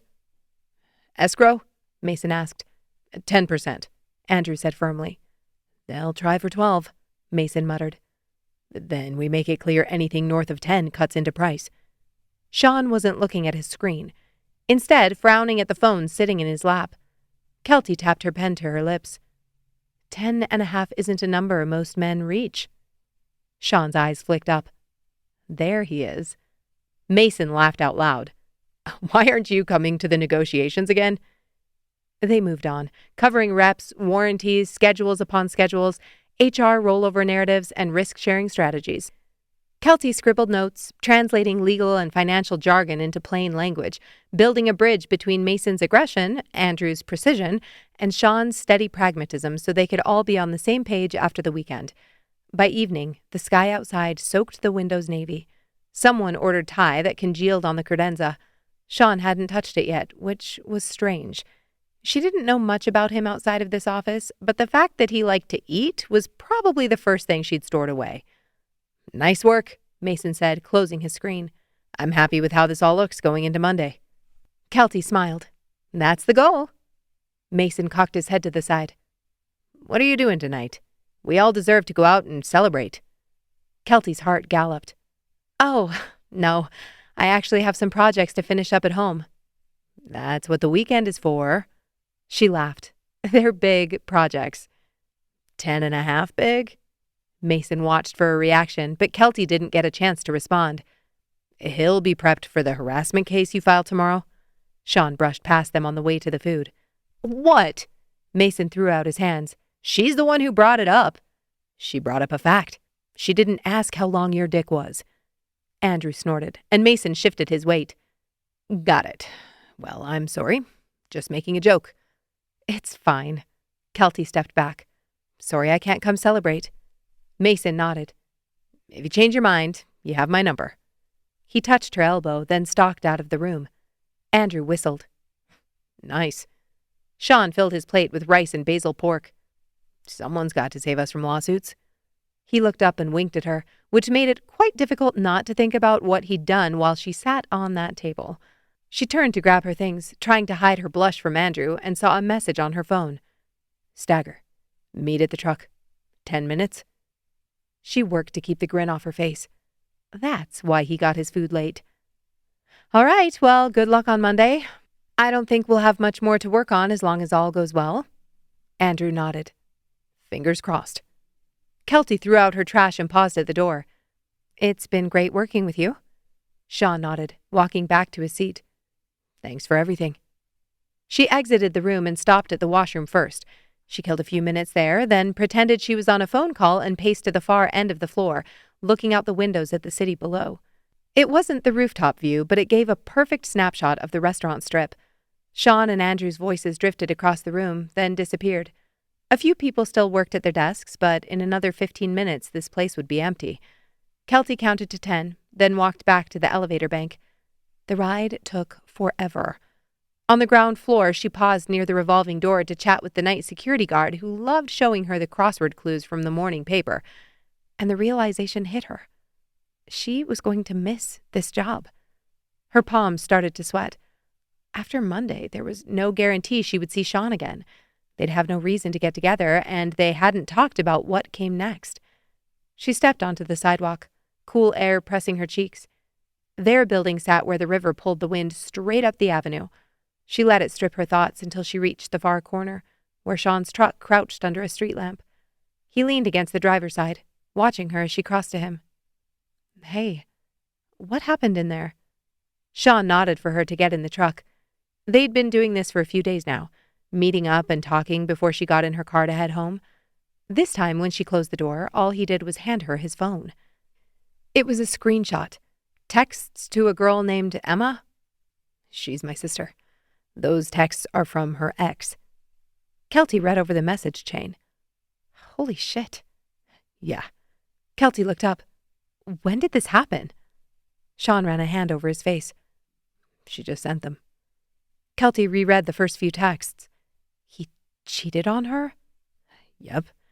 And he's trying to tell her it's her fault? Right. Kelty handed Sean the phone. She knows that's BS, right?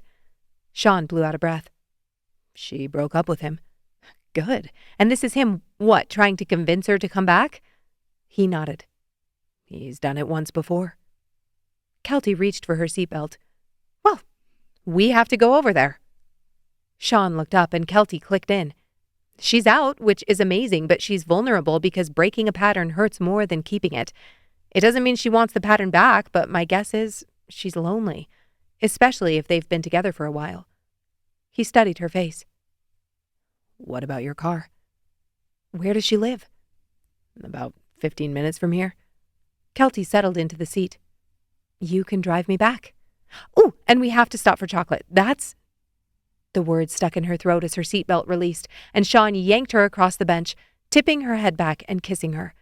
The residual oil from the Thai chilies made her lips tingle. Sean pulled back, resting his forehead against hers. I want to see you. After this is over, I want to see you. Kelty kissed the corner of his mouth. You should have some time on your hands. He chuckled, threading his hands in her hair. Come over for supper on Sunday. At your place? He smiled against her cheek. Something like that. Chapter 22. Present Day. Kelty stared up at the front entrance to the ice center. She should leave. The thought flashed through her head like a dare. She could skip the entire playoffs, throw all her crap into her car, and drive to Penticton tonight. Well, she'd have to stay overnight in Revelstoke or something, but she'd be there midday tomorrow. It was tempting. She sighed, locked the doors of the car, and hobbled across the parking lot with the rest of the fans who showed up early to get good seats. With how popular the Elite League games were, someday soon they were going to have to come up with a better seating system. Though bench warming with friends was part of the fun. She showed her ticket on her phone and moved with the crowd through the atrium. The entrance to the gold rink spat her into white and blue glare, the sound of sticks clapping the boards echoing through the cavernous space. Kelty drew a deep breath. Cool, clean rink air. There wasn't much better. She scanned the stands for the Thompson herd. Their group had commandeered a full section near center ice, easy to spot by the unruly garden of toques and blankets. Charla and Rob were flanked by Sean's sisters, Eliza and Rachel, who'd arrived in town that morning. Then there was Maddie and Chase and Crystal and Logan. He had chunky fake glasses along with the toque. Smart. Carter and Nate sat with their wives, Alex and Naomi, and there was Suraj's wife Rashi, Curtis's family, and what looked like the Snowballs' entire extended friend ecosystem. Emma, Penny, Rhonda, Lindsay and Vaughn, Ann and Tina. The whole gang was there. And holy shit, that was Jack Harrison and Delia Melise? How did they get in without a media blitz? Kelty! Charla waved her down, and Kelty's heart softened like melting butter. She wove through knees and blankets to sit in the middle of their entourage. You made it!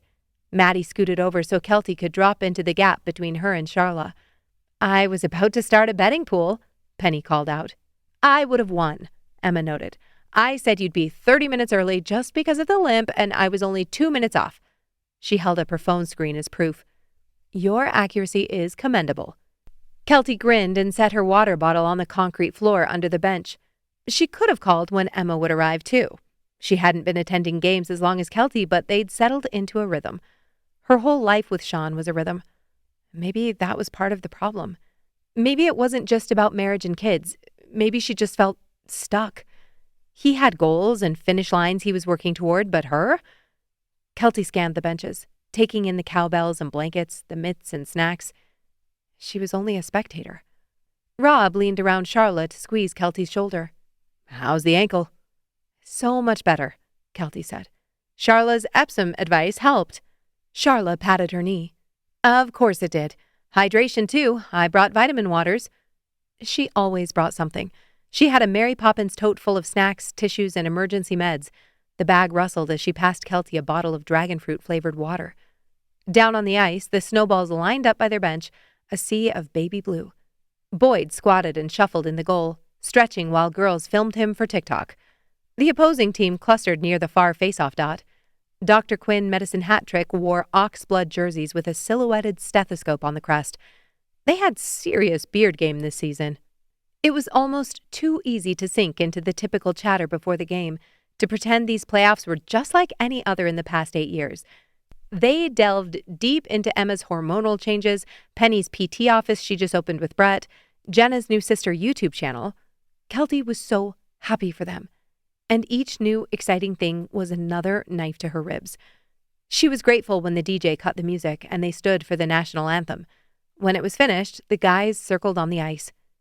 If they win, I want lights installed, Jenna said, unfolding the blanket for her daughter Hope, sitting next to her. You think they'd do that? Rhonda asked. Jenna nodded. We can only approve blue and white. Penny snorted. Forced snowball propaganda. The puck dropped. Tyler won the draw clean, a confident pullback to Darcy who wasted 0 time, flinging it up the boards to Curtis. Curtis saw the forecheck bite and threaded a needle up the middle to Suraj. Suraj took it on his backhand, pivoted and tipped it to Sean, streaking over the blue line. Kelty's ribs squeezed. She loved watching him play. Years ago, when she attended her very first Snowballs game, it felt like a switch had been flipped inside her. The strength and speed, the decisiveness of his body on the ice altered her brain chemistry. She wasn't attracted to men with perfectly manicured hands or a nice sweater anymore. She wanted this: brute force, grit, and determination. She crossed her legs and swallowed hard. Sean dragged the puck through his skates to shake a defenseman. He still practiced shit like that in the garage on the weekends, and cut wide. The angle looked rough. He held, waiting for the trailer. "Tyler," Emma breathed, and there he came like clockwork. Sean's pass kissed air and fell to Tyler's tape. He hammered a shot. It thunked square on the goalie's chest and died, but the speed sent a ripple through their section. "Shoot corner, bud," Rob yelled, his hands cupped around his mouth. Charla nudged him. He probably tried. "He's got to get up over that pad." Charla rolled her eyes. The Snowballs forechecked like the puck owed them rent. Brett pinned a defenseman against the glass. Curtis stepped up at the blue line to hold a clearing attempt, chipped it deep, and Sean won a race around the back of the net. He went for broke on a wraparound that the goalie smothered with his left pad. Whistle. Pile of bodies. "Punch him in the stethoscope!" a small voice sounded, and Kelty turned to see Ryan's daughter, Amaya, standing with her fist in the air. "Parenting these days," Crystal murmured with a grin. Logan was crying. He was laughing so hard. Sean's sister Rachel leaned down from the bench above. "How's work? You still doing the line item wizardry?" Kelty sighed. "You know me, vendor compliance queen." "Hot," Eliza said. "Is Sean favoring his left side a little?" Rob asked, leaning over to Chase. "I didn't notice, but—" Their conversation was cut off as the Snowballs drew a penalty. Darcy took a stick to the hands on a breakout. Power play. The baby blue gathered at the faceoff dot. The puck dropped, lost, won back, and then everything clicked. The puck skated like they attached it to a string. Point to half wall, to low bumper, to slot. Country waited, held the goalie's eyes, and then no-looked it to Brett, who was creeping back door. Brett smashed it top shelf. "Over the pad, that's it," Rob crowed. Their entire group stood to hug and fist bump anyone they could reach. The game sped forward, most of it being played in Dr. Quinn's zone as expected. The Snowballs were strong, and this wasn't going to be much of a fight. A whistle blew. Icing. Face off back in the Snowball zone. Dr. Quinn rolled a line with a winger whose shot could break glass. He fired low, snagged by Boyd's left pad with a thud that reverberated to the rafters. Rebound kicked straight to a waiting stick. Boyd exploded across the crease and stacked his pads like it was 1987. The arena roared. The winger fell over Boyd's stick and slid into the post. The Snowballs bench hollered, sticks banging the boards. "Buy that man a beer," Jack called, with Delia hooting right next to him. The period ticked toward 0. Sean backchecked through the neutral zone with a beautiful hezzy to buy some space, lifted a stick at the blue line, shoveled the puck to Tyler, and created a 2-on-1. Tyler held, looked shot, then slid it across. Sean tapped it in with a lazy grace that made Kelty's blood heat. He glided past the crease, stick up, receiving a swarm of hugs against the glass. 2-0. Between periods, the DJ played a mix of classic rock and K-pop. The Zamboni carved clean arcs across the ice. The second period built like a storm. Dr. Quinn pinched harder at the points, threw pucks from bad angles, hunted rebounds. Boyd turned his blocker and glove into a metronome. Darcy swallowed minutes on the back end with patient footwork and no-nonsense clears. Country, who lived for chaos, tried a breakout through the middle that led to a 2-on-1 for Dr. Quinn, then redeemed himself by busting his ass back to defense and laying out to block the shot. He scored late in the second, and then it was all Tyler in the third. The man was everywhere, on top of every puck. Dr. Quinn scored once, and he answered twice with a goal and assist. "Geez, he's on tonight." Emma watched in awe. Rob laughed. "I thought the puck was the only thing that would earn his devotion." It was a joke, but it punched the bruise inside Kelty's chest. Tyler changed. He committed. What did Emma have that she didn't? "I'm going to go get air," she told Charla, and stood before anyone could argue. Her ankle twinged, but after a few days of rest, it was nearly back to normal. The atrium was busier than expected mid-period. People heading to the washrooms, getting last-minute snacks, and a kid's birthday party spilled out of a community room with paper crowns and frosting faces. Kelty walked past the stairs to the far end of the hall, turned the corner, and leaned against the wall, letting the cool cinder blocks press through her Snowballs jersey. Playoff noise seeped under the door in waves, the scrape, the roar, the whistle shriek. She inhaled, held, exhaled. Escaping? Kelty jumped. She looked up to find Mason standing in front of her. Black jacket, jeans and hair mussed in that perfect just woke up style. She straightened. Hey, what are you doing here? Stupid question. It was obvious. The only reason he'd be there was to support Sean. Kind of surprising and a little bit sweet. Came to see Sean. He's playing out of his mind. He wasn't wrong. Yeah, easy win tonight. He watched her for a beat. So, I'm going to cut to the chase. I saw you walk out and I followed. Obviously. Kelty drew another breath, working to keep her nerves in check as her brain auto-generated 100 reasons why Mason would follow her into the hall. None of them predicted his next words. I saw you leave the launch party, Kelt. I went down to get something from my car, saw you storm out with Sean. I probably should have left. I wasn't trying to spy, but I didn't want you to see me, and I don't know. Then Sean came out, and anyway, then I saw you at the bakery the other day, and it's pretty obvious things aren't great between you two. Kelty wanted to cut in and argue, tell him he was wrong, but she didn't have anything to rebut his observations. I've thought about you ever since I moved back to Calgary.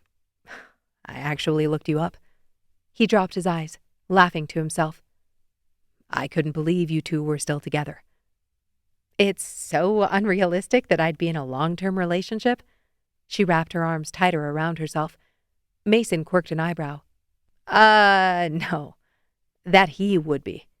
He stepped closer and leaned against the wall. I've known Sean a long time. So have I. Fair. He nodded, considering his next words. He doesn't seem like the kind of guy who puts down roots. No, it's more like he can't put down new roots, if that makes sense. Ever since that thing, with that girl and his friend Jordan. Yeah, I know the thing, Kelty snapped, her chest cinching like a corset. Right, so ever since then, it's like he can't let anyone else in, Kelty straightened. He let you in? Mason scoffed. I mean, kind of. No, Mason, he let you and Andrew in, fully. Do you know how hard it was for him to ditch his safe job and jump into that startup with you? Right after everything with hockey fell through? Mason's neck reddened. I know. It was difficult. Yeah, difficult. And then what happened, Mace? Words and understanding bubbled up in her like hot magma, boiling over until she couldn't keep them from spilling out. The company went belly up. He lost most of his savings because of that acquisition, and then you come back to town and don't even tell him about your new gig? Don't even give him the chance to apply for I didn't think he'd be interested. I know how much that crushed him, and I had no idea if this venture was going to be any different. I didn't want to. Mason, you didn't even call. You had your fancy friends, and you knew exactly what you were doing when you kept things close to the chest. So, gee, I wonder why Sean has trust issues. I wonder why he won't put down new roots. Kelty shoved past him, annoyed that she couldn't make a more dramatic exit because her damn ankle could only go the speed of a sloth. So that's it? Mason called. Kelty slowed and spun. What do you mean, that's it? Yes, Sean and I aren't exactly together right now, but there isn't anything here, Mason. There never was. She turned the corner, swiping at her eyes and jolted, pulling up short. Because Charlotte Thompson blocked her path back to the atrium.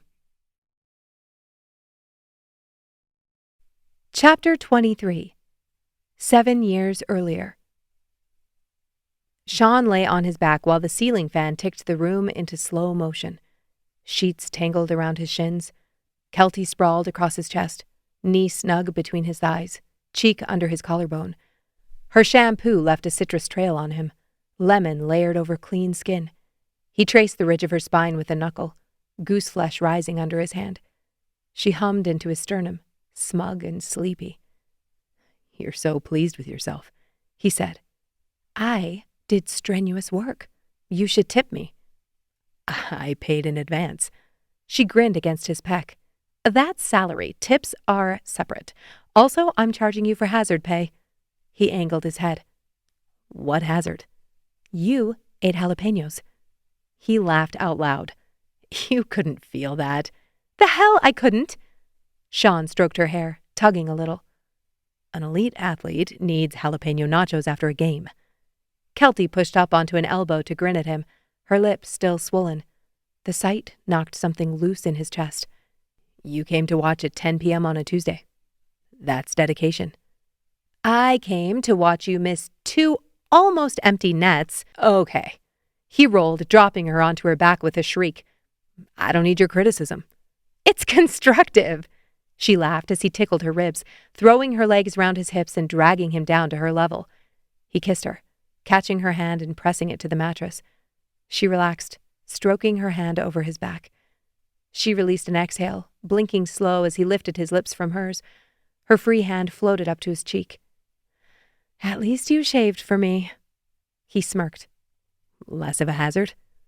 Her fingers stilled on his throat, her heart picking up speed against his ribs. I love you. Sean stopped breathing. The fan clicked above them. He saw the moment fear flashed across her face, and he wanted to grab the last 5 seconds and force them to replay. I know it's been, barely 6 months, she said in a rush. I know that's not a lot. I didn't mean to blindside you. No, stop. He pressed a finger to her lips, squeezed his eyes shut, the image of his university apartment forcing itself into his head.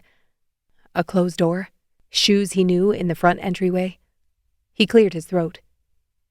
It's not that I don't. It's okay. You don't owe me the sentence tonight. I didn't say it to hear it back. I said it because it's true, and I didn't want to keep that from you. He stared at the headboard, her dark hair splayed across the pillow. The last time He stopped, then forced the words out before they choked him. The last time I said that, it sounded like begging. Kelty nodded, running her hand over his neck, his shoulders. It's okay. I get it. She didn't, because he didn't even understand it himself. How hard was it to say what he felt? He did love her. He knew he loved her. But even admitting it to himself felt like swallowing motor oil. He swallowed. The sound felt like it went through a microphone. I need time. Of course. Take all the time you need. Chapter 24. Present Day.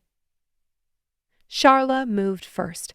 She hurried Kelty into the alcove leading to the office doorways and held perfectly still until Mason passed in the hall, then held out the extra hot chocolate in her hands. How much of that did you hear? Kelty took the cup, grimacing. Enough. Charla gave a sad smile. Kelty's mouth opened to explain, but what was there to apologize for? Everything she'd said was the truth. I'm sorry we didn't tell you. We didn't want to throw a wet blanket on the family time and the anniversary celebration, and I don't care about any of that. Charla's eyes were fixed, intense. I care about you and Sean. What's going on? The first tear hit her wrist, a hot bullet. The second found the hollow above her collarbone. By the third, she couldn't see the inspiring posters taped to the wall anymore. Courage is a habit, my ass. She hunched against the wall, clutching her cup like a comfort blanket. I can't keep doing this. I love your family. I love this. She flung the hand not glued to the chocolate in the direction of the rink. I look at Rob's stupid, proud grins and you holding his hand and one place and Sunday supper. She choked back a sob. I can't lose it. I can't lose you, but I think Sean doesn't want the same thing I want, and I can't build a life out of waiting for him to wake up and decide he wants to take the next step. Charla bent over, set her cup on the floor, and pulled Kelty into a hug. That's when she broke. The sobs yanked up from somewhere behind her ribs and ripped a path out. I want the box you have in your closet and the photo albums. Shh, I know. I want to have kids who come home and make up games to play together to celebrate our undying love, and I just realized you don't know about the games. Kelty pulled back. I'm sorry, I didn't mean... Charla clapped her hands to her cheeks. I know you all have been planning something. I'm not an idiot. Kelty nodded, sniffing back a laugh. I love Sean. I know. I love you and your family. I know. And you won't lose me. You won't lose us. No matter what happens with him, you won't lose us. How she wanted to believe that. You can't make that promise. If Sean moves on. Charla pulled back enough to look at Kelty's face. Her eyes were steady. Do you really think he will? It felt like a block of granite landed on her chest. Kelty blinked. No, she didn't think he would.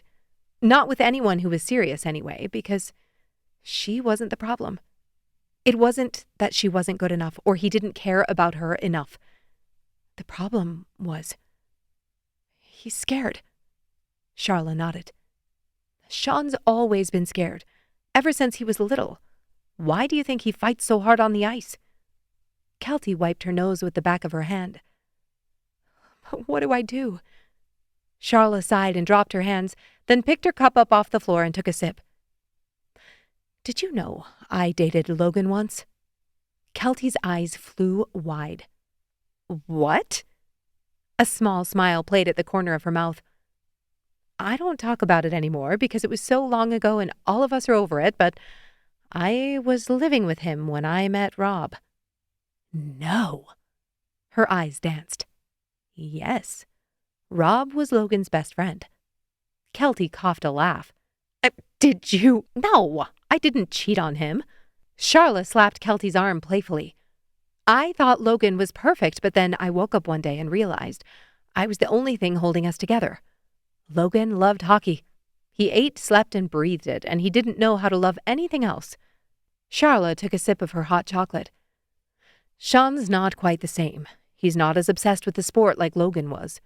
She pondered a moment, then continued. Rob, on the other hand, was ready. He loved me.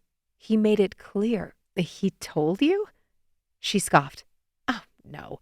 He never said it out loud, but he showed me every day. Did you know he used to wash out my water bottles at night? Wait, he was living there too? Quite the situation we were in. She laughed, then sighed with reverie. But here's the thing. Walking away from Logan was the first grown-up thing I did. I could love him and still see that he didn't love the version of life I wanted. If I'd stayed, that would have taught him my needs were optional. Women like us don't do optional, Kelty. Kelty swallowed, the lump growing again in her throat. Charla's eyes grew glassy. I adore you. I adore my son. But if he isn't ready or capable of giving you the things you deserve, if he can't be the person who meets you in the middle with arms open, you let him go. Do you understand me? Tears spilled over onto her cheeks. I do love him. Charla smiled, her own tears tracing paths over her skin. Oh, honey, don't I know it? Chapter 25.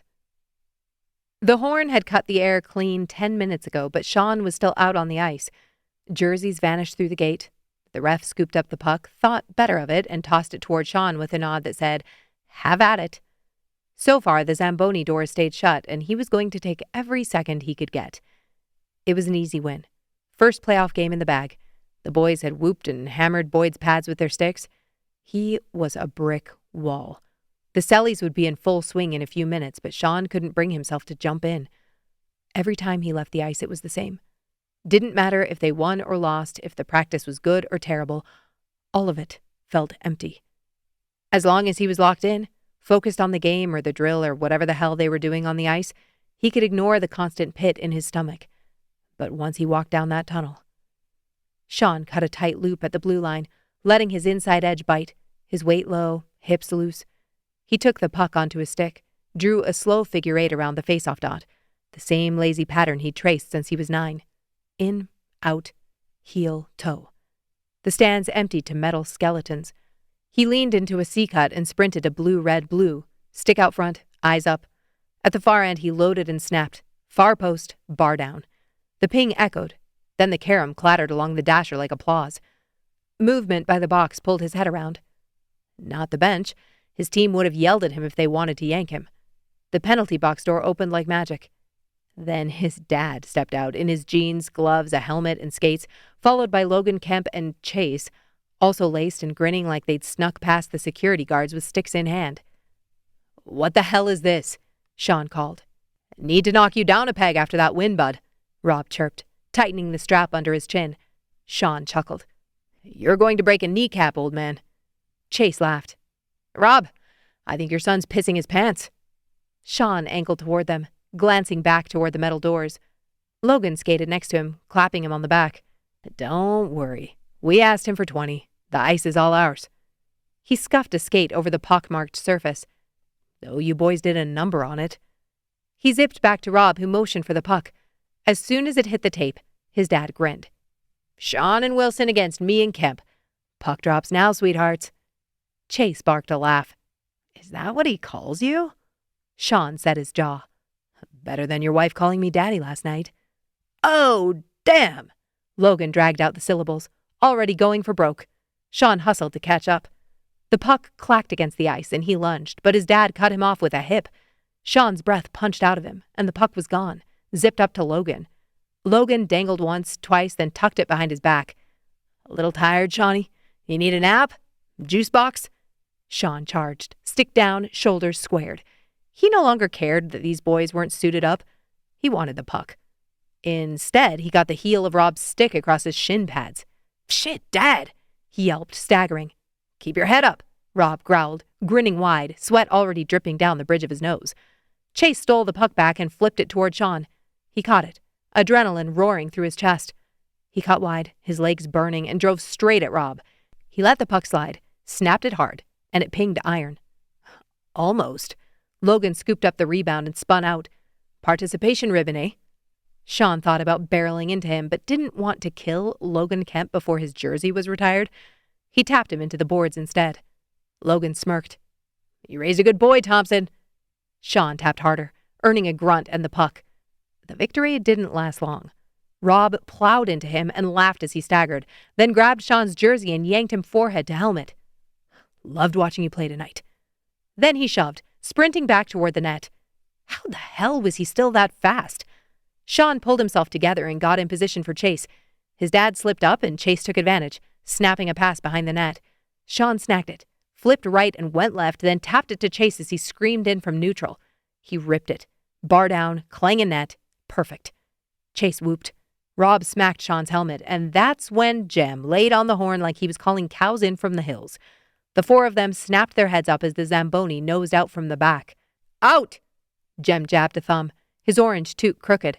Sean cupped a mitt to his ear. "What's that, Jem? One more shift?" Two short blasts of the horn answered. He laughed and went to retrieve one net while Jem hopped down and did the other. They exited the ice before he ran them over. "Puberty give you that mustache?" Logan pointed at the blonde whiskers clinging to Chase's lip. "I'm bringing it back." Rob chortled. "You're not my coach anymore. I can tell you what I really think." "Get changed, eh?" Logan nudged Sean. "I'm telling your mom you're the reason we're all late to the pub." Sean took off his gloves and helmet as they clomped down the rubber. "You're going to one place?" "Why the hell not?" He thought that question was obvious. Rob leaned in. "His disguise is over by the stairs." "Good playing." Chase nodded in approval. Sean lifted his stick in salute and warmth pushed up through his chest. "Miss it?" Rob asked. Logan dropped his eyes. "Every day, and twice on Saturdays." Chase rolled his shoulders and winced. "Miss the locker room most. Not the same when you're coaching." Rob nodded. "Takes you a while to figure out who you are again, eh?" His friends grunted in agreement, the whole group slowing as they approached the turn to the stairs. Rob turned to Sean. "But you do find it." Sean's jaw worked. He gave a sharp nod, not trusting himself to speak. "See you up there," Rob said, and the three of them turned to the stairs. The ghosts of playoffs' future. Damn it, he was going to kill Andre for planting that in his head. Rob laughed as Logan jostled him before racing up the stairs first, and Sean's heart started to pound. Those weren't his ghosts. That wasn't his future. By the time his dad was his age, he'd been married for 15 years and had a gaggle of kids. What was he doing with his life? What did he want his future to look like? Kelty. Anytime he thought about his future, it was Kelty. But realizing that didn't fill him with warmth and love like everyone else described. He didn't feel safer knowing that he wanted her until death do them part. Wasn't true love supposed to feel warm? Like you would throw caution to the wind, not like he needed to find the nearest escape route? The locker room door banged open, music and laughter spilling out into the hall. "Oh, hey, Cap." Brett grinned, waiting for Tyler. "Waiting for someone?" That hopeful look in his eye twisted a knife in Sean's ribs. He shook his head. "Nope, just..." Brett clapped him on the shoulder. "See you up there?" "Yeah, see you there." Sean hurried into the locker room, ignoring the voices trying to get his attention, and rifled through his bag to find his phone. He swiped it open and tapped on his contacts, searching for the name that Andre handed him in the parking lot of the Dusty Rose. Elodie Shaw, therapist. Chapter 26. Game 2 against Dr. Quinn was a victory lap. The Snowballs ate them for breakfast, at their home rink no less. It was just under 3 hours away, so most of the group made it out to watch. Tyler pinballed a shot off 2 defenders and into the net. Country got a deflection with his thigh and then did a dance that made Jenna blush. Boyd saw 12 solid minutes of nothing and still pulled a glove save that drew a gasp out of everyone's lungs. But Kelty couldn't stop watching Sean. Whether he was on the bench or on the ice, it didn't matter. Every second felt like the last. The last time she'd see him jump over the boards. The last time she'd watch him check a guy into the boards. They still had another best-out-of-3 series to play and then hopefully the finals, but it didn't matter. She was going to move to Penticton. Not forever, probably, but at least for a little while. She could work remotely and navigate through whatever this was, helping her parents in the process. Now that there was an expiration date, every second felt like a period, a punctuation mark, and yet trying to soak it in seemed to only make it go faster. Monday, the stiff sticks arrived with sharp elbows and a goalie who liked to chirp. It pissed Sean and Darcy right off. Despite a high number of penalties, the Snowballs squeaked out a 3-2 win. Wednesday was in southern Alberta. Another few hours' drive. Stiff sticks nicked them 2-1, and the whole team stood in the parking lot afterward, blinking like birds who'd run into a window. But then there was Friday, the deciding game. Nail-biter didn't begin to cover it. The Snowballs were higher seeded, and the thought of them getting knocked out before the finals made everyone antsy. They all stood during the third period because none of them could sit still. Siraj roofed one on a bad angle, but Curtis finally threaded end-to-end and slid it to Tyler for a tip that made the crowd erupt. There was 1 minute left, and it was a tie game. Sean took a face-off in their zone and won. Brett hacked it toward the net, and Sean chipped it over the goalie's pads. He got a glove on it, but then Tyler was there giving it just enough of a kiss that it flipped up and over the line. Everyone lost their damn minds.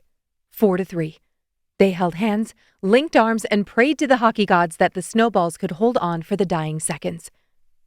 When the horn blew, the celebration felt like the ball drop on New Year's Eve. "One more team!" Rob was glowing. "Beat them and we've got the cup!" One more team. Emma, Penny, Jenna, Aylin, and Rhonda watched their phones like hawks, waiting to see who won the other series. But the guys arrived before any text messages. They took over 3 tables at one place. Kelty stayed for a bit, not forcing any pretense. The whole team knew she and Sean weren't staying together. Now that Charla knew, was there really any reason to pretend? Carter and his wife seemed oblivious, but they also weren't paying attention to their seating arrangements at the pub. It was later that night, when the party started to wind down, that Carter made the announcement. He stood on a chair and banged a butter knife against his pint glass until the chatter died down. "Ladies, gents," he said, his eyes glittering as he gestured toward Rob and Charla. "As you know, these 2 lovely people are celebrating another year of marriage." Cheers went up around the table. Carter waited for it to die down. "My lovely assistants will be handing out some information that will be needed for the next 2 weekends." Eliza and Rachel rounded the table, handing out cards to anyone in the Thompson family, Logan and Crystal, and Madeline and Chase. The whole Snowballs team was well aware this was happening, so there was no concern about them feeling left out. Charla opened the envelope and devoured the words on the card. She looked up at Carter with wide eyes, back to the card, then up to him. She slapped Rob's knee and squealed. Carter laughed. "That's right. You have won a slot on the Amazing Race." "Don't call it that. We don't have the licensing rights." Rachel called out. The amazing-ish race, Carter corrected. Did you all plan this? Charla looked around the table in complete disbelief. Kelty grinned. So, she thought they were planning something, but this wasn't on her radar. There was something so satisfying about pulling off an actual surprise. She didn't think she'd ever been a part of one before. Carter began his explanation. Teams of 2 listed on your card. You'll receive route info, detours, the odd roadblock. He paused for effect. And yes, there will be a U-turn. Rob thumped his pint. Pit stops? Multiple. Carter flipped through his stack. Greeters, photos, check-in mat, departures the next day based on arrival order, time credits, and penalties. Charla's hands were cupped over her face. She might have been hyperventilating. Carter called out names like a draft. Thankfully, Kelty and Sean didn't have to be a team. They'd already vetted the challenges. Now they got to relax and time the rest of them. She'd have to thank Carter later. While the earlier tasks weren't ideal, this was exactly where she needed to be at the moment to preserve her sanity. When Carter finished, his wife Alex handed out lanyards with team names. He then moved on to the rules. You'll receive timestamps at each task. Some are races you complete as fast as you can and check in. Some are single activities with a mutual time window. Self-drive only, walk, run, bike, skate. We're not paying for your Uber. Obey all traffic laws. You get a speeding ticket, you take a 30-minute penalty at the next pit stop and get a lecture from Dad. The Thompson kids groaned. Carter continued. Phones stay pocketed for trivia, and you may ask strangers for directions or help, but you cannot bribe anyone. A U-turn will exist on one leg. If you choose to U-turn a team, they must complete both detour options. Choose wisely so we don't break up the family. Alex handed Tyler, Emma, Sean, and Kelty referee bands. Don't mess with these 4. They can assess penalties, no questions asked. He clapped his hands together. Okay, if you haven't already, flip your card to see your first challenge. Kelty peeked over Eliza's shoulder. On the card, there was a bright route info strip in block letters. Report to The Den. Arrival window, 6 to 6:15 p.m. Task window, 6:30 to 8 p.m. Rule, phones in basket. Bonus, win the night equals 10-minute credit. Second, 5-minute credit. Third, 2-minute credit. Pit stop, check in with Rob and Charla on the red mat by the jukebox. Underneath, in smaller text, read, Roadblock. 1 team member completes the lightning round solo. No outside input. Kelty was in awe. She and Sean had done some work, but looking at everything they'd set up, it felt like next to nothing. Carter pointed at the jukebox, where a piece of red fabric had been duct taped into a rectangle on the floor. That is your mat. When you finish tomorrow, you run, don't walk, don't saunter, run to Rob and Charla.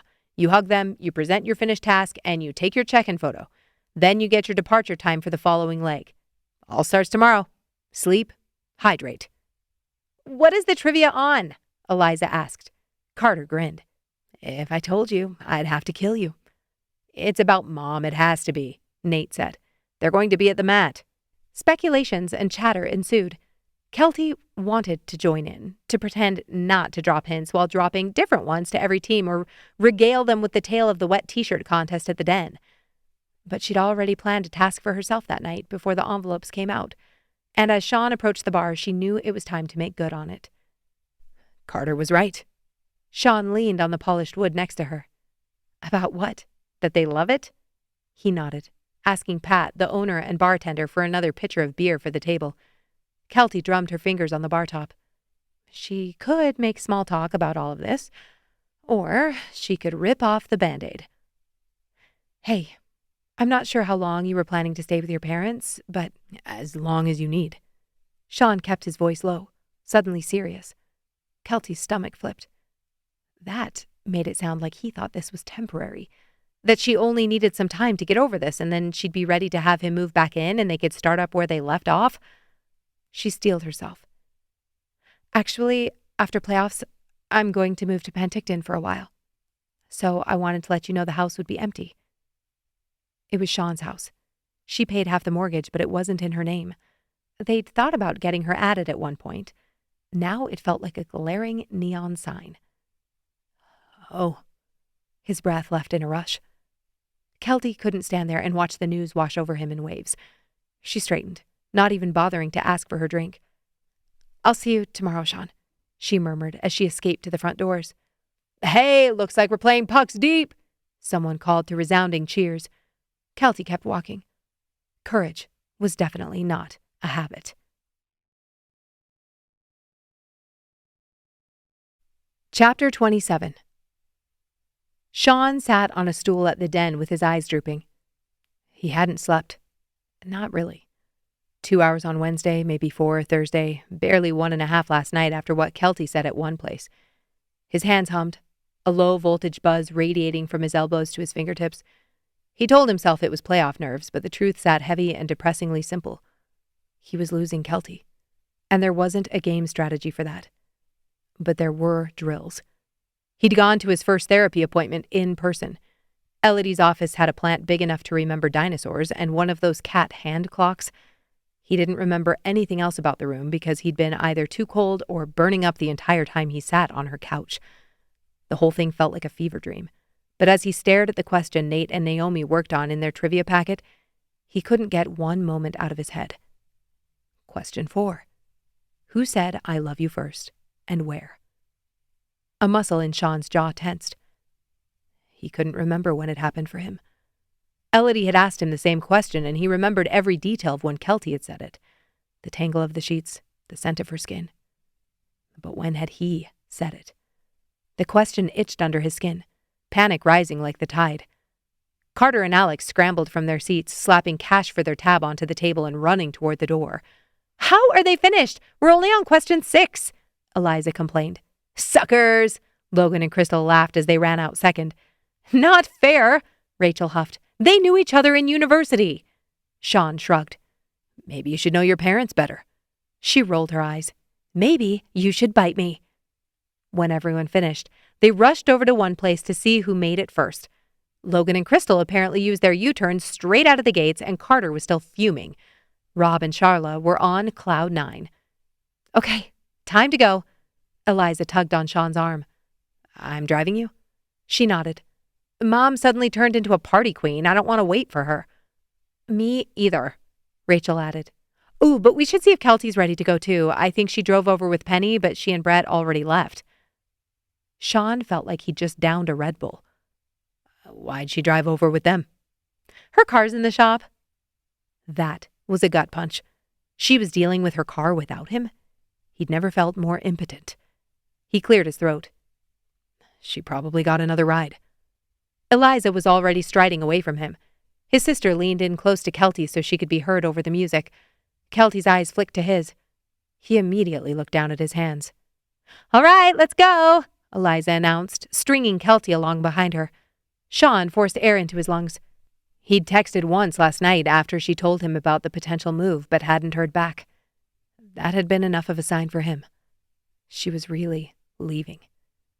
I can't believe you're letting him stay at our house, Rachel said, linking her arm in Kelty's. Sean's hands curled into fists. Right. They still thought everything was fine between the two of them. Not sure how they hadn't picked up on the ice fields of tension, but they still had a few people to pretend for. I don't let your brother do anything. You know that. Kelty grinned, but her words struck a chord. I don't do whatever I want, he said. Rachel laughed. Oh, come on, Sean. We all remember how you ate Cheerios for dinner every night in grade 7. He scoffed, pushing through the doors to the sidewalk. That was a bedtime snack. You ate 2 bowls, Eliza crowed. One was for dinner, definitely. Sean normally would have laughed, but tonight he wasn't in the mood to be reminded of his unwillingness to compromise, even as a kid. Shotgun! Eliza raced toward the truck. How old is she? Rachel muttered, and Kelty grinned, the first real smile he'd seen all night. We can make out in the back seat if you want. Make her jealous. Kelty winked, and Rachel laughed out loud. If it's in the family, it doesn't count as cheating. Exactly. The two of them climbed in the back, and Sean already wanted to break something. This was bullshit. All of it. It was like watching your vehicle rolling down a hill and not being able to stop it.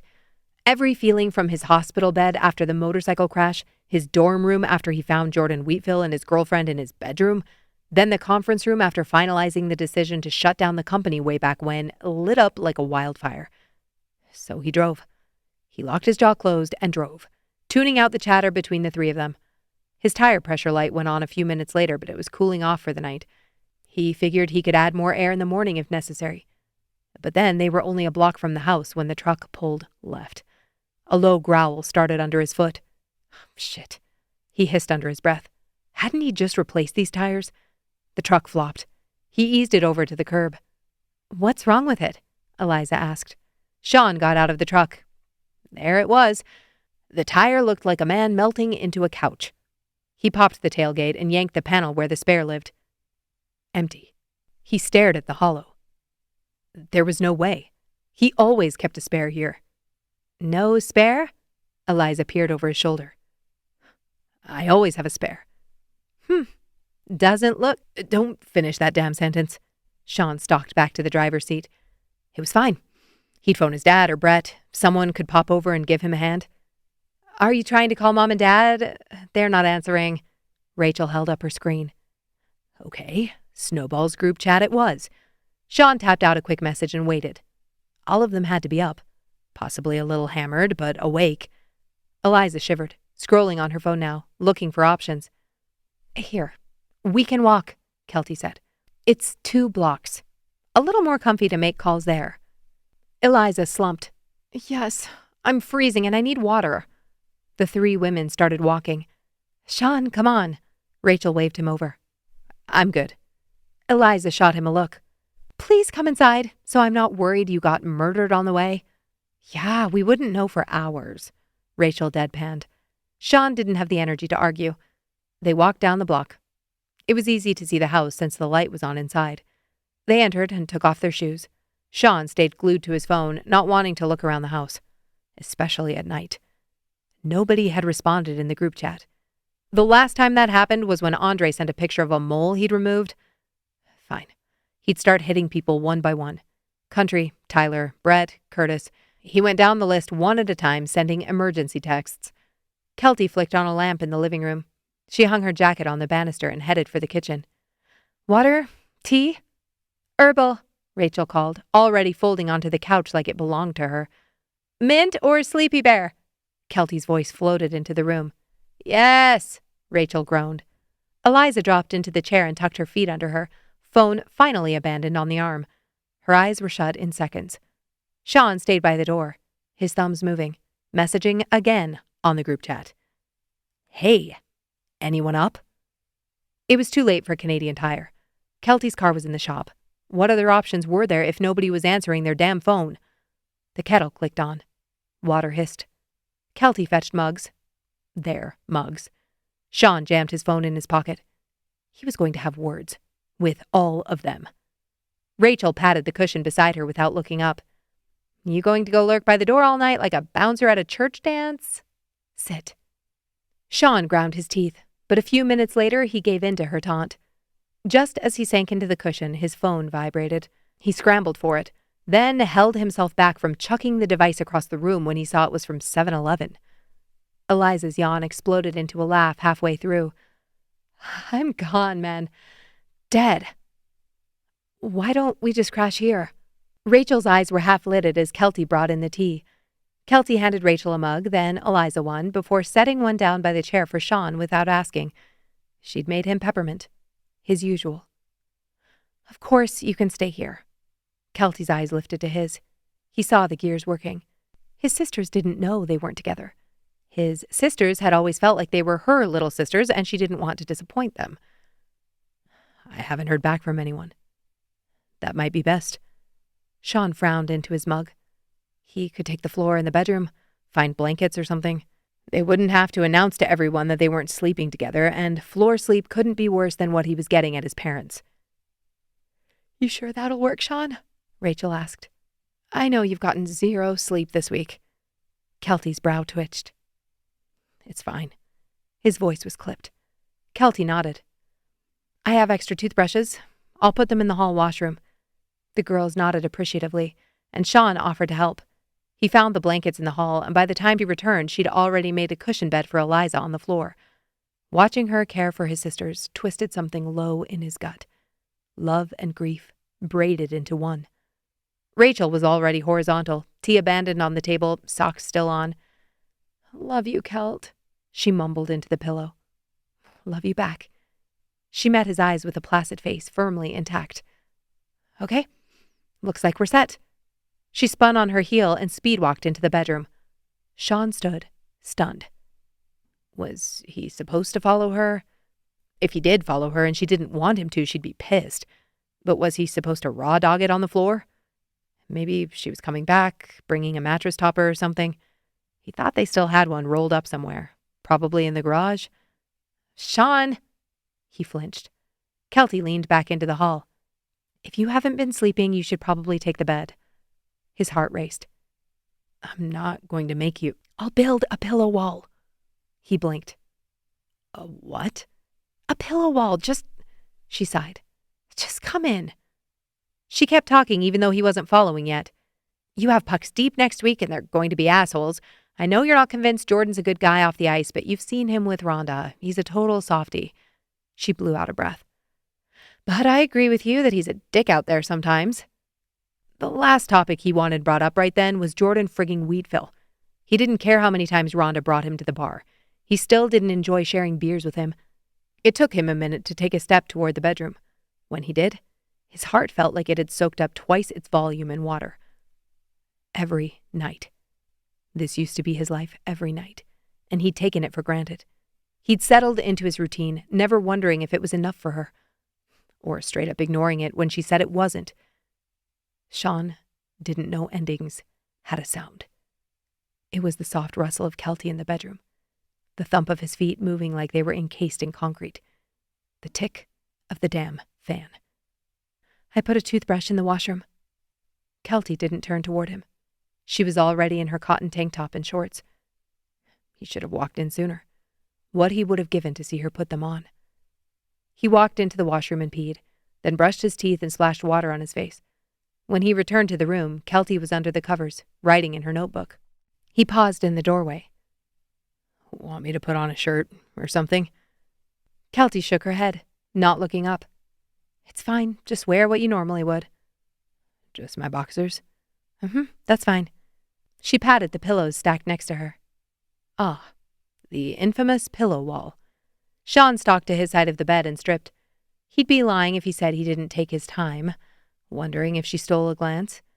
By the way she still stared at the paper when he turned, he doubted it. He slid under the sheets, and they smelled like home. The mattress held his shape, the way an old glove remembers a palm. Kelty turned out the light. He lay on his back and let it hit like a check to the boards. His breath shook. He pressed it down, the way you smother a cough at a funeral. He could cry. Easy as turning on a tap. He stared at the ceiling instead, eyes burning. These were the dying seconds that mattered. But this time he didn't have his team with him. He had to watch the clock tick down, all alone. Sean was in the conference room, seated in his chair. Kelty perched on the edge of the table in front of him in a tight pencil skirt and that blouse he'd only seen once. It was open down to her bra. Her dark hair swooped over her shoulder, curling under the collar. She kicked one heel off, then the other, letting them thud on the carpet. Professionalism, she said, the word crooked in her mouth. Not a huge fan. His voice came out rough. His tie was loose. She reached out and hooked a finger through his belt loop, reeling him closer. Shut the blinds. He stood, his pants so tight it was difficult to move. Were there blinds in the conference room? He found a cord and pulled. The room dropped into shadow. He walked back to the table and she dragged her hands down his chest. Perfect. She stepped back and sat on the table, pulling him between her knees. When had she taken her skirt off?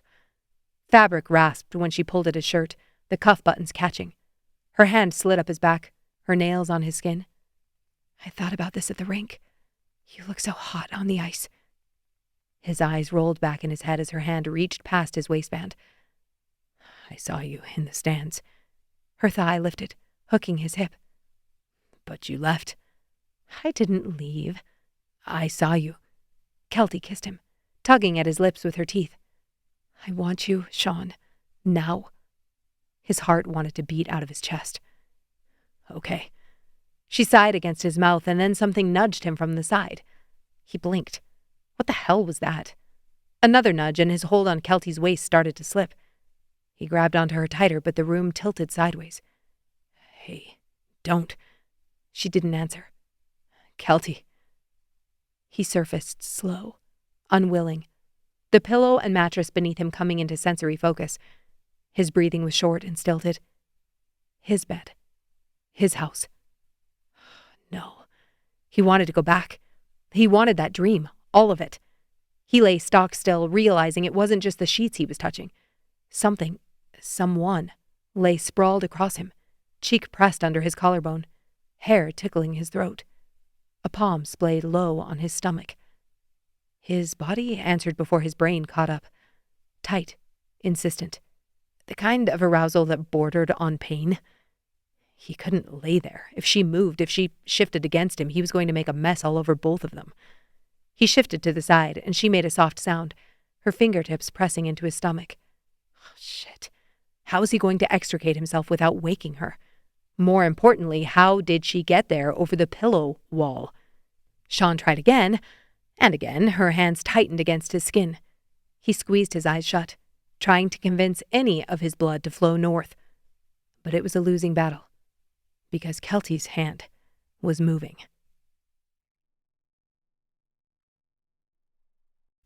Chapter 28. Kelty woke to the feel of his skin, her body aching, desperate to press against him. Sean. He was in her bed. Why was that a problem?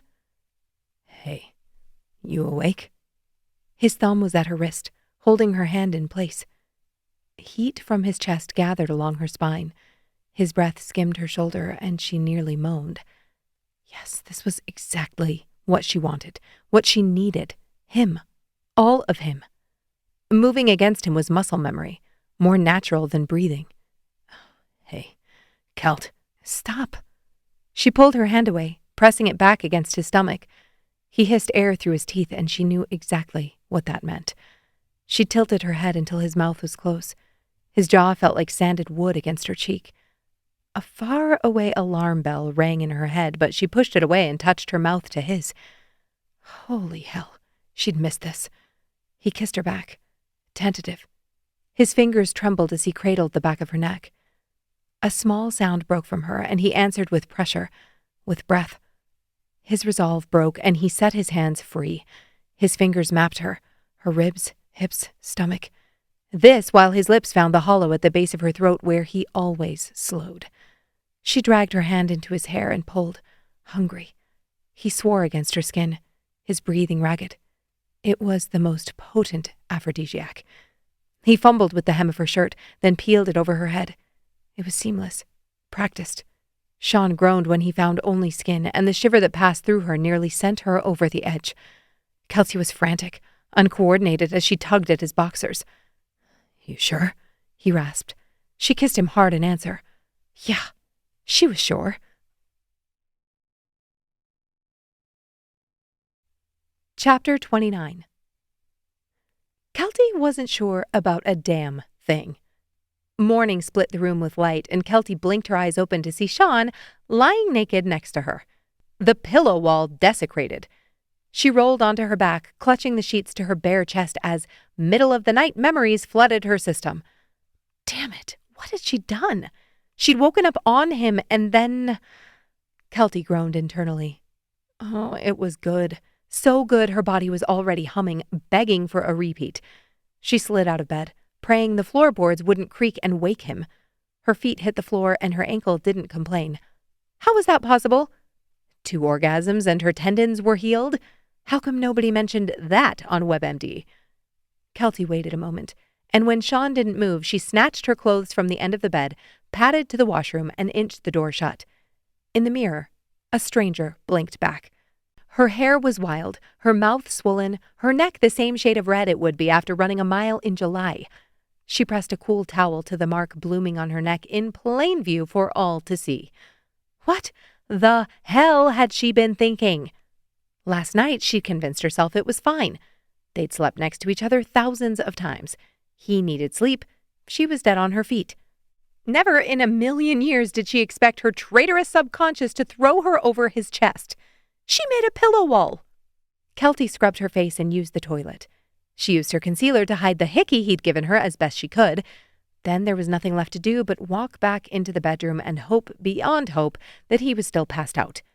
She could salvage this. Just avoid him forever. Easy. But when she stepped back into the bedroom, Sean was sitting up, their sheets balled up and held over his crotch. Heat flashed down her inner thighs. He looked so good. She hadn't been able to see him last night, though the feel of him was more than enough. Sean's eyes were wide. He looked like she'd roofied him and dragged him to her bedroom. "Morning." The word ground in his mouth. Her back stuck at the doorframe like she was being interrogated. "Morning." "Hey, Kelty, do you have face wash?" Rachel's voice called from the living room. Salvation by sibling. Kelty took the escape. She plucked her bottle of Neutrogena from the counter and swept from the room. Shit. What was she going to do about this? What was she going to say? In the kitchen, the world reset to eggs and coffee. Eliza sat at the counter, motioning to the coffee maker and the pan on the stove. "I hoped you wouldn't mind." Kelty shook her head. "No, thank you so much." When was the last time someone made her breakfast? She threw an English muffin in the toaster and grabbed a mug for coffee. The girls had already loaded their mugs into the dishwasher from last night. "I think you two should sleep over more often." Eliza grinned. "Your setup is actually pretty comfy." Sean appeared from the bedroom and Eliza grinned. "Well, you look relaxed." Kelty almost dropped the plate she was pulling from the cupboard. Sean ran a hand over his hair and made a choking noise in the back of his throat. "Slept well, I guess." "Wow, way to play it cool." Eliza raised an eyebrow, lifting her mug to her lips. "Uh-huh." "Thank you so much for this." Rachel reappeared, setting the bottle of face wash on the counter. Eliza snagged it next. "My turn." She left her mug and disappeared to the washroom. Kelty grabbed a cloth and started wiping down any surface she could find to avoid turning around and looking at Sean. All the work she'd done to shut things down, to convince herself that she was saying goodbye, was undone in a very spontaneous, very hot 10 minutes. And possibly a second episode when neither of them were asleep a half hour after that. Because what was there to lose when they'd already done it once? It was a very convincing argument at 2 in the morning.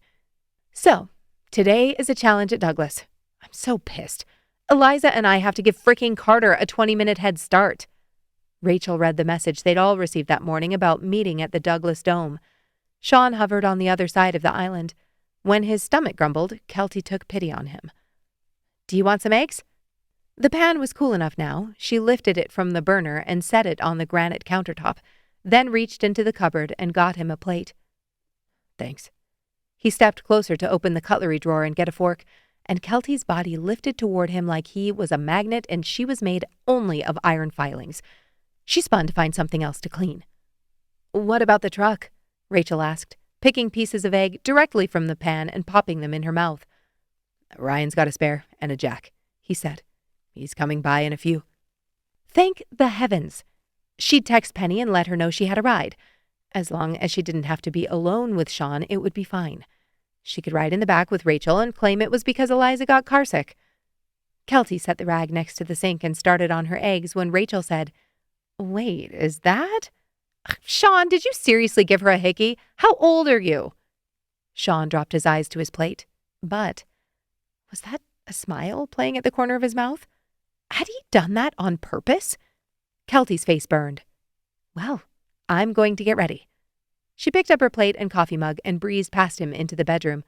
She chose to ignore the heated, whispered conversation happening on the other side of the door, set her dishes on the dresser, and focused on getting dressed. Sean's closet door hung ajar. Strange. He always closed it. She pushed the door shut. Focus. They didn't really have to do anything today besides load the costumes into his truck and time people in the challenge. But she wanted to look good. Hot, even. She mentally berated herself. She would just choose a shirt with a high neck. Chapter 30. Afternoon light slanted through the maple at the Thompson house as Sean pulled the deflated tire from the back of his truck. His dad had a friend who towed it over while they were at the challenges that morning. Sean didn't think he'd be able to focus on anything after last night. But watching Carter skate in a feather boa had been enough to take his mind off things for a minute. The front door banged open, and Chase emerged in what looked like a hiking shirt and cargo pants. "Ready to find this leak?" He grinned, walking down the drive. Chase had offered to take a look at the tire, and while Sean was perfectly capable of diagnosing issues on his own, he agreed to let him help. Chase had apparently worked as a mechanic when he was younger. Couldn't hurt. "You said it happened slowly?" Chase toed the tire with the tip of his boot. "It didn't blow out." Chase nodded. "You slept at home last night?" Sean pursed his lips. His mom had asked him the same thing. He was starting to get the feeling that all of them were catching on. "Yep." The garage door opened, and Rob appeared with an air compressor. Perfect. The whole gang was there. Chase grinned. "Okay, Sean, let's find your hole." Sean huffed a laugh. "Waiting to say that all day?" "Possibly." He squatted, eyes scanning the tread. He rotated it once, then pointed. "There." Sean frowned. He crouched and squinted. At the crown of the tread, dead center, was a tiny silver glint. A screwhead sat flush. "Huh. How'd you spot that?" "Experience. These things love the crown. Worst puncture, best patch. If you're going to get poked, pray it's there." He laughed at his own joke. "Found it?" Rob set the compressor down on the drive. Chase nodded. "We'll get this fixed in no time." Sean's eyes narrowed as the two of them walked back to the garage to get supplies. That had all seemed too easy, and both of them seemed too eager to help. Chase stalked back out and dropped a handful of knickknacks on the concrete. "You want the honors?" Rob gave him a look, and Sean knew in a split second what he was thinking. As a kid, he said no to this every time. He didn't want to mess it up, didn't want to be bad at it. Sean swallowed the tension rising in his chest and nodded. "Teach me." Chase grinned. "Okay, step 1. Yank the offender." He handed Sean a pair of pliers. "Step 2, we ream the hole bigger so the plug seats right. Step 3, the sticky worm goes in." Sean grunted, gripping the screw with the pliers. "Never want to hear you say that again." Chase ignored him. "And step 4, we inflate and baptize in soapy water. Check for bubbles." He paused, waiting for Sean to pull. "Yep, just straight out." The screw resisted like a tooth, then slid free with a squeal. It was short and gleaming, too clean to have been sitting on the road. Chase took the reamer, a rasp on a T-handle, and speared the hole. "You want a snug seat. Plug's got adhesive, so heat and friction will cure it. It'll outlast the truck." Sean put his hands on his hips. "Since when do you have plugs in your garage, Dad?" Rob grunted. "I always keep a few things around." Sean would bet $100 that if he walked in and inspected the tool bench, he'd find nails to hang pictures, and that's about it. Chase threaded a goo-coiled plug into the eye of the insertion tool and drove it in until only 2 whiskers stuck out of the tire. He yanked the tool free. "We trim the whiskers," Chase said, snipping with a box cutter. "Then air." Rob was ready. He clipped the compressor to the valve, flipped the switch, and the machine whined to life. The tire plumped. "Give me a second." Rob turned off the compressor and hurried inside, returning with a spray bottle of dish soap and water. He handed it to Sean. He misted the patch. No bubbles. Clean. "All set." Chase wiped his palms on his shorts. "Need help getting the tire switched out?" Sean shook his head. He'd barely put the spare on with Ryan. It would be easy to take off. "You look well rested, son. Good night." Rob clapped him on the shoulder, not meeting his eyes. That was when Sean was certain they were up to something. If they set this up, forced him to spend the night with Kelty, well, he didn't know whether to cuss them out or thank them. It had been the best night of sleep he'd had in a long time, and that was saying something considering how much physical activity he'd had in the middle of it. He couldn't stop thinking about her. It was bad before, but now he still had her scent on his skin. It was like he'd needed to consume her, and it wasn't just him. She'd been just as desperate. But was that a surprise? Kelty loved him. She wanted to be with him. She thought he was going to propose on that rooftop, and she'd been ready to say yes. He was such an idiot. Sean pulled out his phone and texted Elodie. It was a Sunday night. She didn't owe him special treatment, but he prayed she'd offer it anyway. "Can we meet tonight for a session?" He stared at the phone, his heart racing. He needed to know how to fix this. When the 3 dots appeared, he held his breath. I've got time at 7:30 p.m.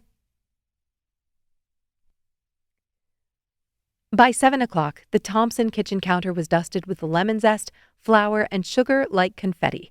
Ricotta tubs were stacked in the sink, and plates of fluffy, blueberry-dotted pancakes sat on clean plates in a line on the table. "Contestants!" Charlotte called, banging a wooden spoon against a pot. "Present your offerings!" Crystal and Logan's looked like a magazine layout. Powdered sugar veil, curls of lemon peel, little basil leaves kissing the top. Madeline and Chase's edges were crisp and browned from the cast-iron pan. It was hard not to be in a good mood, especially when Rachel and Eliza had obviously used ChatGPT to make their speech. The metaphors were unhinged. This was a challenge Kelty, Sean, Emma, and Tyler participated in. Knowing it was coming didn't give them a particular advantage. He certainly hadn't done any prep, and Tyler and Emma had purchased all the ingredients. After the presentation portion was complete, they all grabbed forks and tasted each of the dishes. Each team had to submit a score sheet, which meant he had to talk with Kelty again. The baking had been easy. They were good when they had a problem to solve. "What do you think?" Kelty held the pen over the paper. "Number 1 is us, obviously." "Obviously?"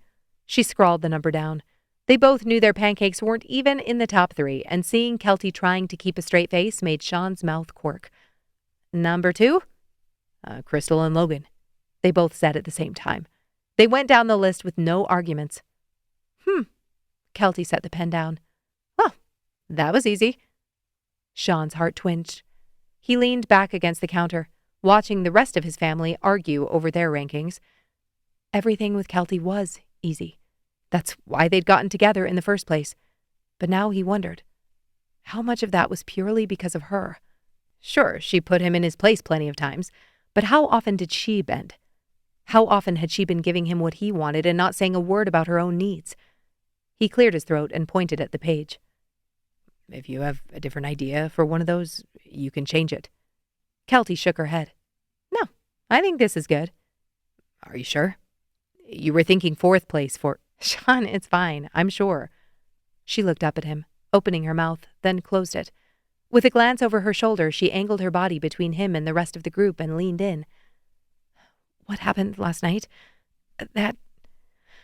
I know it was my fault, and I'm sorry. I don't think it's a good idea."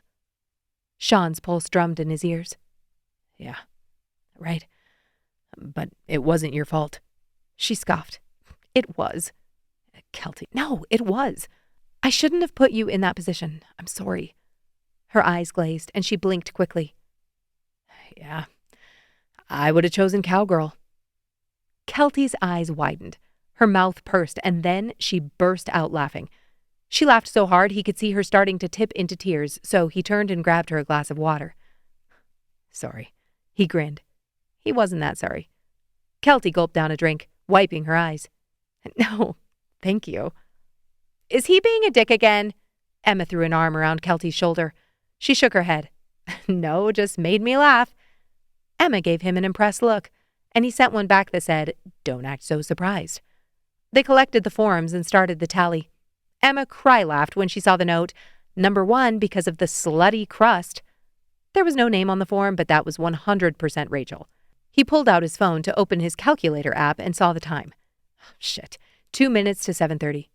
Hey, I have to run." Kelty and Emma both frowned. "Sorry, I have a thing." It was not lost on him that Kelty had given him the same excuse, but he wasn't going to announce his therapy session in front of the entire family. He turned and strode to the stairs before they could ask questions. Nobody bothered him on the way up to the 2nd floor. He locked the door to his childhood bedroom and opened his laptop, hoping his video chat app wouldn't require an update or reject his login information. He pressed the link Elodie had provided him the first time they'd met, and it opened seamlessly. Elodie's face popped up in a tiny square, then bloomed into the full hotel room reality. Bad art on the wall, blackout curtains drawn. "You're traveling?" "I am." "Sorry, you didn't have to do this." She scoffed. "What else am I going to do at 9 o'clock in Ottawa on a Sunday night?" "I'm not my brother." Sean chuckled. "Okay, well, thank you." She leaned in, all business, and opened her notebook. "Check in. Give me a number for your balloon. 0, no air, 10, ready to pop." 7, he said. Maybe 8. What's in the balloon? He could have said playoffs or the family challenge, but none of that was the real issue. The idea of being honest made his limbs feel weak. He choked out an answer. Kelty. Elodie nodded. Okay, that's good. Give me thought bubbles. What's the ticker tape in your head? Sean stared at the abstract squiggles framed on her wall. Just say it. The thoughts were all right there. He just needed to let them out. He drew a breath and released. If I don't fix this now, I'll lose her forever. But I'm the problem. I'm the thing I have to fix, and His voice caught. I don't think I can fix that. How many times had he tried to put himself out there? To go for what he wanted? It never ended well. Even if he did tell Kelty the truth. Even if he had proposed on that rooftop. I think it will all fail again. No matter what I do, he finished. That's a pretty rough diagnosis. Sean nodded, running a hand over his face. The good news is, it's just a story. Your brain is making horror films and then charging you admission. But was it just a story if he'd seen the ending before? It's all the info I have to go on. She smiled. Absolutely. You're not crazy, Sean. Your brain and body are trying to protect you. But here's a question. Do you feel protected? He blinked. What do you mean? Elodie leaned back in her chair. Well, if these strategies are keeping you safe, then you should feel safe, right? Protected, happy, comfortable. You should be exactly where you want to be. Is that true? He laughed once, harshly. No. It was the easiest answer he'd ever given. Okay. She gave it a minute to settle in. We talked last time about behavior as a strategy. Perfectionism keeps you safe from shame by making forward motion impossible. No risk, no failure. And, spoiler alert, relationships are risky. The most risky, actually. Sean shifted in his chair. Yeah, I remember. So let's go back to that story. Your emotions seem split based on what you've told me. Part of you wants to dive in, a part of you wants to run. But your reasonable mind is presenting all this data and discounting the connection you feel with Kelty. So what does your wise mind say? Is that data correct? Should it pull all the weight in this decision? Sean sat with that. He didn't have a clue how to break it down. Let's put it this way, Elodie said. You have playoffs right now, right? He nodded. So your emotion says... I want to win. Right. But what's the data on the Snowballs winning the Rose Cup in, say, the last 3 years? Sean bristled. It doesn't matter. The teams are different. We've implemented new training strategies and...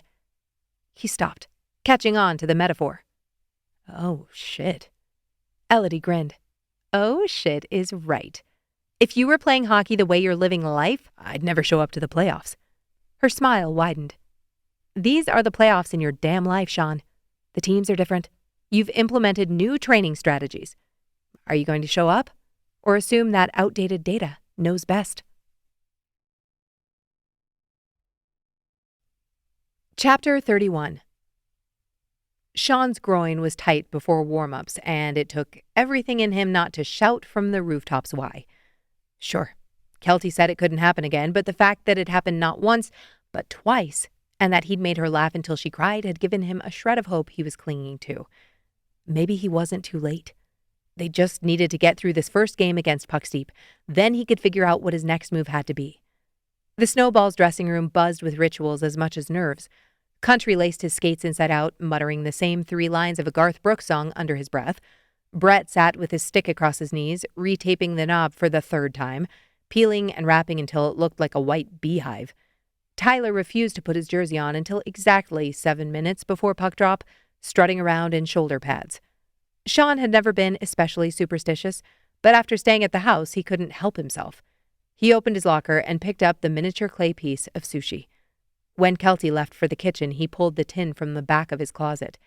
It took some maneuvering, but he got it into the truck without her noticing and, back at his parents' house, added the matchbook he'd picked up at the den. It was risky to start up a new tradition during playoffs, but the last few years hadn't gone especially well for them. And he was practicing with risk. He pressed a kiss to the clay, then put it back on the shelf in his locker for safekeeping. He slammed the door closed. "Listen up!" Sean motioned for the guys to move in close before they headed to the tunnel. The looks on their faces said they weren't expecting a speech. He was more than happy to surprise them. Sean held out his stick. Everybody falls in love with the part where the puck kisses your tape. The celly, the screenshot. But here's the truth. You don't own that puck. You borrow it. Each touch is about a heartbeat long, 1 to 1.5 seconds on your stick before it's gone again. In the offensive zone, it's even shorter. You blink and it's off to the next guy. Even the monsters live with the puck maybe a minute total in a game. 1 minute. There's a hell of a lot of gameplay outside of that. So what matters tonight, boys? You. Shoulder checking twice before the rim. It's F3 high so our D can pinch. It's a good line change at 42 seconds so the next wave hits fresh. It's you tying up on a draw so the weak side winger walks out with a free puck and we're gone to the races. It's F1 through the hands, F2 on the body, F3 reading the bounce and killing the reverse. It's a net drive that drags a defenseman to church so the late guy can pray in the slot. It's talking loud, do you hear me? You are the Maps app for your line mates. I want to hear that shit in the rafters. You want the puck more? Earn it. We don't reach. We don't hook because we were lazy for 2 strides. We don't gift their power play a stage. We suffocate and make them beg for a whistle. The Snowballs roared around him, banging their sticks on the floor. Sean raised his voice above the din. I don't give a flying shit what our stats are against pucks deep. Do you hear me? We're a different team this year. We're stronger. We're grittier. And I heard Wheatfield's a little distracted lately. The boys laughed, and he closed in. This pod is ours, boys. Let's get out there and take it.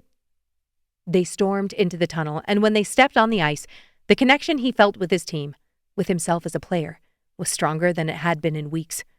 Sean Thompson was back. After a strong warm-up, they lined up near the box. Sean tugged at the cuff of his glove, flexing his hand inside the leather as the announcer's mic squealed once, then cleared. It was Madeline Wilson's voice that filled the arena. Good evening, Calgary! The crowd roared in response. Before we start, I wanted to tell you a little bit about what you're watching. When I started the Elite League at Douglas University, people told me I was wasting my time. They said players who didn't make juniors or the AHL or NHL didn't need another place to play. But I watched the players I knew around me. The tough choices they had to make, the sacrifices, and that wasn't good enough. Because talent doesn't disappear just because you turn 18 or because one scout doesn't see you on the right night. Players deserve opportunities, and Alberta deserves hockey. The crowd erupted a second time, and Sean breathed against the pinch in his chest.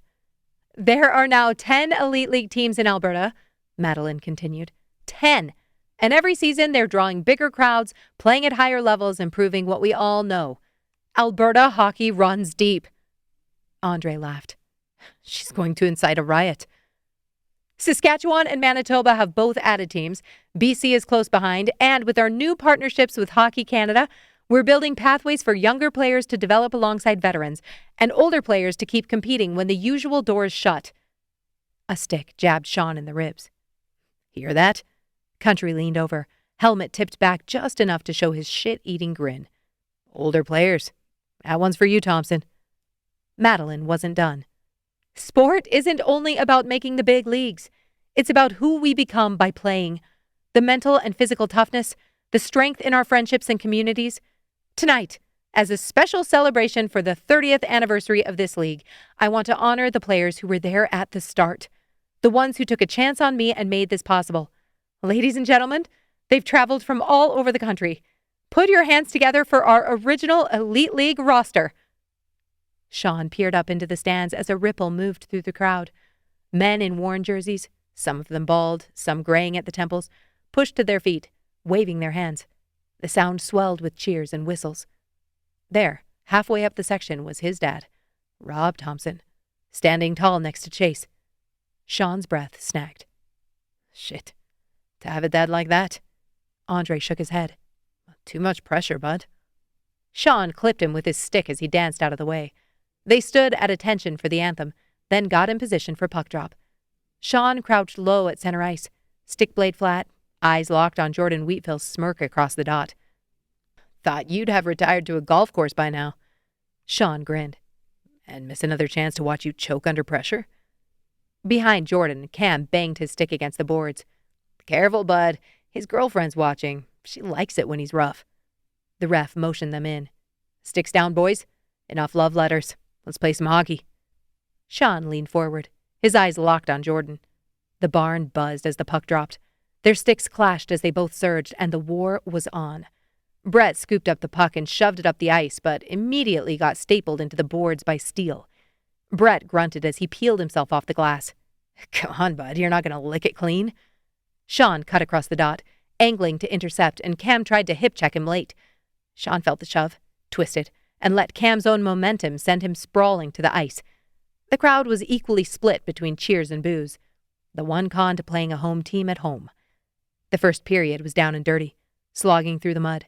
It didn't improve his mental game that Puck Steep got a goal with 2 minutes left off a breakaway Sean should have cut off. In the second period, the game stayed ugly. Puck Steep clogged the neutral zone like they were laying bricks, every dump-in turning into a war in the corners. Brett got shoved face first into the dasher and came up with a bloody lip. Country superglued a cut on Andre's brow after a scuffle. Thankfully, the Snowballs tied it late in the second. Tyler hammered home a rebound after a scramble in the crease. The crowd stomped on the metal bleachers until the whole barn rattled. Jordan skated past their bench, tapping his stick in mock applause. "Congrats! You finally hit water falling out of a boat." By the end of 40 minutes, it was 1-1, and every bruise on Sean's body throbbed like a second heartbeat. The third was survival. The pace cranked up. Sean threw himself into lanes, blocking one slapper that rattled up his shin pad and numbed his leg to the hip. Boyd stood on his head in the net, sprawling, sliding, and stacking pads. With 3 minutes left, Curtis broke free on a 2-on-1. He deked, fired, and clanged it off the post. The sound knifed through Sean's ribs. Wheatfill came back the other way, snapping one from the circle. Boyd gloved it, popped to his feet, and held the puck high like a trophy. The horn blew on a tie. Overtime was pure chaos. 3-on-3 that felt more like an open-ice combat than hockey. Brett and Wyatt collided at center, gloves flying before either of them thought twice. The refs dove in, wrestling them apart while the benches weighed in with shouts and stick taps. Minutes later, Darcy hauled down Sam on a breakaway and got whistled for tripping, sending the Snowballs to a nerve-shredding penalty kill.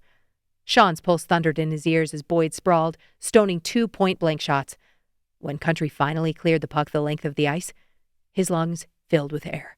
He'd never admit it, but it felt like they barely squeaked through until the horn blew. He hated shootouts. But after 15 minutes of that shit, he'd rather bend over his mother's knee and take a spanking than volunteer for another shift. They took a quick break, got water, and made their selections. Nobody talked to Boyd. He was locked in, and they didn't want to disrupt that. Then there was nothing to do but wait. Sean tapped his stick on the ice, chest heaving as Cam came in slow for Puck Steep, trying a fancy toe drag. Boyd was patient and robbed him with the paddle.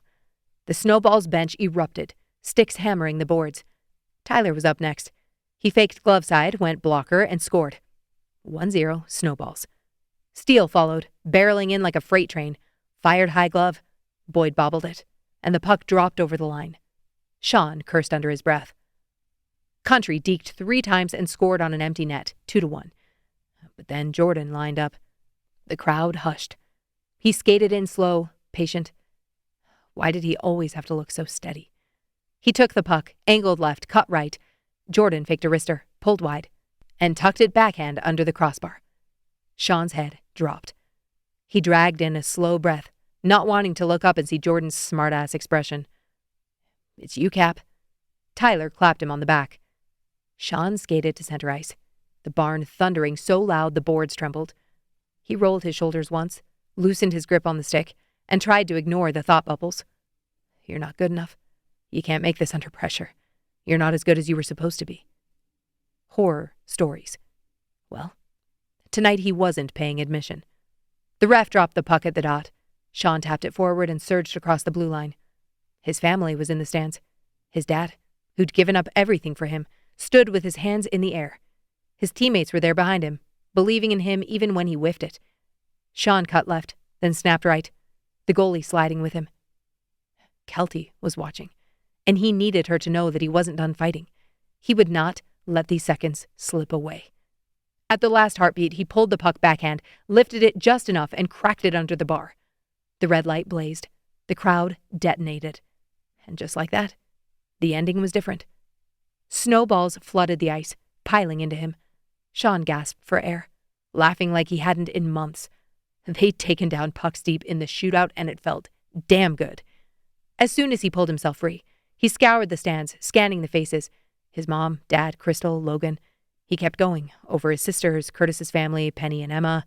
He went back over the section, then made a third pass. Where the hell was she? She's not there, bud. Tyler hoisted him up from the ice. What? Kelty.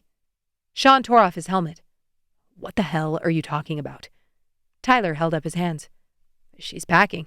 Leaving tomorrow after. What do you mean she's leaving tomorrow?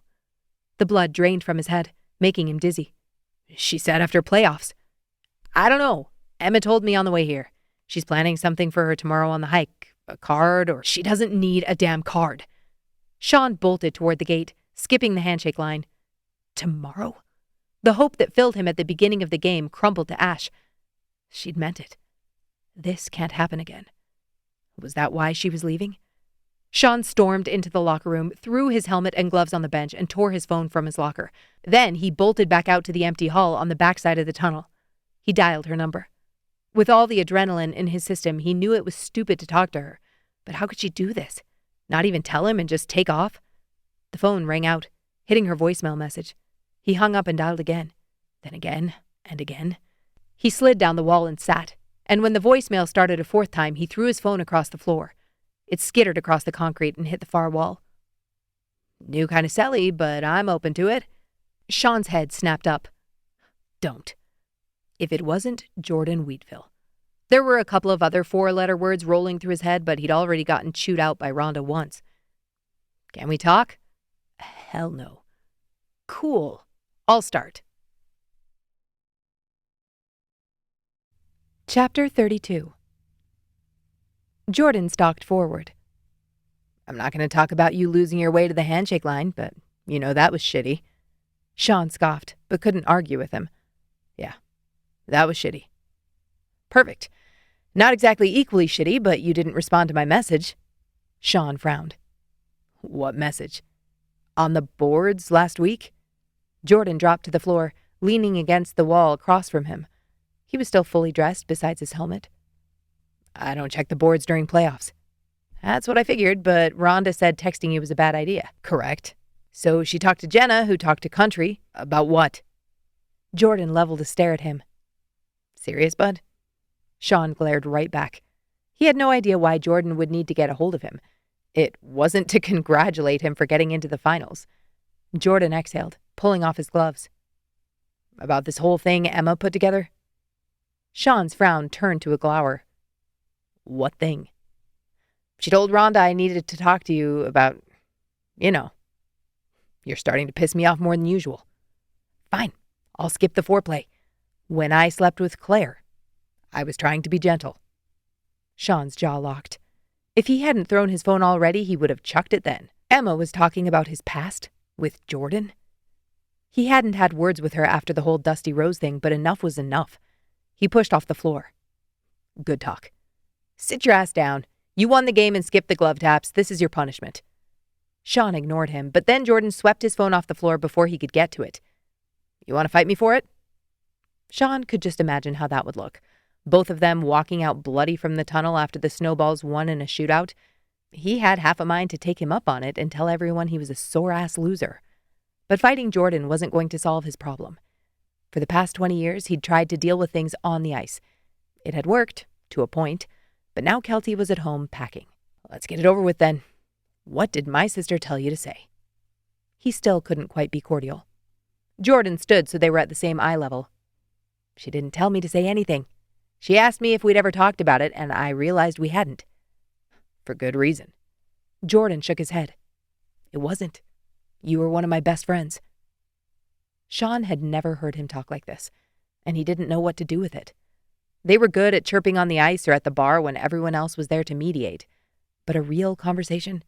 He didn't remember the last time that had happened. I shouldn't have done it.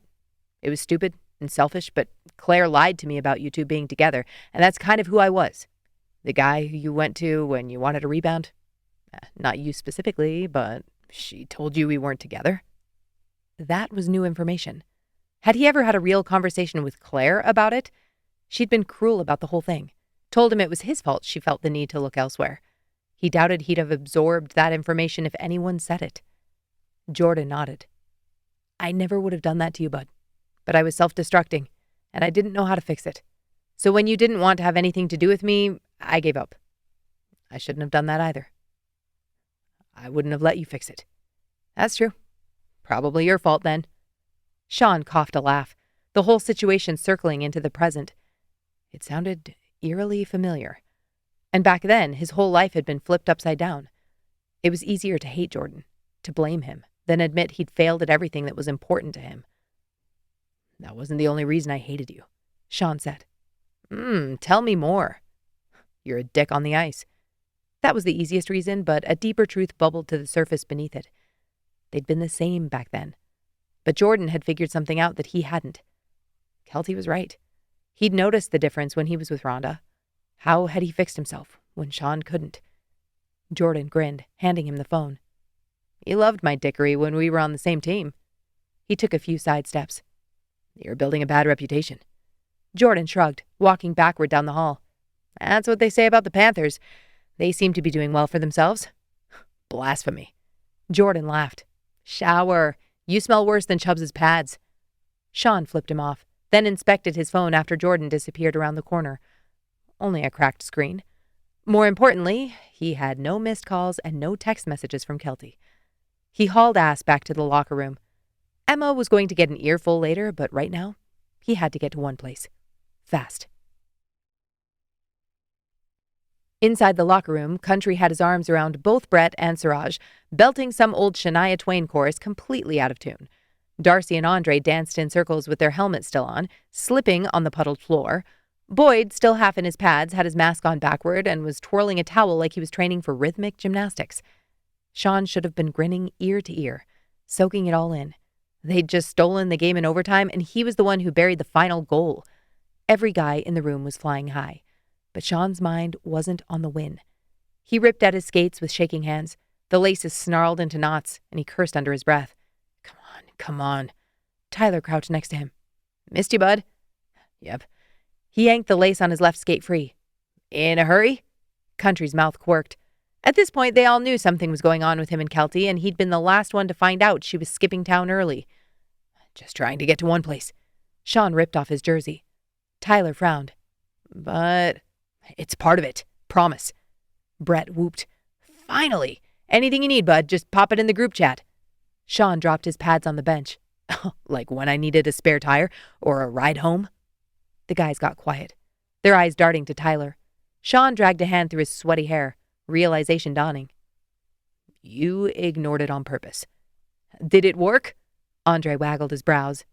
Did it? Sean slammed his locker shut. That's why Kelty's leaving. Andre tisked. Because you didn't seal the deal? No, because... He let out an exasperated sigh. Because I sealed it too well, I think. Hoots and hollers followed him to the shower. Country laughed. If it doesn't work out, that's what you should say on your dating profile. Sean was in and out in 3 minutes, hair dripping, steam clinging to his skin. He pulled on jeans and a hoodie and shoved his shoes on. He packed up and slung his bag over his shoulder, then jogged down the hall and took the stairs 2 at a time. One place sat lit up across the street, the neon signs flashing in the windows. He sprinted, not even stopping to drop his bag, and when he pushed through the doors, the place exploded. Thompson! Someone bellowed, and the cheer caught on. People leapt to their feet, raising glasses. A round of applause broke into whistles and shouts. Pat pointed a finger at him from behind the bar, mouthing, "On the house!" He lifted a hand but didn't slow. Normally he'd bask in the glory, but tonight, none of it mattered. He made a beeline for the back table, heading straight for his dad. Hey, there he is! Rob stood to embrace him, but Sean stopped, dropping his bag at his feet. Dad, she's leaving tomorrow, and I can't let her go. I need to fix this, but... He swallowed hard, catching his breath. I don't know how. Emma pretended she wasn't eavesdropping, but he heard her lean into Rhonda and whisper, Ghost of playoffs past. She was lucky there were witnesses at the moment. Rob's smile widened as he glanced down first at Logan, then Chase. Buckle up. His friend stood up beside him. Because we do. Chapter 33. Kelty couldn't stay at the game. It was too hard. Too sad. She thought she'd be able to stay until the end of the series with pucks deep, but after Sean stayed at the house, after their night together, it all just felt impossible. She'd completely broken down when all the girls showed up at her house after celebrating with the team at one place, and now they all showed the signs of staying up past 2 in the morning. The group stood slumped at the trailhead of the hike that nearly did her in the week prior. Emma leaned on Rachel's shoulder, eyes half shut. Eliza hid her bloodshot eyes behind dark lenses that weren't fully necessary with the sun barely up. Not their greatest moment. Kelty's heart stuttered as Sean walked up, setting up their folding chairs for the day. She'd heard all about the game, about his shootout goal, and she regretted everything about not being there. But telling him that, or talking about the game, the team, or the playoffs felt like pressing her thumb into a bruise. "All right, don't get comfy." Carter's hiking shoes crunched on the gravel. "You four." He pointed at Emma, Tyler, Sean, and Kelty. "You don't get off that easy." He held out 2 envelopes. Kelty's stomach dropped. "I'm not doing this hike again." She shuddered and could have sworn Sean coughed to cover a laugh. "Not the hike," Carter winked. "We didn't want you to miss out on the fun, so today you have your own challenge." Kelty pursed her lips, her blood rushing in panic. Would they do this challenge with the 4 of them or just her and Sean? "I'm not sure how long I'll be able to stay." "You were going to take the times, right?" Carter motioned at the group stretching a few paces away. "Yes, but this won't take you any longer, promise. And we'll take the times here, so no need to come back." Kelty scrambled for any other argument but came up empty. She took the envelope from Carter, realizing Emma and Tyler had already read theirs and were jogging to the car. She swore under her breath and ripped it open. "Glide to the place you compete. Puzzle out your path to earn your next clue." "The ice center." Sean peered over her shoulder. "Has to be, right?" She looked up at him and instantly regretted it. He'd showered the night before and slept on it, which always made his hair look like they'd just taken a roll in the sheets. "Carter, honestly, how long is this going to take?" she asked. He blew out a breath. 2 hours or less." He glanced over his shoulder. Less for Tyler and Emma." Kelty did the mental math. It would be 40 minutes back into Calgary, but she'd have to drive that anyway. "We don't have to come back here?" Carter shook his head. "Nope. End point is in the city." She groaned. "Fine." Then grabbed her bag and sprinted to the car with Sean. Why was she letting them, well, mostly Carter, talk her into this? It was easy to rationalize it. She could deal with this crazy because this was her last day. With how emotional everything had been, it was probably good to have an over-the-top distraction. Sean didn't say a word when she chose her car instead of his truck. Maybe the tire episode from the other night had spooked him. Thankfully, she was able to pick up her car from the shop the night before, right before the game. She was sick of asking for rides. But Sean hadn't said a thing about the challenge either, besides weighing in on the first location. "Do you want to do this?" she asked. Sean settled back in the seat, looking awkward as a passenger instead of being the driver. It was like he didn't know what to do with his hands. "Carter's just trying to do something nice." Not an answer, but okay. "Music okay?" Kelty's heart hammered against her ribs. She shouldn't have asked. What if he said no? What if he wanted to talk the entire way back to Calgary? "Sounds good." She breathed a sigh of relief and turned on her playlist for road trips. Lots of banjo and mandolin. Sean stared out the windshield.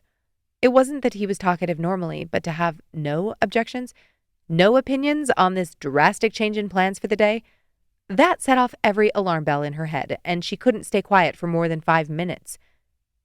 "You won last night?" Sean looked surprised to hear her voice.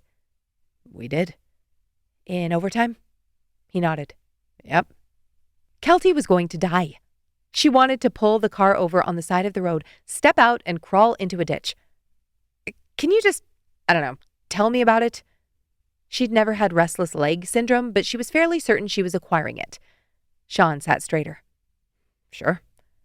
For the next 30 minutes, he walked her through the plays, gave her every detail of the penalties and the crap puck Steve spouted at them at face-offs. It was the kind of gossip that fed her soul. By the time they pulled into the ice center parking lot, she no longer wanted to scratch off her skin. She parked and scoured the lot for Emma or Tyler's vehicles as they ran inside. Nothing. "Do you really think we beat them?" Sean shrugged. "Maybe they took a different road through the city." The doors of the building were unlocked. They burst into the atrium with zero clue what came next until they saw Nora standing in front of the ticket booth with a plucky grin. She motioned for them to follow her, leading them down the stairs to the silver rink. She pointed at a series of giant-sized boggle cubes with letters on all sides. Spell the words, then I'll give you your clue. Kelty nodded. Okay, this should be easy. There were 5 cubes. How hard could it be? She stepped out onto the ice and slipped, almost biffing it before grabbing onto the boards. How are we supposed to do this without... She caught sight of the 2 pairs of skates sitting next to the bottom row of bleachers. Right, she was an idiot. Sean helped her back to the rubber mats, and they both laced up. It had been a while since she'd skated, but wasn't it like riding a bike? She was careful on the ice until she got her bearings. When she felt confident, she moved away from the boards to check out the letters. H, T, R, E, and A. This has to make more than one word, Sean muttered. He was probably right. R-H-E-A-T? Does that exist? Kelty snorted. Sounds like a brand of oatmeal. Oh, what about Earth? Sean considered this, then moved the blocks into place.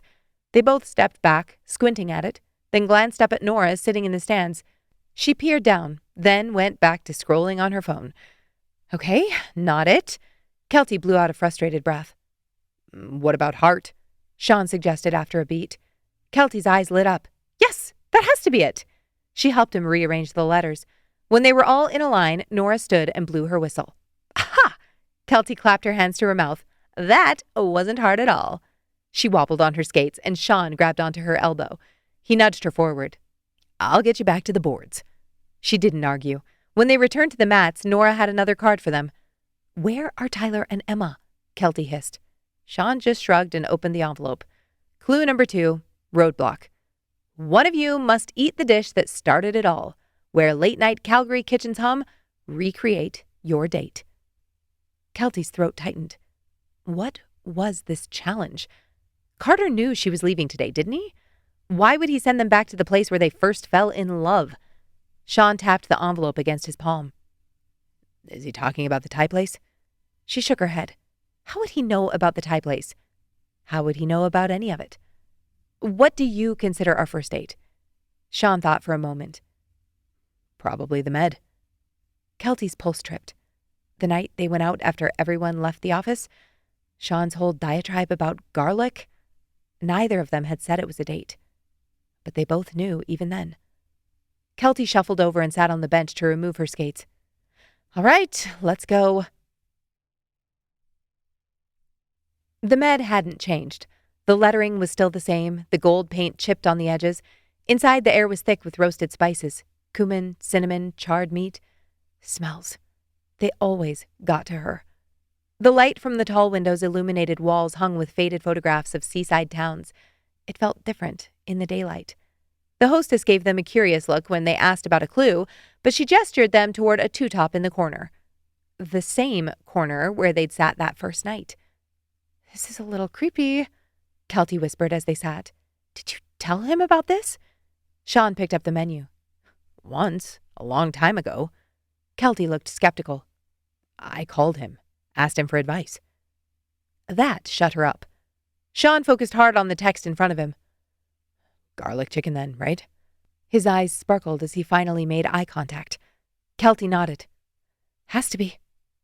She stared at her napkin and fork, emotions swirling like a bad cocktail in her stomach. Being here, it was too easy to remember. That night, she'd memorized everything about him. The way his mouth moved, the way he mixed his food on his plate. They put in the order, and Kelty excused herself to the bathroom. Could she ask Sean to drop her off at home? Could he finish this by himself? When the time away was approaching unexplainable, she made her way back to the table. Their server was on his way over with 2 steaming plates, the garlicky aroma so strong it seemed to already seep into her skin. And there, tucked just beneath Sean's plate, was another cream-colored envelope. Their next stop was Princess Island Park.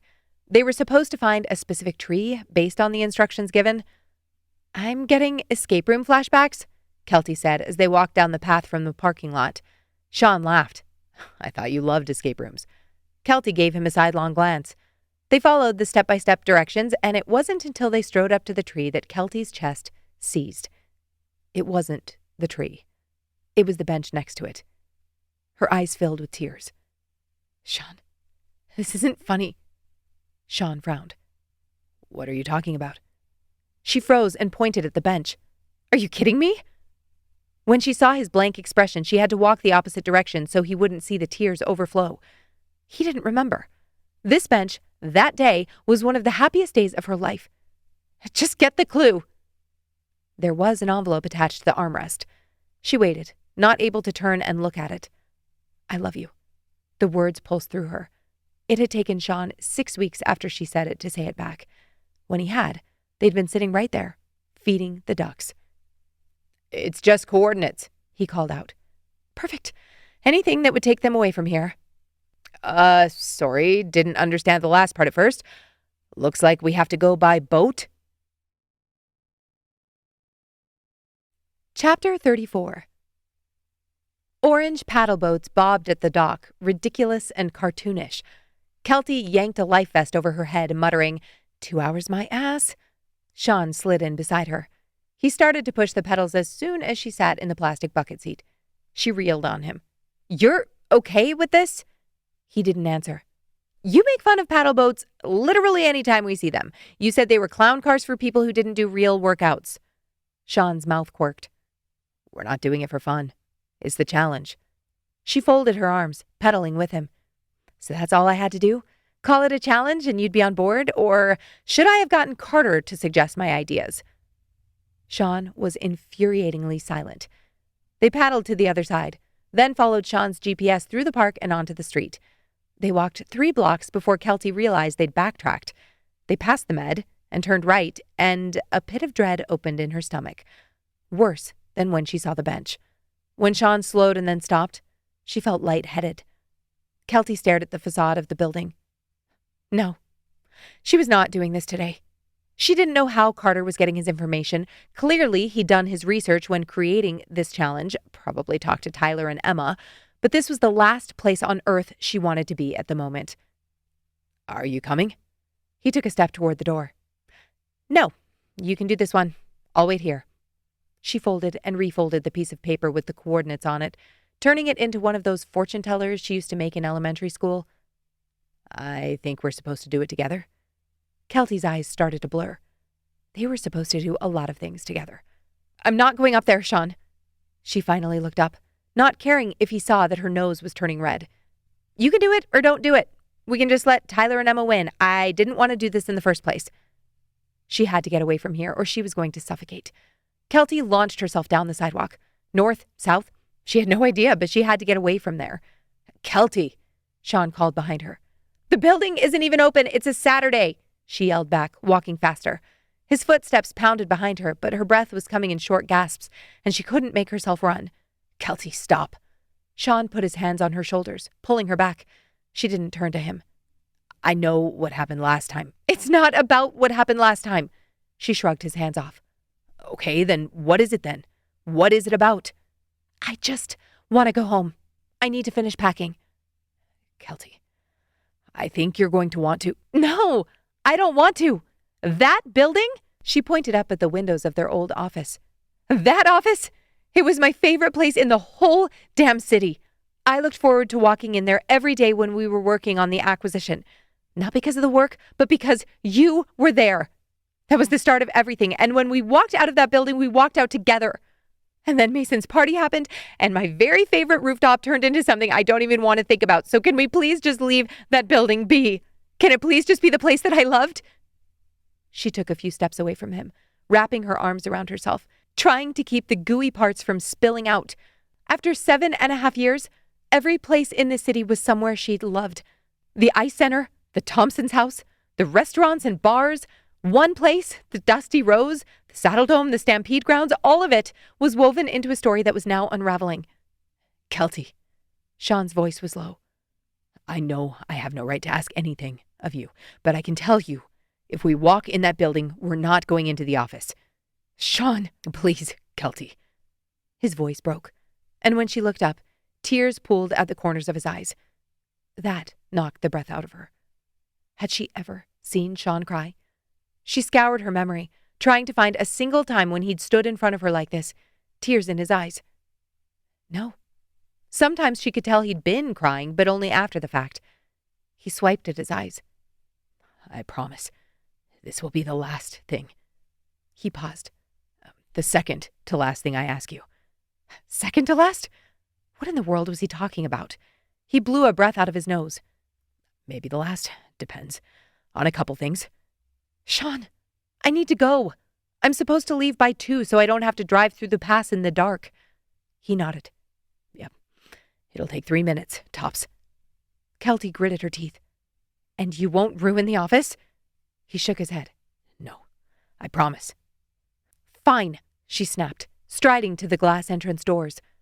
She should have stuck to her guns. She knew it as soon as she agreed, but how was that fair for him to cry like that? Why did this stupid challenge mean so much to him? The doors were unlocked, and she walked inside to see a doorman at the elevators. Okay, strange. Sean hurried in after her and nodded to the guy like he knew him. The hairs rose on the back of her neck. They got in the elevator, and the doorman hit the button for the roof.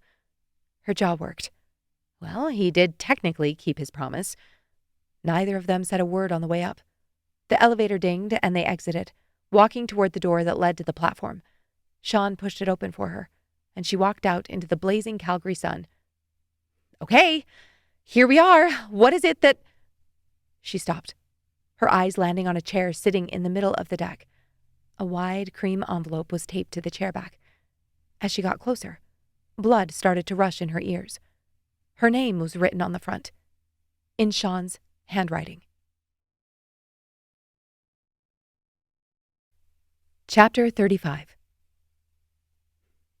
Kelty. Is this the first letter I've written to you? I think it might be. I can't tell you how difficult it was to write this. Not just because writing is hard, but because words are hard too.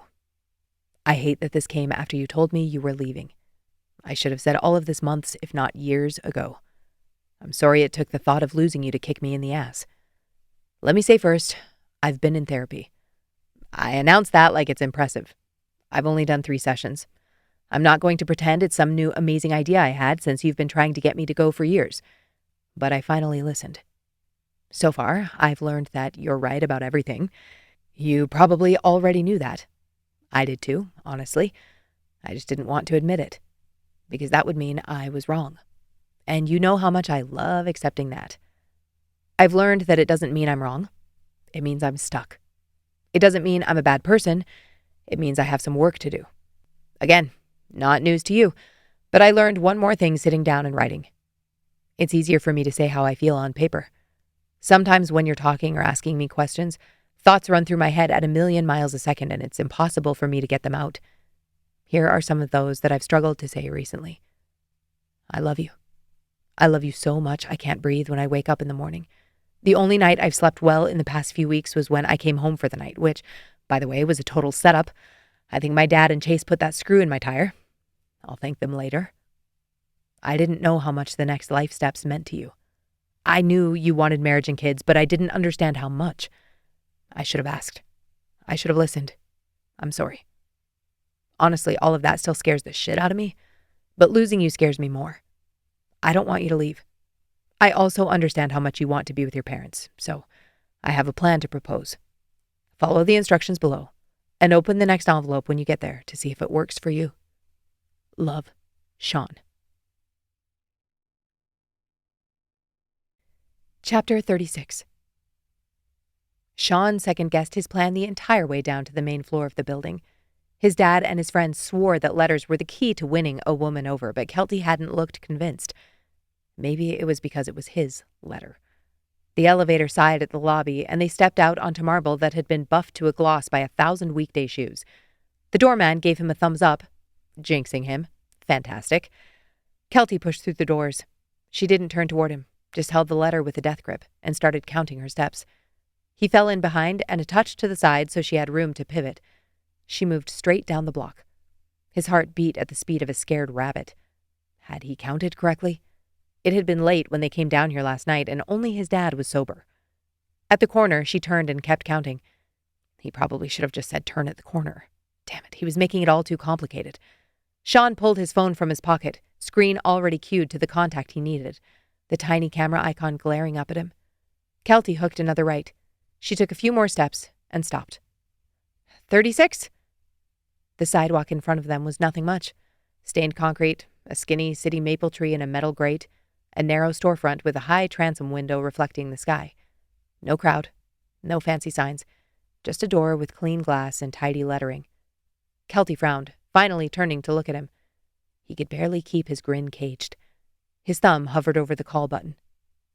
Read it. Her throat worked. She slid her thumb under the flap. The paper rasped as she pulled out the letter and unfolded it. Sean pressed dial and killed the sound, the video screen blooming to life on his palm. They answered on the second ring. Kelty's eyes scanned the page. He watched the moment the words hooked her, holding his breath. Her head shot up. She blinked up at the building's window, at the white lettering neatly applied there. Registry agent in bold, and beneath it the list in smaller type. Vital statistics. Birth, marriage, death. Alberta's crest tucked small in the corner. She looked back down at the letter, back up at the glass. Finally, her eyes met his. I don't have a ring. I would have, but there's a reason, he blurted, because the words in his throat bottlenecked. This wasn't the speech he'd practiced in the mirror at 2 a.m., just awkward as hell bare truth. Kelty blinked. What do you mean, Sean? He lifted the phone so the screen faced her, and tilted it so the sunlight didn't blind it out. They can explain better. Kelty's mother leaned into the frame, as if she could climb through the square. Hi, honey. Kelty's face crumpled like paper. Tears jumped to her eyes, quick and hot. She took a step closer on instinct. Mom? Dad? We're here. Her father crowded into the frame. She laughed and cried on the same breath, that wild little sound that always ate Sean alive from the inside out. What is this? Sean's throat burned. He kept the phone steady. Her mother answered gently. Well, we got a phone call last night. The camera jostled as she adjusted it. We got to talk with Sean a little more. Kelty's gaze slashed to Sean, disbelieving. He nodded once. Her mother was still talking. He wanted to know how to do this right, and I told him it was very important to us that you use this. She turned so only her profile showed as she reached off screen and came back holding something small between her fingers. A ring. Thin, yellow gold. An oval stone the color of late summer wheat, flanked with 2 tiny diamonds that winked in the light. Kelty clamped her hands over her mouth. I told him that your great-grandmother promised me this could be for my daughter, if she ever wanted it. Kelty's shoulders trembled. A tear fell to the letter still curled in her fingers and blotted a word into a watercolor splotch. She dragged the back of her wrist across her cheek. I don't understand. You said... I know what I said. Sean thought about ending the call, but for the second time in a week, he didn't care who heard what came out of his mouth. I was wrong, Kelt. She shook her head, the tears falling faster. I don't want you to do this because you think you have to. He reached for her, pulling her against him. I'm not. I promise I'm not. She collapsed into his arms, burrowing into his chest. Her parents were either staring at the back of her shirt or the sky, but he didn't care. The interminably long couple of weeks stacked inside him. Every misstep, every word he'd swallowed, every drafted late-night apology he couldn't send. I want to marry you. And we never talked about what that would look like, but they can issue a marriage license here. We have our IDs. You have your ID, right? Panic hit him in the ribs. He hadn't thought to confirm that. Yes, she choked out. Okay, then this office is open until 11. I checked. We can find a commissioner this afternoon. My dad has a friend who can do it. We have witnesses. Right now? Kelty pulled back, tilting her chin to look at him. The blood drained from Sean's face. Oh, shit. Should he not have done this? Should he have only proposed and not gone full speed ahead? Yeah, I was thinking right now. He cursed under his breath. I did it again, eh? Decided my way was best. I should have asked you. A laugh burst through her tears, helpless and hiccuped. She pressed her fingers against his lips and shook her head. Another laugh tumbled out and became a sob, and then she tried to speak and failed and tried again. I'm wearing joggers, she finally got out. Sean could barely breathe through the burn in his throat. Me too. He worked to push the sting from his eyes, then finally gave up. I was told there isn't a dress code. Kelty coughed a laugh. She wiped her cheeks for the 100th time and sucked in a deep breath. Why now? Sean held her, still gripping the phone behind her back. He paused, waiting for the truth to coalesce between all the answers he would typically give. You were going to leave. I didn't want to lose you. Those were only a piece of the truth. It was something I learned in therapy. Kelty groaned. Is this how our life is going to be now? You're going to be that guy? Sean barked out a laugh. He bent over her, kissing her neck. Yeah. So one time my therapist told me. Kelty smacked his chest. If you say that at a party, I swear. Never good enough for you, is it? He grinned against her skin, heat flashing through him as her breathing hitched. You were always the one I wanted. But I didn't want to fail again, Kelt. And what my therapist pointed out was I already was. By not playing, it was 100% failure rate. He threaded his hand in her hair and tugged her head back so he could look at her. I'm not worried about losing the game anymore. I just want to play. With you. Kelty's nose turned pink, her cheeks damp and shining. Okay. Sean's heart flipped. Is that a yes? Yes. Cheers erupted behind her, and they both jumped. Right. Her parents were still on the phone. Kelty spun in his arms, pressing her back into him and snatching the phone from his hand. I'm getting married! Sean wrapped his arms around her middle, kissing the top of her head. He was getting married.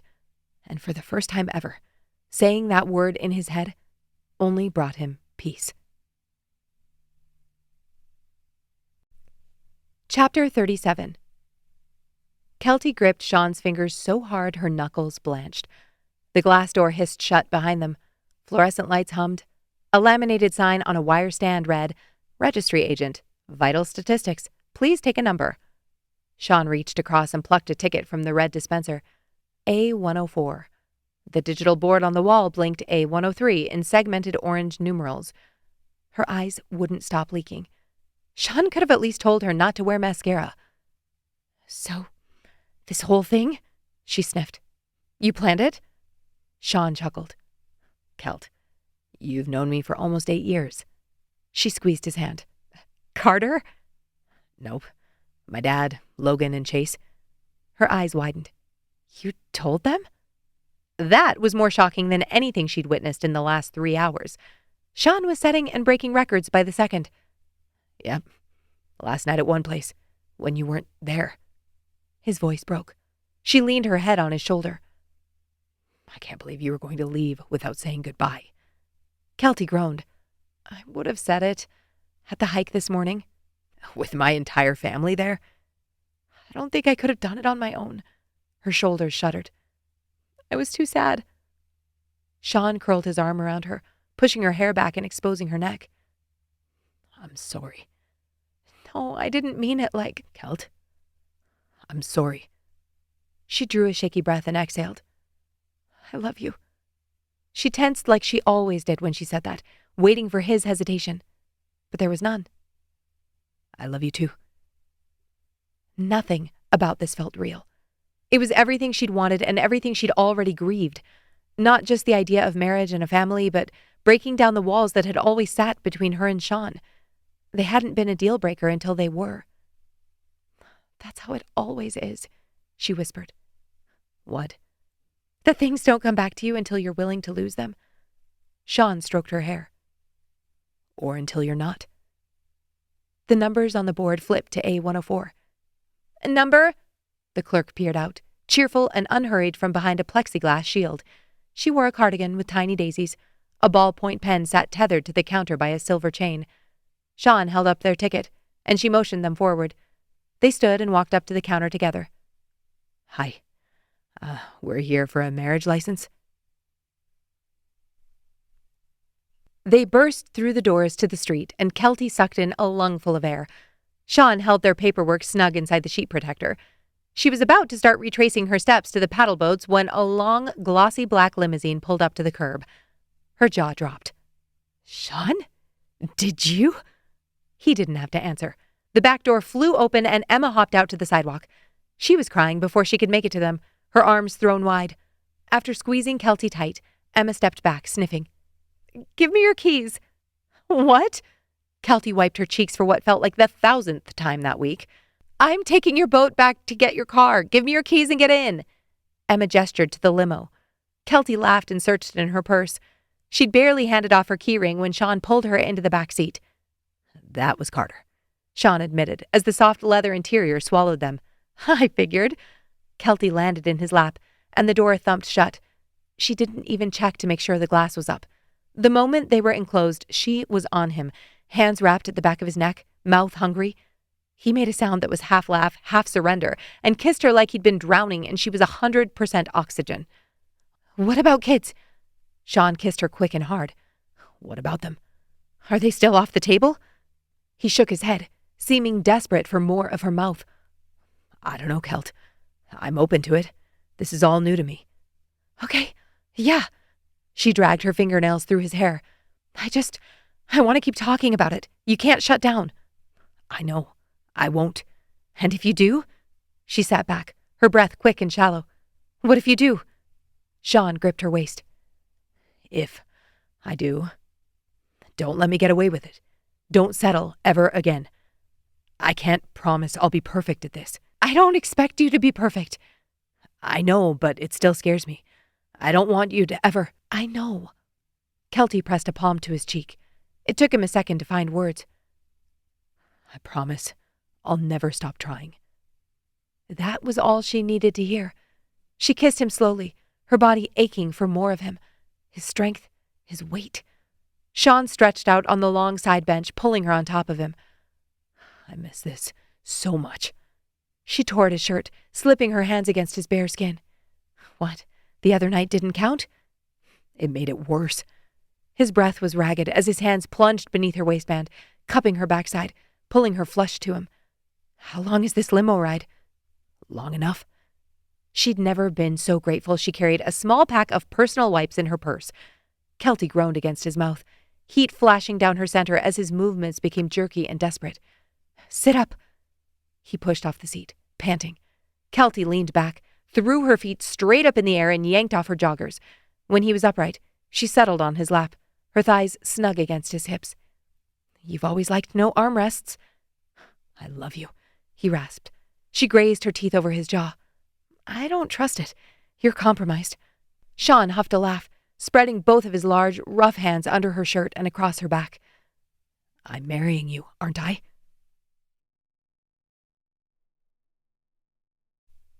Chapter 38. By the time the limo eased to a stop at the Thompson house, Kelty looked like she'd been in a fight with a raccoon. Sean didn't look much better, but at least his shirt was on right side out. He pointed out the tag, and Kelty quickly pulled it over her head and flipped it. He couldn't keep the smile off his face, mostly because Kelty had a drunken, sleepy grin, and he knew he'd put it there. The limo driver opened their door, not meeting their eyes. Good man. Sean handed him $100 bill as they passed. Kelty stood on the driveway, waiting for him. He grabbed her hand and pulled her toward the side gate. Sean? He fought to keep his expression even, but it was impossible. This part was his mom, and Charlotte Thompson and her friends were incapable of half-assing anything, even on short notice. Sean. Yeah? He pushed the gate open, and Kelty sucked in a breath. A series of simple arches had been planted into the winter-compressed grass, birch poles lashed together with twine and draped with gauzy white fabric. Kelty was crying again. She pulled him to a stop. Sean, I want to do this. I want to marry you, and I know you called my parents, but I can't do this without them here. Sean nodded. It's a good thing I gave that caveat. She frowned, and he lifted her hand to his lips, kissing the tips of her fingers.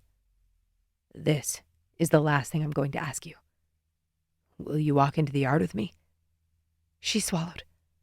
But if I go back there, they'll think... Just walk with me. Kelty drew in a breath and exhaled. She nodded. Sean pulled her against his side, walking slow to match her stride. The yard opened up to crisp white linens on round tables along the edges of the yard, set with bundles of tulips tucked into glass jars. Another arch stood against the fence, this one wound with branches and fresh blooms. White folding chairs were set up in rows, leaving an aisle open down the center. Everyone was there. Hiking shoes, puffy jackets, toques, and backward hats. The girls looking much more perky now that they had their hands on massive amounts of coffee, and the guys already cracking open beers from the cooler on the patio. But it was Sean who pulled to a stop as his eyes landed on the man standing at the end of the aisle. Fly was there, in a navy blazer over a graphic tee that read, "This is my commissioner suit," in bold white letters. Rob appeared next to them, his eyes sparkling. I told you I knew a guy. Fly looked up. There he is. That's when Kelty noticed who was sitting in the front row. Her body jerked like she'd been struck by lightning. What? How? Her parents stood and followed Fly up the aisle. Her dad's face lit up with pure mischief. We were on the phone here, in the Thompsons' living room. That was more excitement than Sean had ever seen from the man. His soon-to-be father-in-law might like sitting in a chair with a book and a blanket over his legs, but when Sean asked for Kelty's hand and laid out his plan late last night, he'd gotten in the car with his wife and driven all the way to Revelstoke before stopping for the night. They arrived that morning at 10. He was earning his 2 afternoon naps. Once everyone realized Sean and Kelty were there, the backyard turned into a tornado of hugs, laughter, and tears. Jenna presented Kelty with a pale pink strapless dress she was gifted by some brand wanting to sponsor their YouTube channel. Logan handed over a blazer he was planning to wear to the event at the Saddle Dome the following week. It still had the tags on and fit Sean perfectly. In less than 20 minutes, Kelty's hair was pulled up in a pearl clip, her makeup was done, and she stood at the back door waiting for everyone to take their seats. Sean stood next to Fly, his hands clasped in front of him. The whole Snowballs team lined up on his right. All the women lined the left side of the fence, Ryan's girls trying to wrangle Hope into standing still by offering her Smarties. When they were as settled as they could be, Delia carried her guitar to the stool set up next to Fly. She started to strum, and the whole world slowed. Sean waited for the tightness in his chest, the sinking pit in his stomach, but all he felt was the breeze against his cheek, the sun warming his left side as it peeked through the branches of the large oak, and all he saw was her.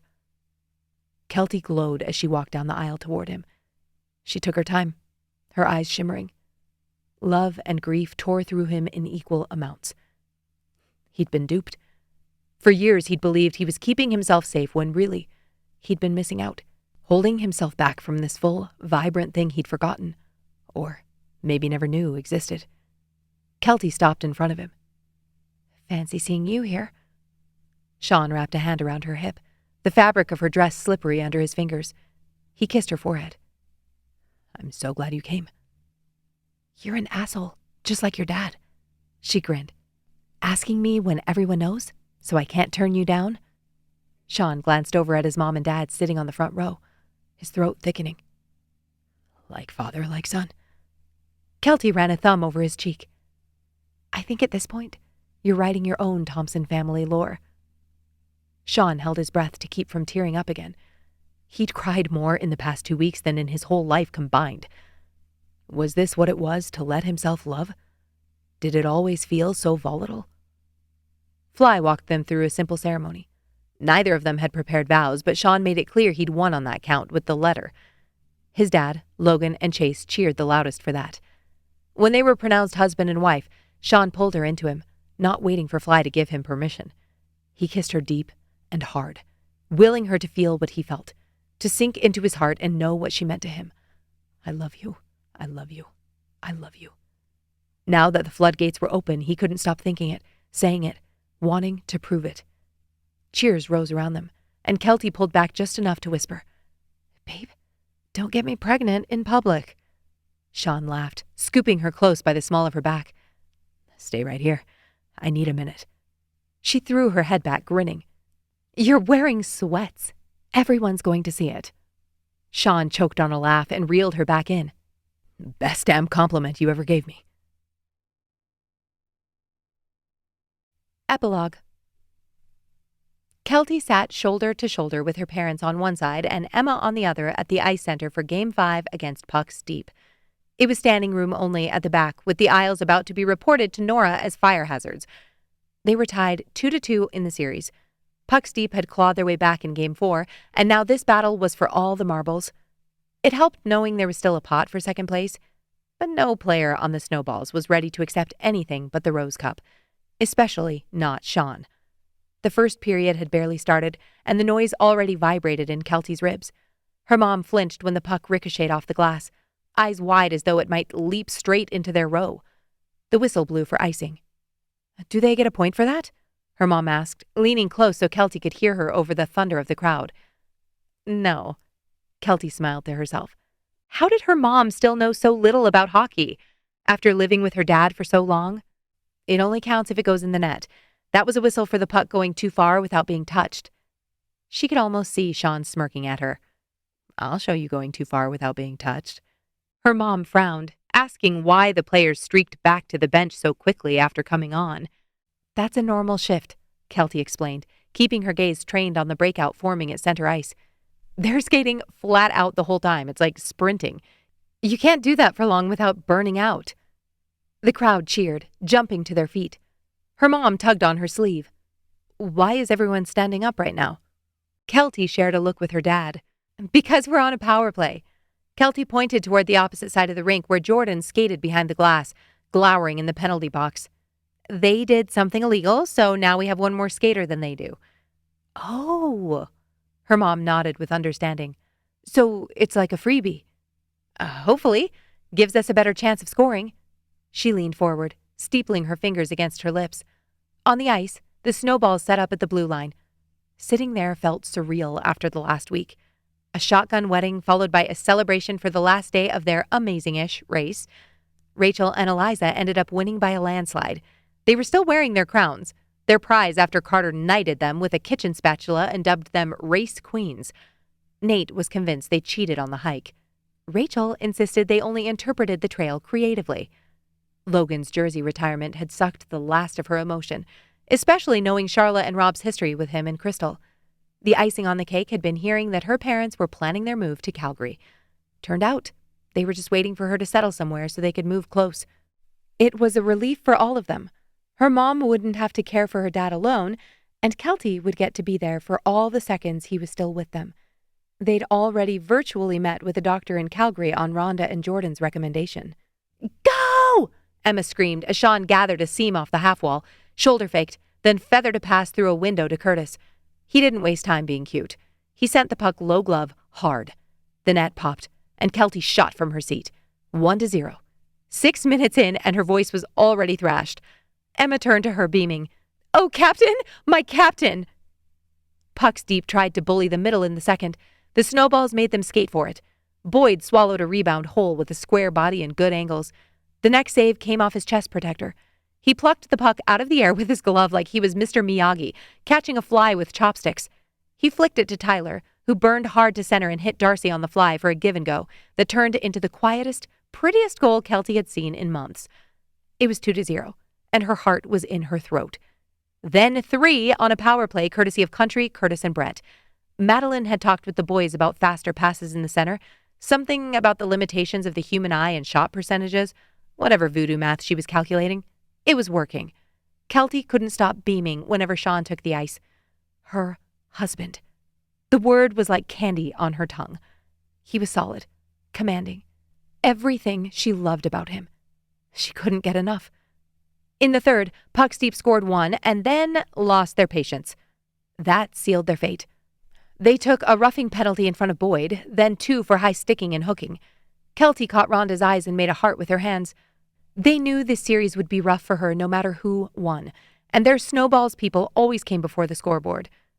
3-1 with 5 minutes left. Pucks Deep pulled their goalie at 2 minutes. Country immediately lobbed a shot from his own blue line that tracked center but missed by an inch. These were the dying seconds. Kelty screamed until her ribs hurt. She hopped rows and linked arms with Penny, Aylin, Jenna, Grace, and Emma, screaming until the horn at the end chased them all into relieved, ridiculous joy. Gloves flew. Helmets hit the ice. White puffballs rained down from the stands. But it was Sean who caught her attention. He dropped his helmet and found her in the crowd, then waved at someone or something to her left. She frowned, trying to decipher the signal. Then Rob leaned forward and passed something down the row. What is it? She called out. He laughed. No clue. Sean said it was for you. Kelty took the tin in her hands. Strange. She'd never seen it before. She opened the lid and gasped. Her head shot up, searching for him. Sean stood on the ice, still watching her, a stupidly big grin on his face. She dropped her gaze and rifled through the items. The matchbook from the den, a river rock she immediately recognized as being from Vancouver Island, a shell. How long had he been collecting these? How had she not known? Kelty flipped over a small slip of paper and read, I owe you 1 miniature piece of sushi. Currently in use for game wins. She laughed out loud, tears springing to her eyes. Sean Thompson loved her. He may not have been able to say it from the beginning, but he'd been collecting proof from the moment they met. Kelty slid the lid back in place and clutched the tin in her lap. She found Sean again on the ice and mouthed, "I love you!" He moved further away from the team so she could see his face better and mouthed back, "I love you too." Kelty's mom leaned in. "Why are they talking to the referees? Do they have a problem with the calls? I thought the game was over."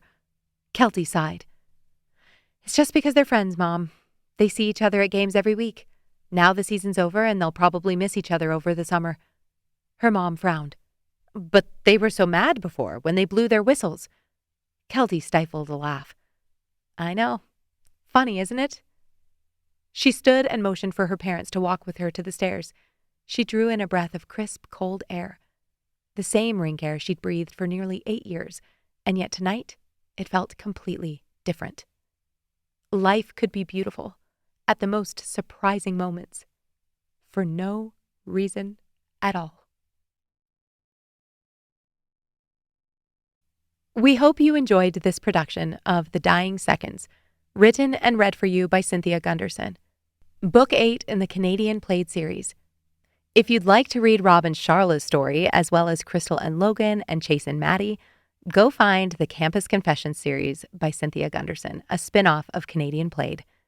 Copyright 2025, Button Press.